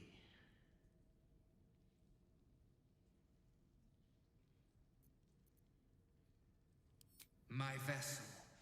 He fought the transformation. He found it excoriating. I can still taste his terror. It is delicious, but will not sustain me. We need to feed. We need a brain, fresh and frantic, to restore our strength.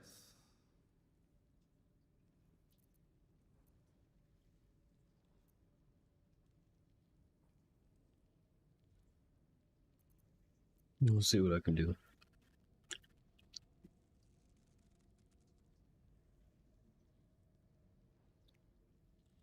You know, I want to like give this thing a chance, but like that's not good. I'm not bringing you food. Very well, kin. I shall dine on you. It's cannibalism.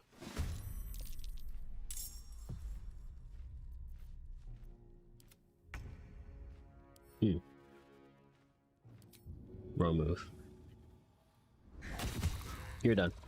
You're done. Can't even catch my breath. You're done. You're done. There's no other way to explain it. You're just done. So like, look at the skills real quick, right? Back away. Piercing shot.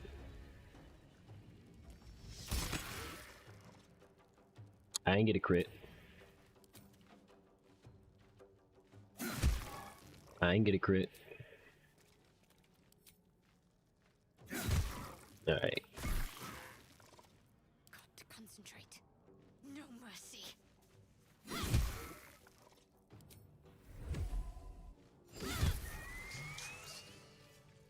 The creature was born recently. Its mind is still fresh. You can absorb its potential if you consume it. Shut up.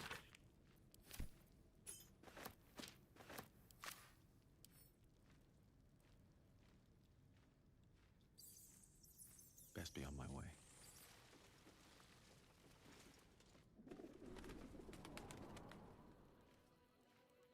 Time to pack it in for the day, I think. Well, that means I actually gotta rest. So I can talk to Shadowheart and stuff, or whoever wants to talk. I kinda wanna like... Let me go to Sword Coast Sundries. Is that northwest?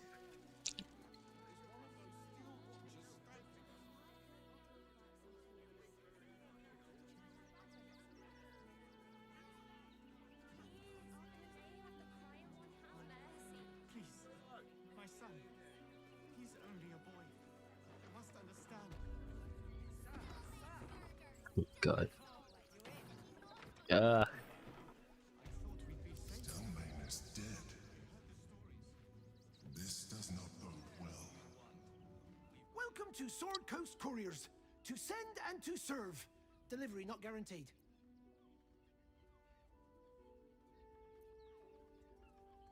Delivery not guaranteed. We've had to change the policy. Hard to send letters by road when there's a rampaging army of fanatics bearing down on you. I'll tell you, it's left me in a right pickle. I've sent what I can by pigeon, but Oh, this is very now convenient. something's attacking them and all. Become a postmaster, Danzo. It'll be easy. Nobody mentions having to spend your evenings hunting for pigeon carcasses, do they? What?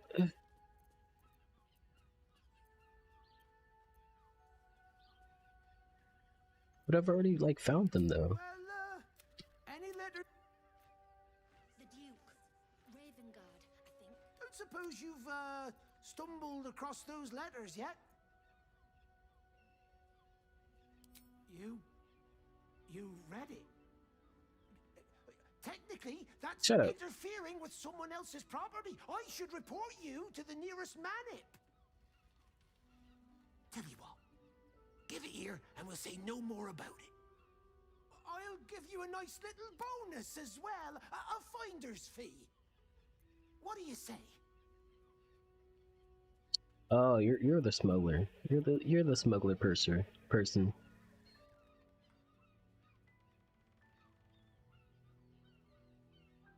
What's the good guy response? Got another buyer lined up on very generous fee. Give me everything that we paid you. Those letters list of worries. It'd be a shame if anyone is known who lost this. I get advantage, free advantage with thaumaturgy. I'm pretty sure I have it.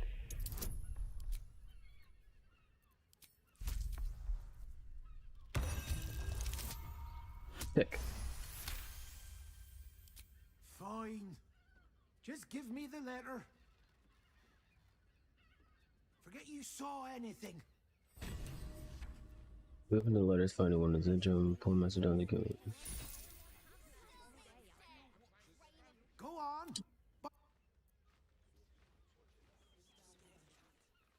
Huh, I'll give it a shot.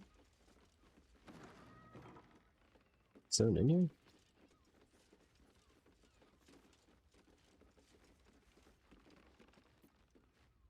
Pigeons are very sensitive. They can't fly straight.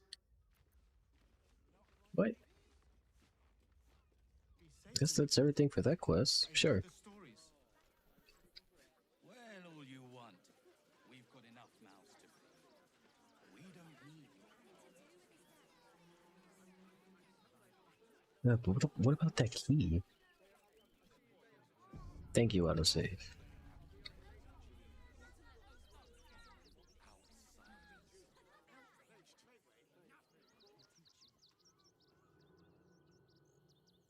Maybe there's something in the carnival? I shouldn't be worried about it. Let me see more of the game real quick. I have a lot on my mind. Front page material.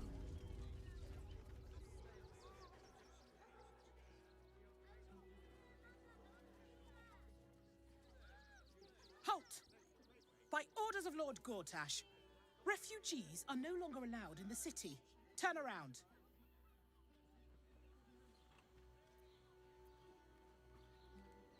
Okay, oh my gosh. Never mind, I'll be on my way. I'm not a refugee. Do you have the means to support yourself? My good lady, I am Will Ravengard. I will not pay to enter my own city. Ravengard? Ugh, more like the ghastliest tiefling south of Neverwinter. That's No so refugees. racist. It is decreed.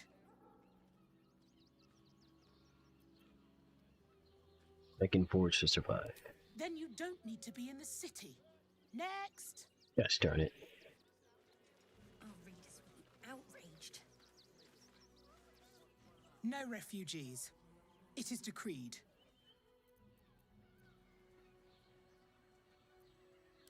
Well, do you have the means to support yourself?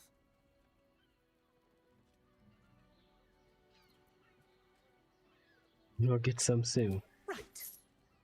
Article 30.1.5 of the Council's Decree on Extraordinary Wartime Measures. I am confiscating that. The city thanks you for your contribution. Your name?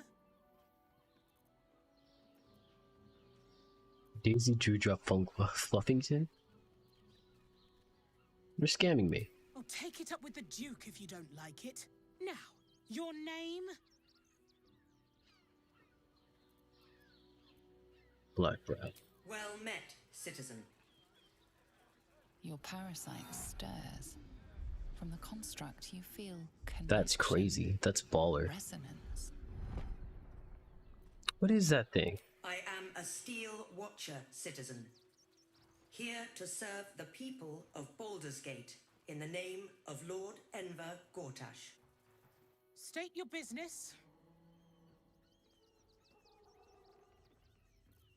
What is my city, my home?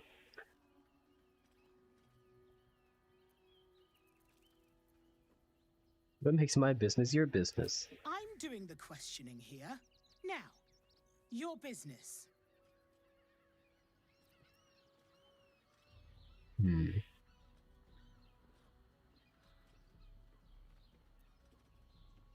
Yeah, I'm not a liar. Uh-huh. Eyes open, body still. Why?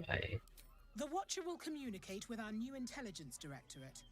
They'll determine if you're a threat to the city. Upstanding citizens have no reason to fear. And you are an upstanding citizen, aren't you?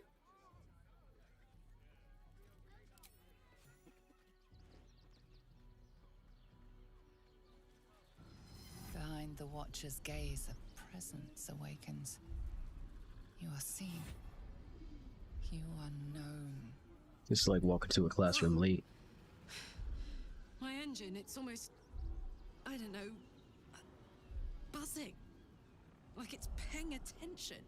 That's interesting. So it's made of the same material. Prior transgressions are reflected in its stare, as witnessed by the cult's ever-alert, scrying eyes. It knows the cold walls of Moonrise Towers, and the cultists who fell there.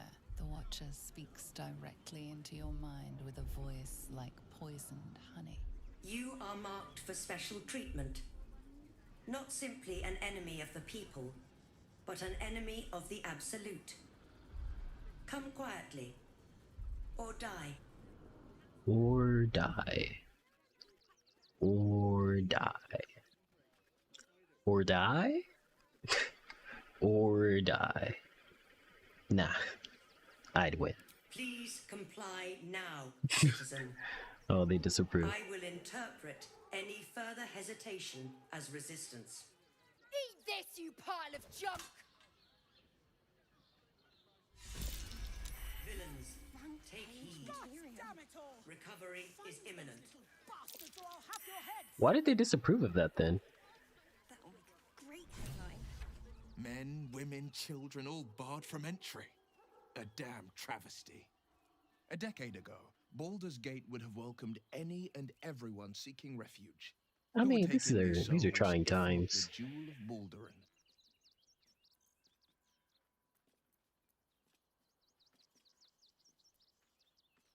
Or, wait, no, yeah, I guess you're right.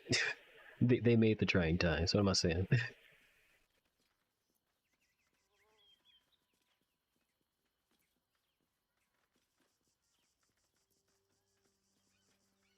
Gortash is dealing. As long as Gortash is in charge, they'll be left shivering at the gates. All part of the plan, of course. Step 1. Create an army and order it to march on the city. Step 2. Shut the gates in the name of security. Step 3. Bask in the applause. Gortash hasn't made Baldur's Gate safe. He's made it a prison. And when his army breaks through, the people will have nowhere to run. To make this city a safe haven, we'll need to bathe Gortash and his allies in their own blood.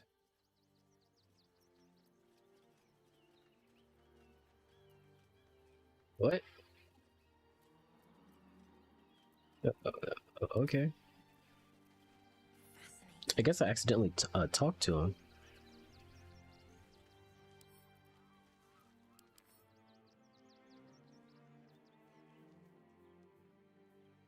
I'm glad they took away magical physical damage. Like it's just blunt, pierce, and slash now. There's no magical blunt, magical pierce, etc., etc. So they really disapproved of that.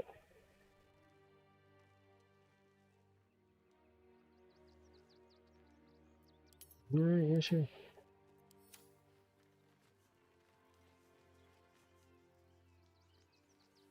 You're lucky I like your default face.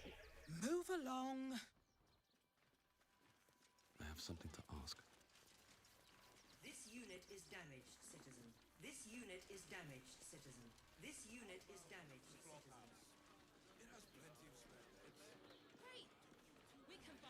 Actually, I need to get that that weapon.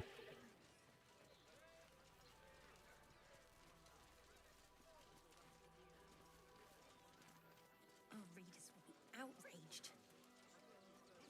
This is the same place I was just in.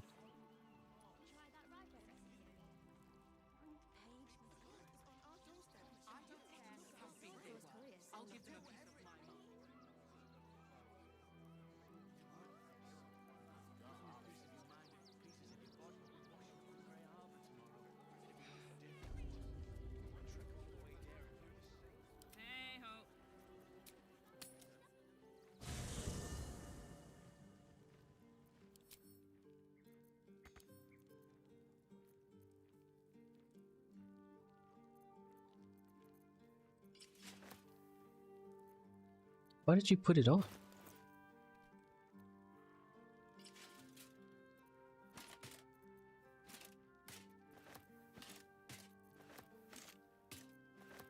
Oh my gosh. Strength is so great.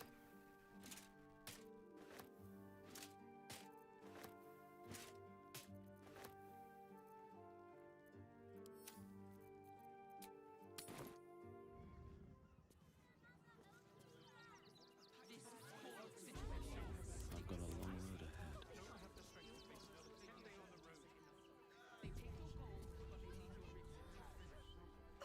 Back again!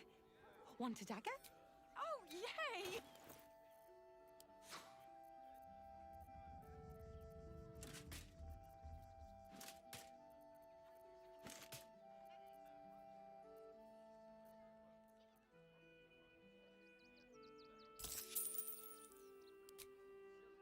Oh, barely anything? Yeah, I bet.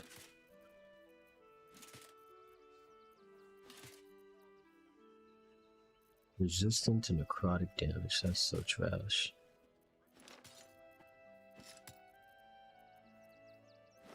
No, I'm gonna keep that.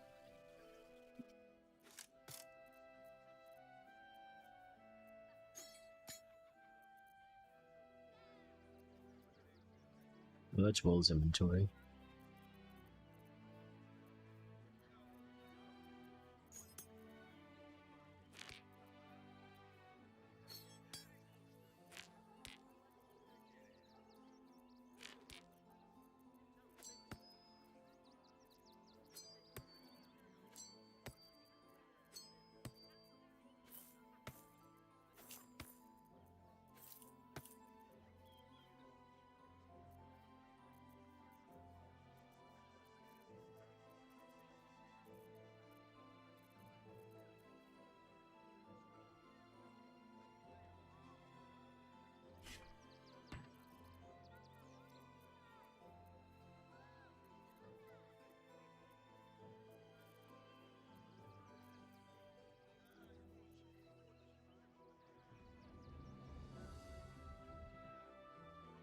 I'll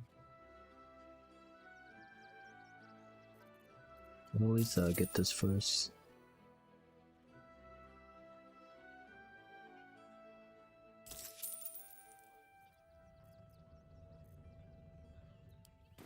Want more?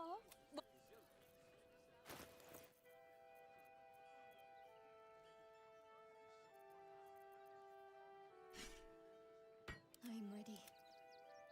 Sure, I have a shield anymore. Got a stone.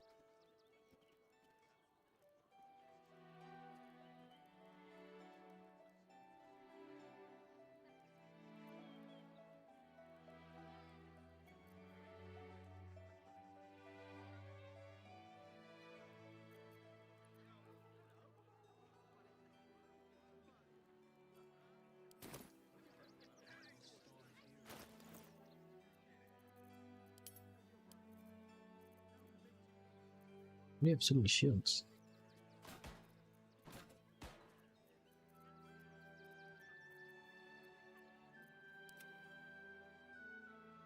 Let's march. A long way to go still. Can't give up now.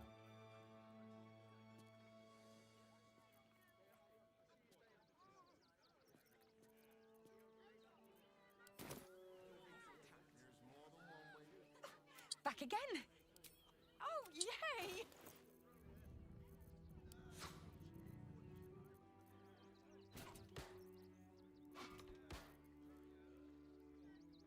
Nice to know we need to keep at least one of these.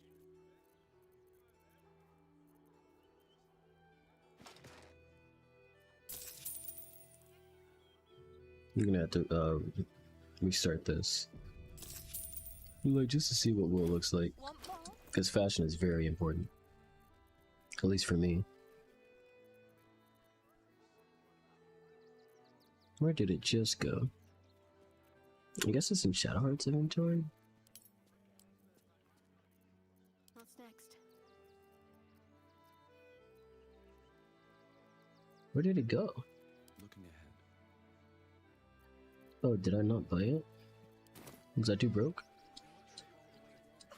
Back again? Oh, yay!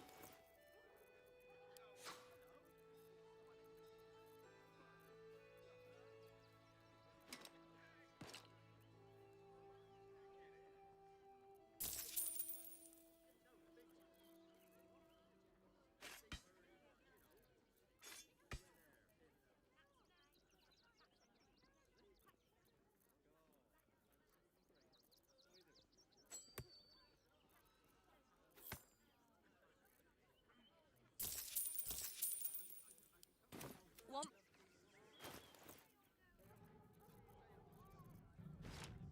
The pride of the gate.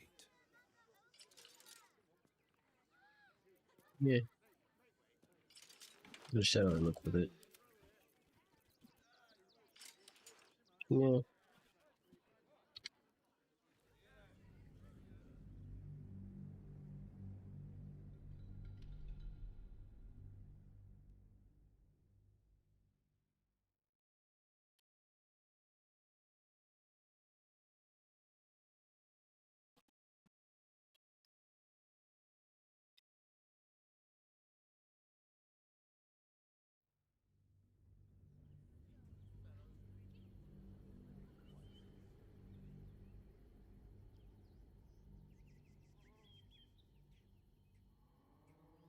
Oh, yay!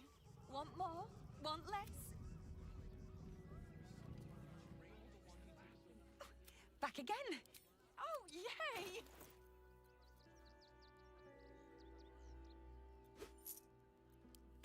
Want more?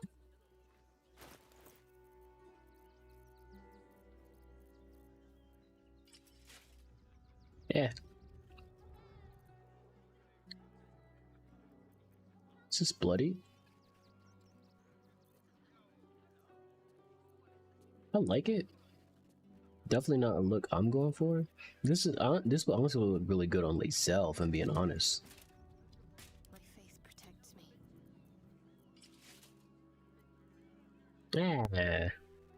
I have mixed feelings. Just because, like, I like her. I like this one so much more. Like that red, gold, and silver mixed in.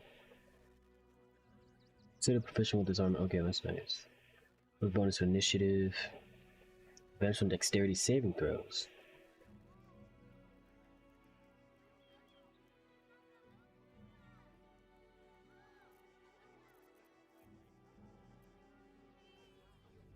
It's like a luxury armor. That's something that you get when you don't really need armor. Because like it has decent stats on it, or it has decent abilities on it, and it looks nice. But meh.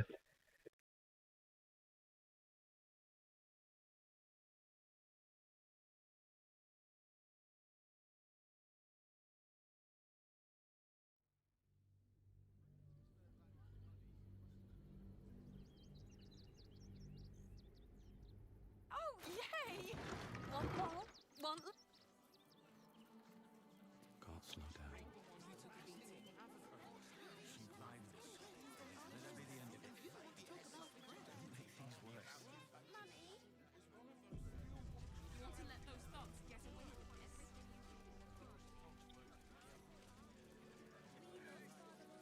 That'll make a great headline. I think this lady was also wearing. Fascinating. Ah, are you trying to get into the city? Got a minute to tell me about your experience at the gate today? My security's so tight. There was a skirmish a few days back. A band of absolutists came close to entering the city. People started panicking, so the gate got closed. My editor at the Boulder's Mouth Gazette sent me down to get a first-hand account of the chaos. He wants some fluff piece about the heroic steel watch keeping the mob at bay, whether or not that's the truth or not. What do you think is the But truth? the refugees here are desperate, hungry, scared people. They're no mob. They just want to be safe. I've heard the rumours.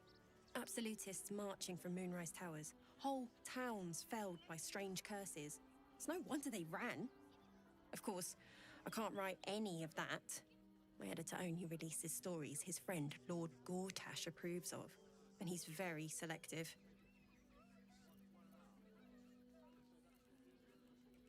Where can I find your editor? At the Gazette's print house. Though it's in the lower city, so you'll need to get past the gates first. Come to think of it, you remind me of someone he was writing a piece about. You, might want to speak to him about that. Set the record straight before the ink is dry, so to speak. Now, if you don't mind, I've got some edits to make.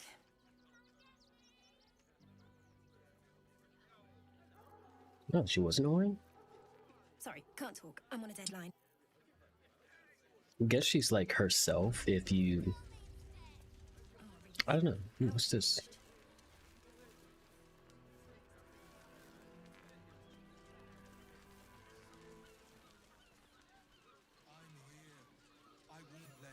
All these NPCs. If this was a Capcom game, I'd give it a crashed already.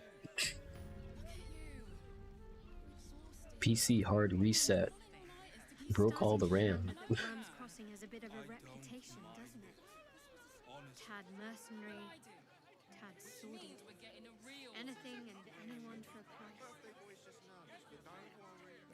But to little harm. Shouldn't we all be allowed to stoke a few fires from time to time? Yes. Finest fish caught this morning. What'll it be? No. Come back soon. Just about wetting your whistle. There's dancing, dinner, dreams. You look like someone whose soul needs feeding. Care to buy some art?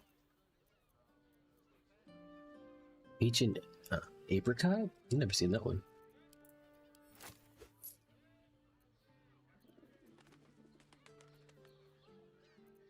I actually think I like brown alabaster. Muddy red is probably like the safest one. I haven't seen like an ugly muddy red.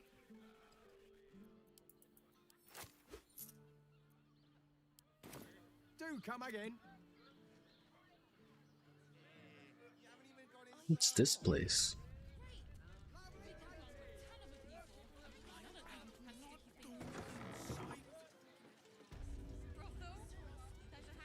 Oh, it's a brothel.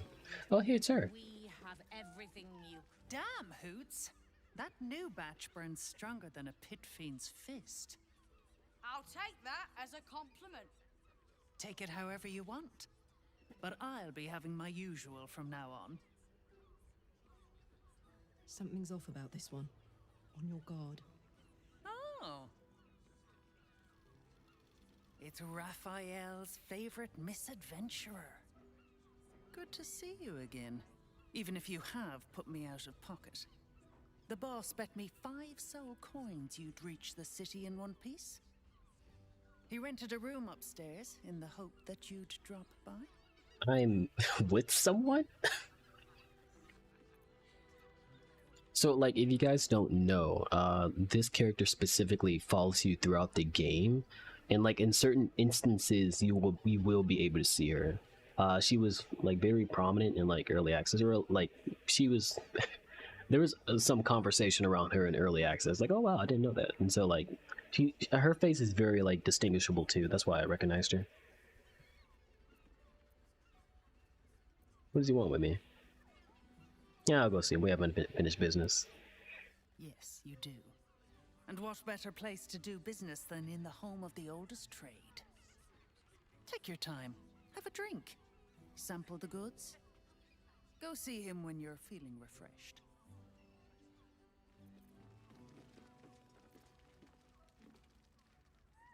A weary traveler, battered and bruised. You come for sustenance. No, decadence. Not decadence. A mien cool as ice, yet eyes burning hot. Oh yes, I know your bliss. A sturdy dwarf. Oh my god. A leather whip. She gives, you receive. Or have I misjudged you? Not my first choice, but I wouldn't say no. You're way off, I'm afraid. We're not talking about way off. Am I? Your eyes tell a story, sweeting. You crave more than pleasure. You crave penance. I'm not Ilmater. It's Fion you seek, our stern librarian. She isn't here today, alas. Your penance must wait. Well, we've other ways to fill your void. A drink for one, a pair of drow for another. Choose your sin. You guys have drow? Will the stern librarian and viewers be backed up? Are there other options for companionship? Will this get me in trouble? Like, I assume this is talking about Shadowheart, but not. I guess that's not really worth the reload. Nisha, our lovely nymph. But she's engaged in Not the a nymph's nymph. grotto on the top floor, sweeting. That would kill me. Client's a favorite of hers, too. I doubt you'll be able to tear her away. But we are blessed to have a devil in residence at the moment. A temporary guest. But he asked that I send any potential clients his way. Everyone who's paid a visit looks quite changed by the experience. So like, there's probably like some people that are like, why would you want to, you know, bet with a devil? Like, he's obviously gonna do some devil stuff, blah blah blah. The thing is, devils are evil, but they're lawful evil, and they are more lawful than they are evil. If a devil says like, hey, I'm gonna do this, you give me that, blah blah blah. Like, unless it's like a warlock pact or something like the devil really wants, they're gonna keep their word. If there's like, hey, I'm in town, I want to have fun, send any of your clients who are willing to do anything with me, you know, and I'll behave. You're like, oh well, you know, that's a good attraction. Indeed he did. Raphael. Exceedingly handsome, and with a voice that could make the foulest blasphemy seem the sweetest hymn.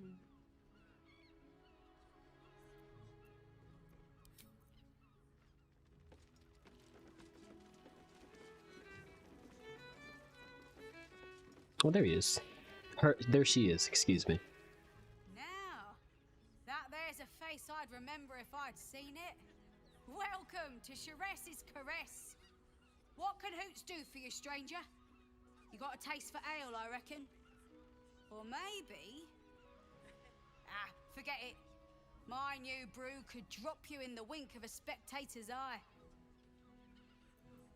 We both know how this works. Rumors, jobs, anything, I want details. Oh, you're one of those types. Rude as you are sneaky. My business is slinging tankards, not hoarding secrets. I'd like to keep it that way. It's fair. But you poke some folk hard enough, they're bound to squeal. And Mamselle Elmira there looks about ready to burst. Thank you.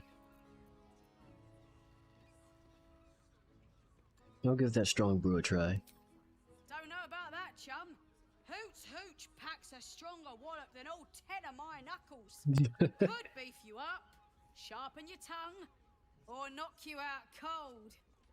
No telling till the first drop hits your gullet. Ugh. I'll take my chances. Damn!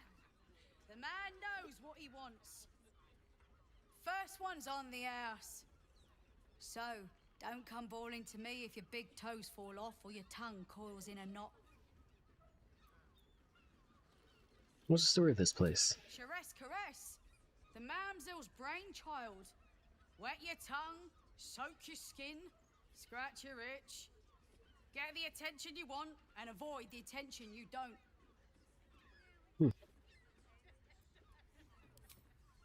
Have a look. Hoots Hooch. Amulet of Drunkard. While wearing this amulet, regain per turn while drunk. Increase the duration of your inebriation by 5 rounds. It's crazy. That'll definitely work for like a drunken fighter build. Well, not drunken fighter, drunken fist. Like a monk build.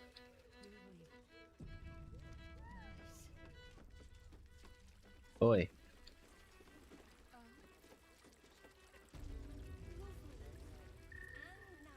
Another case closed, another bottle open. Huzzah to Valeria! Hang on a tick. I recognize that face. You were talking to Yanis after I left the temple. I'll bet she's put you up to something.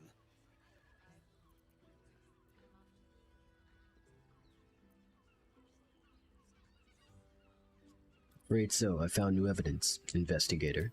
Why must you busybodies insist on interrupting a perfectly good night? I know that look. You remind me of Devella. Fine. If you doubt my conclusions, out with it. What have you found?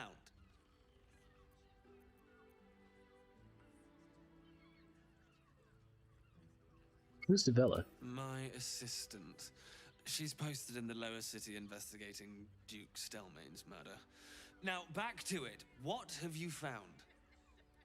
Gods. Stelmane is dead.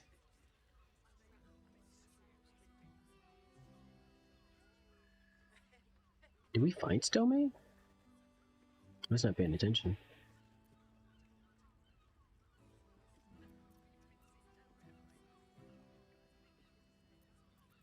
There's multiple things you can do for this.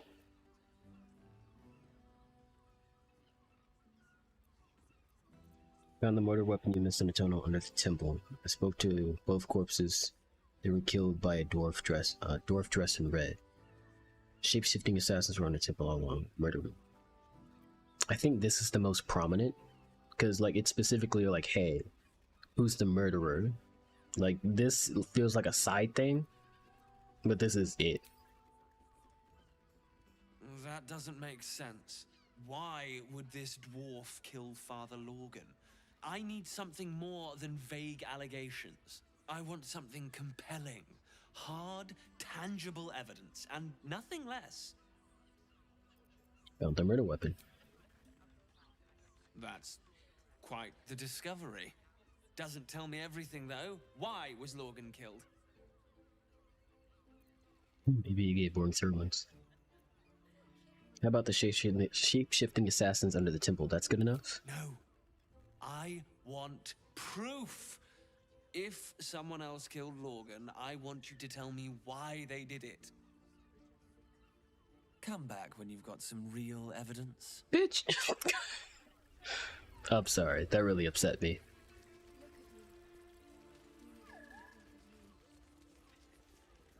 Guess I gotta contend with that. Now, let me talk to Raphael, and that's probably it for tonight.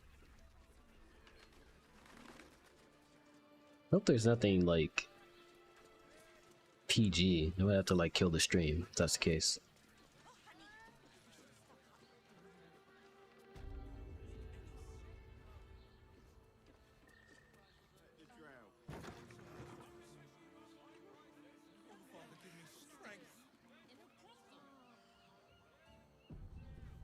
Just in case. Is there a just in case?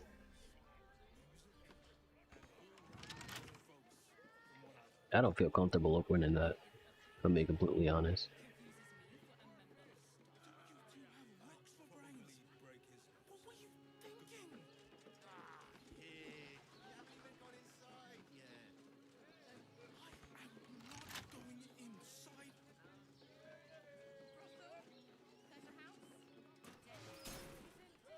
Oh, thank God.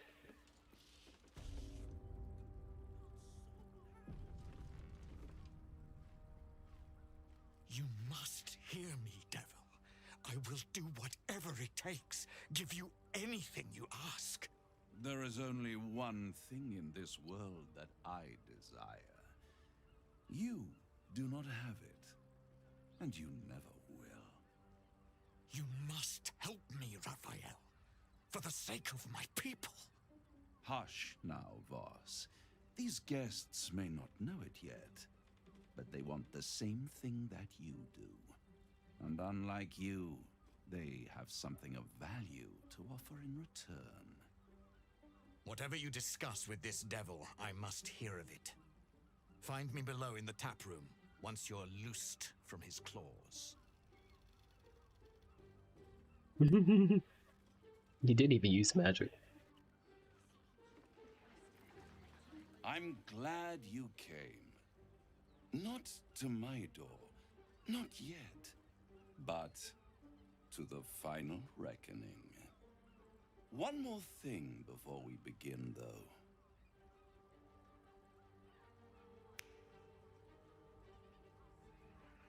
Okay.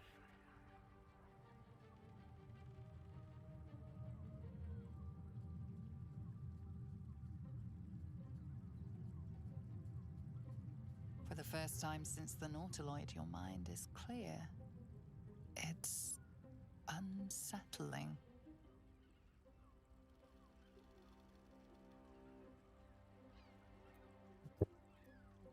You just give me a tapo to click your fingers? Wouldn't that be exquisite? But no. I'm afraid the tadpole is still there. But I did shut out your other visitor for a while. Oh, okay. So Emperor. we can enjoy some privacy. Not privacy. The Illithid can't hear us. Huh. What's the catch? I think this part is free.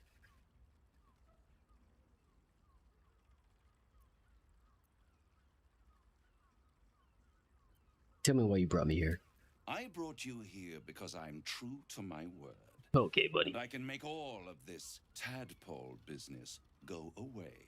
Which means you and your lovely friends can remain blessedly free of tentacles. Let us speak plain. I'll admit, you've impressed me. I wasn't sure you'd make it this far. But no matter how far you come, you're still on the road to ruin. A road that leads directly to a confrontation with the Elder Brain. Yeah, I've seen the spoilers. It will kill you, and everyone else in this city. At worst, it will assimilate you, and you won't have enough free will left to even wish you were dead. You have the key to destroying it in the palm of your hand, though. Yale's not here.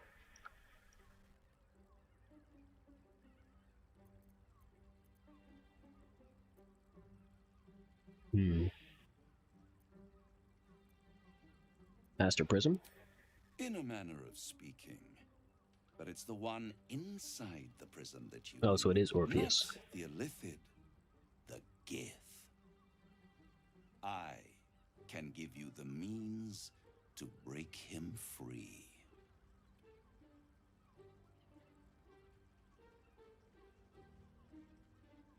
Why would I want him free? I suppose you'd rather suck on the Emperor's tentacles till the end of your days? Some people would. Answer my damn question. Is your only hope of surviving this horror show without devolving into an Illithid. To you, he will be a friend. After all, you're at war with an Elder Brain. There's more than one?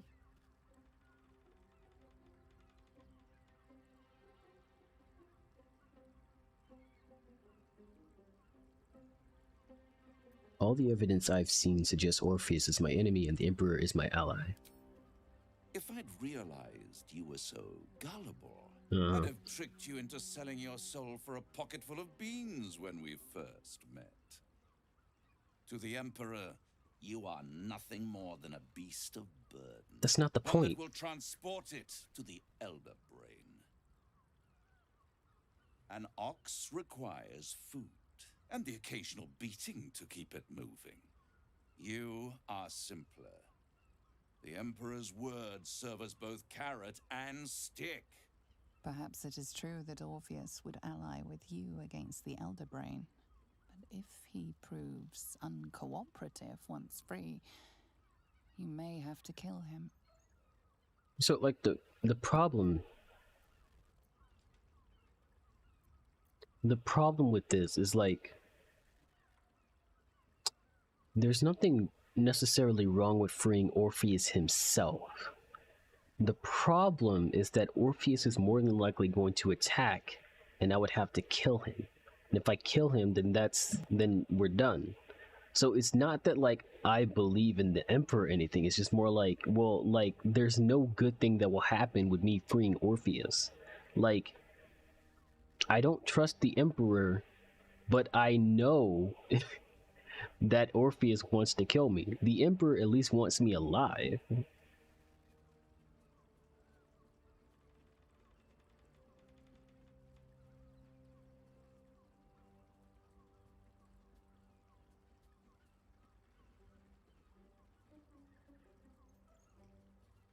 And only Zoe wants to free him.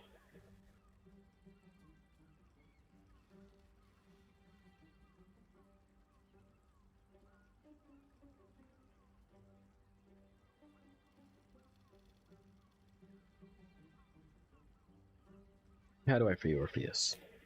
The Orphic Hammer.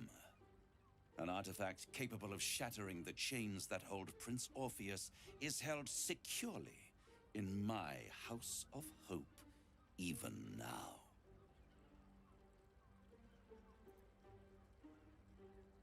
Very convenient that you have exactly what I need.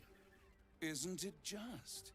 And it's even more convenient that you can give me exactly what I want in return. There it is. Of course.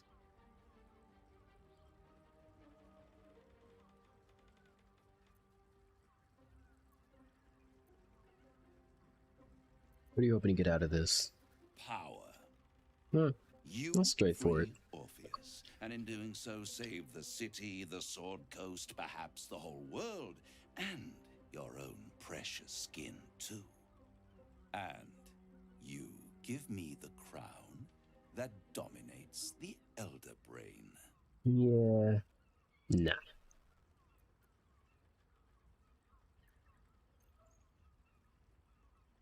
It'd be insane to give you such a powerful artifact, bro. Better to have it in my hands, and far from your precious world, than in the hands of the gods and monsters that fight over this city's soul. Oh, he's so upset. Why are you so eager, buddy? I have craved it ever since the arch-wizard Carsus created it, long Carsus? Oh my god. ago, and brought doom to the Empire of Netheril. That was the Raphael great is age old. of humanity, and Netheril's flying sky cities were the apex of civilization. I was there the day it all fell apart.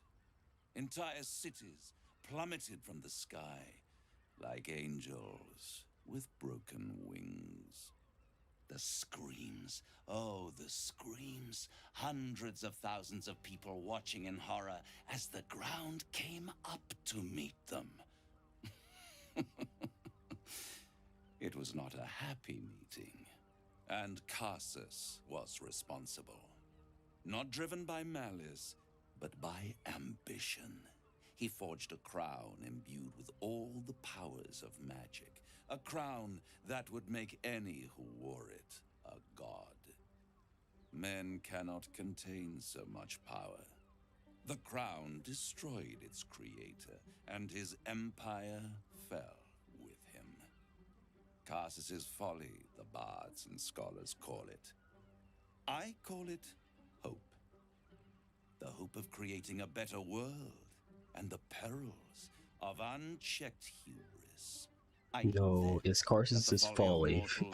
Because people don't understand the importance of balance in a video game or a magic system. The nine under one. Archdevil Supreme. Me. Zariel wouldn't like that much. But even I'm not so desperate to spite her I'd put the hells in this bastard's hands. Honestly, Raphael? I think you'd make a fantastic Archdevil Supreme.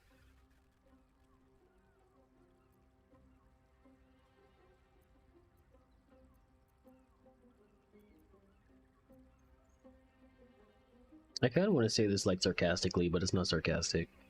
And it might make Karlik upset.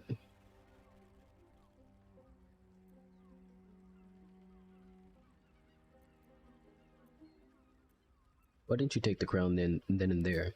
The archdevil Mephistopheles snatched up the crown and squirreled it away in one of Not his squirreled. vaults. He is not more than a frigid archivist. So much power and potential kept inert. He made a miracle into a museum piece. I raged. But only for a decade or so. Then I waited, ever watching for more than 1,000 years, for a mistake, a mishap, a misadventure. And these chosen, who have caused you so much trouble accidentally, did me a favor. They brought the crown back into play.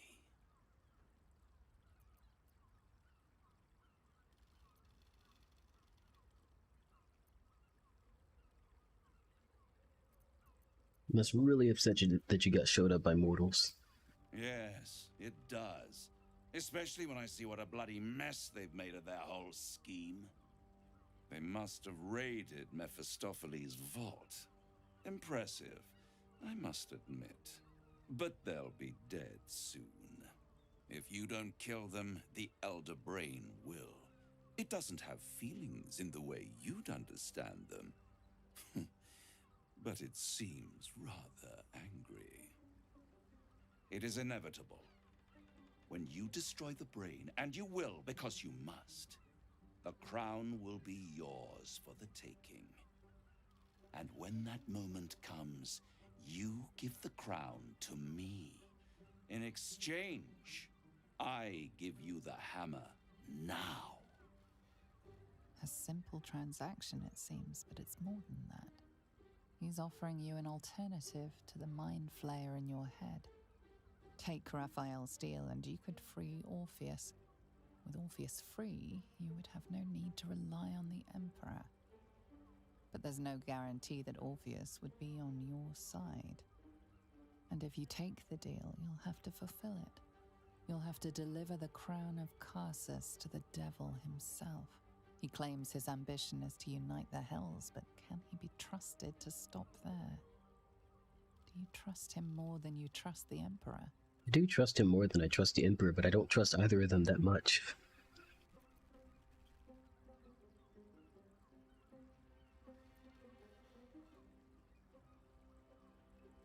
I'd rather destroy the crown. How short-sighted.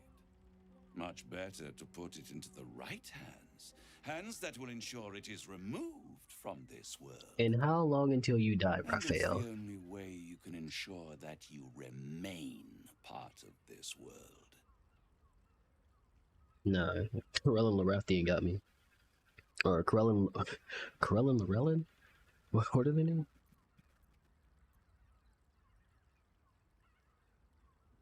No deal, Raphael. I'm leaving. I won't stop you. But time is running out. So, don't stay away for long. You said that 2 acts ago, buddy. I'll be here, waiting.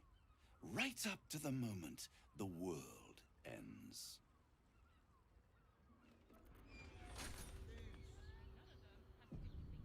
You kicked me out?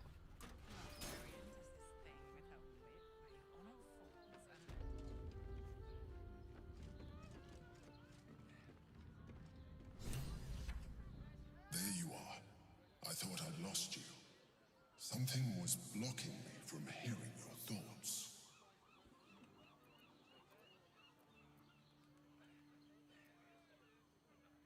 It's nice to have a moment of peace and quiet. It was Raphael. Raphael? Well, thank you for your honesty. I mean, like, I don't think that was like, whatever. I should have known the devil would come sniffing. The stench of impending chaos is irresistible to them. And what did he want with you? That's none of your business. That's between me and Raphael. I see. You feel the touch of the Emperor's mind peeling at the edge of yours, trying to gain access.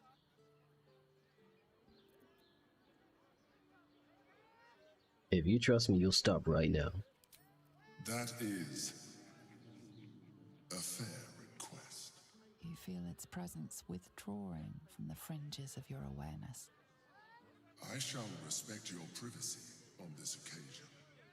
But know that if you have jeopardized our mutual project, I will be forced to reconsider our alliance. You do that, buddy.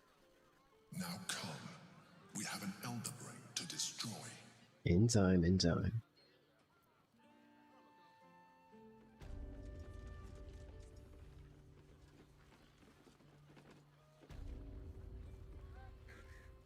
What the heck?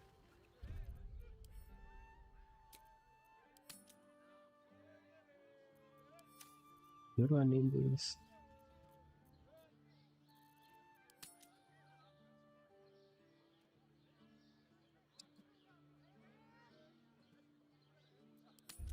And let me end this freaking video because it's over 3 hours long. Alright. It's freaking almost 1 o'clock over here. So thank you guys for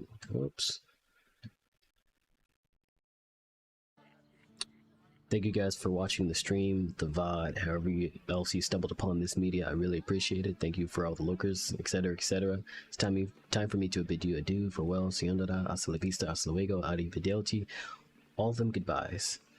And until I see you guys next time, peace.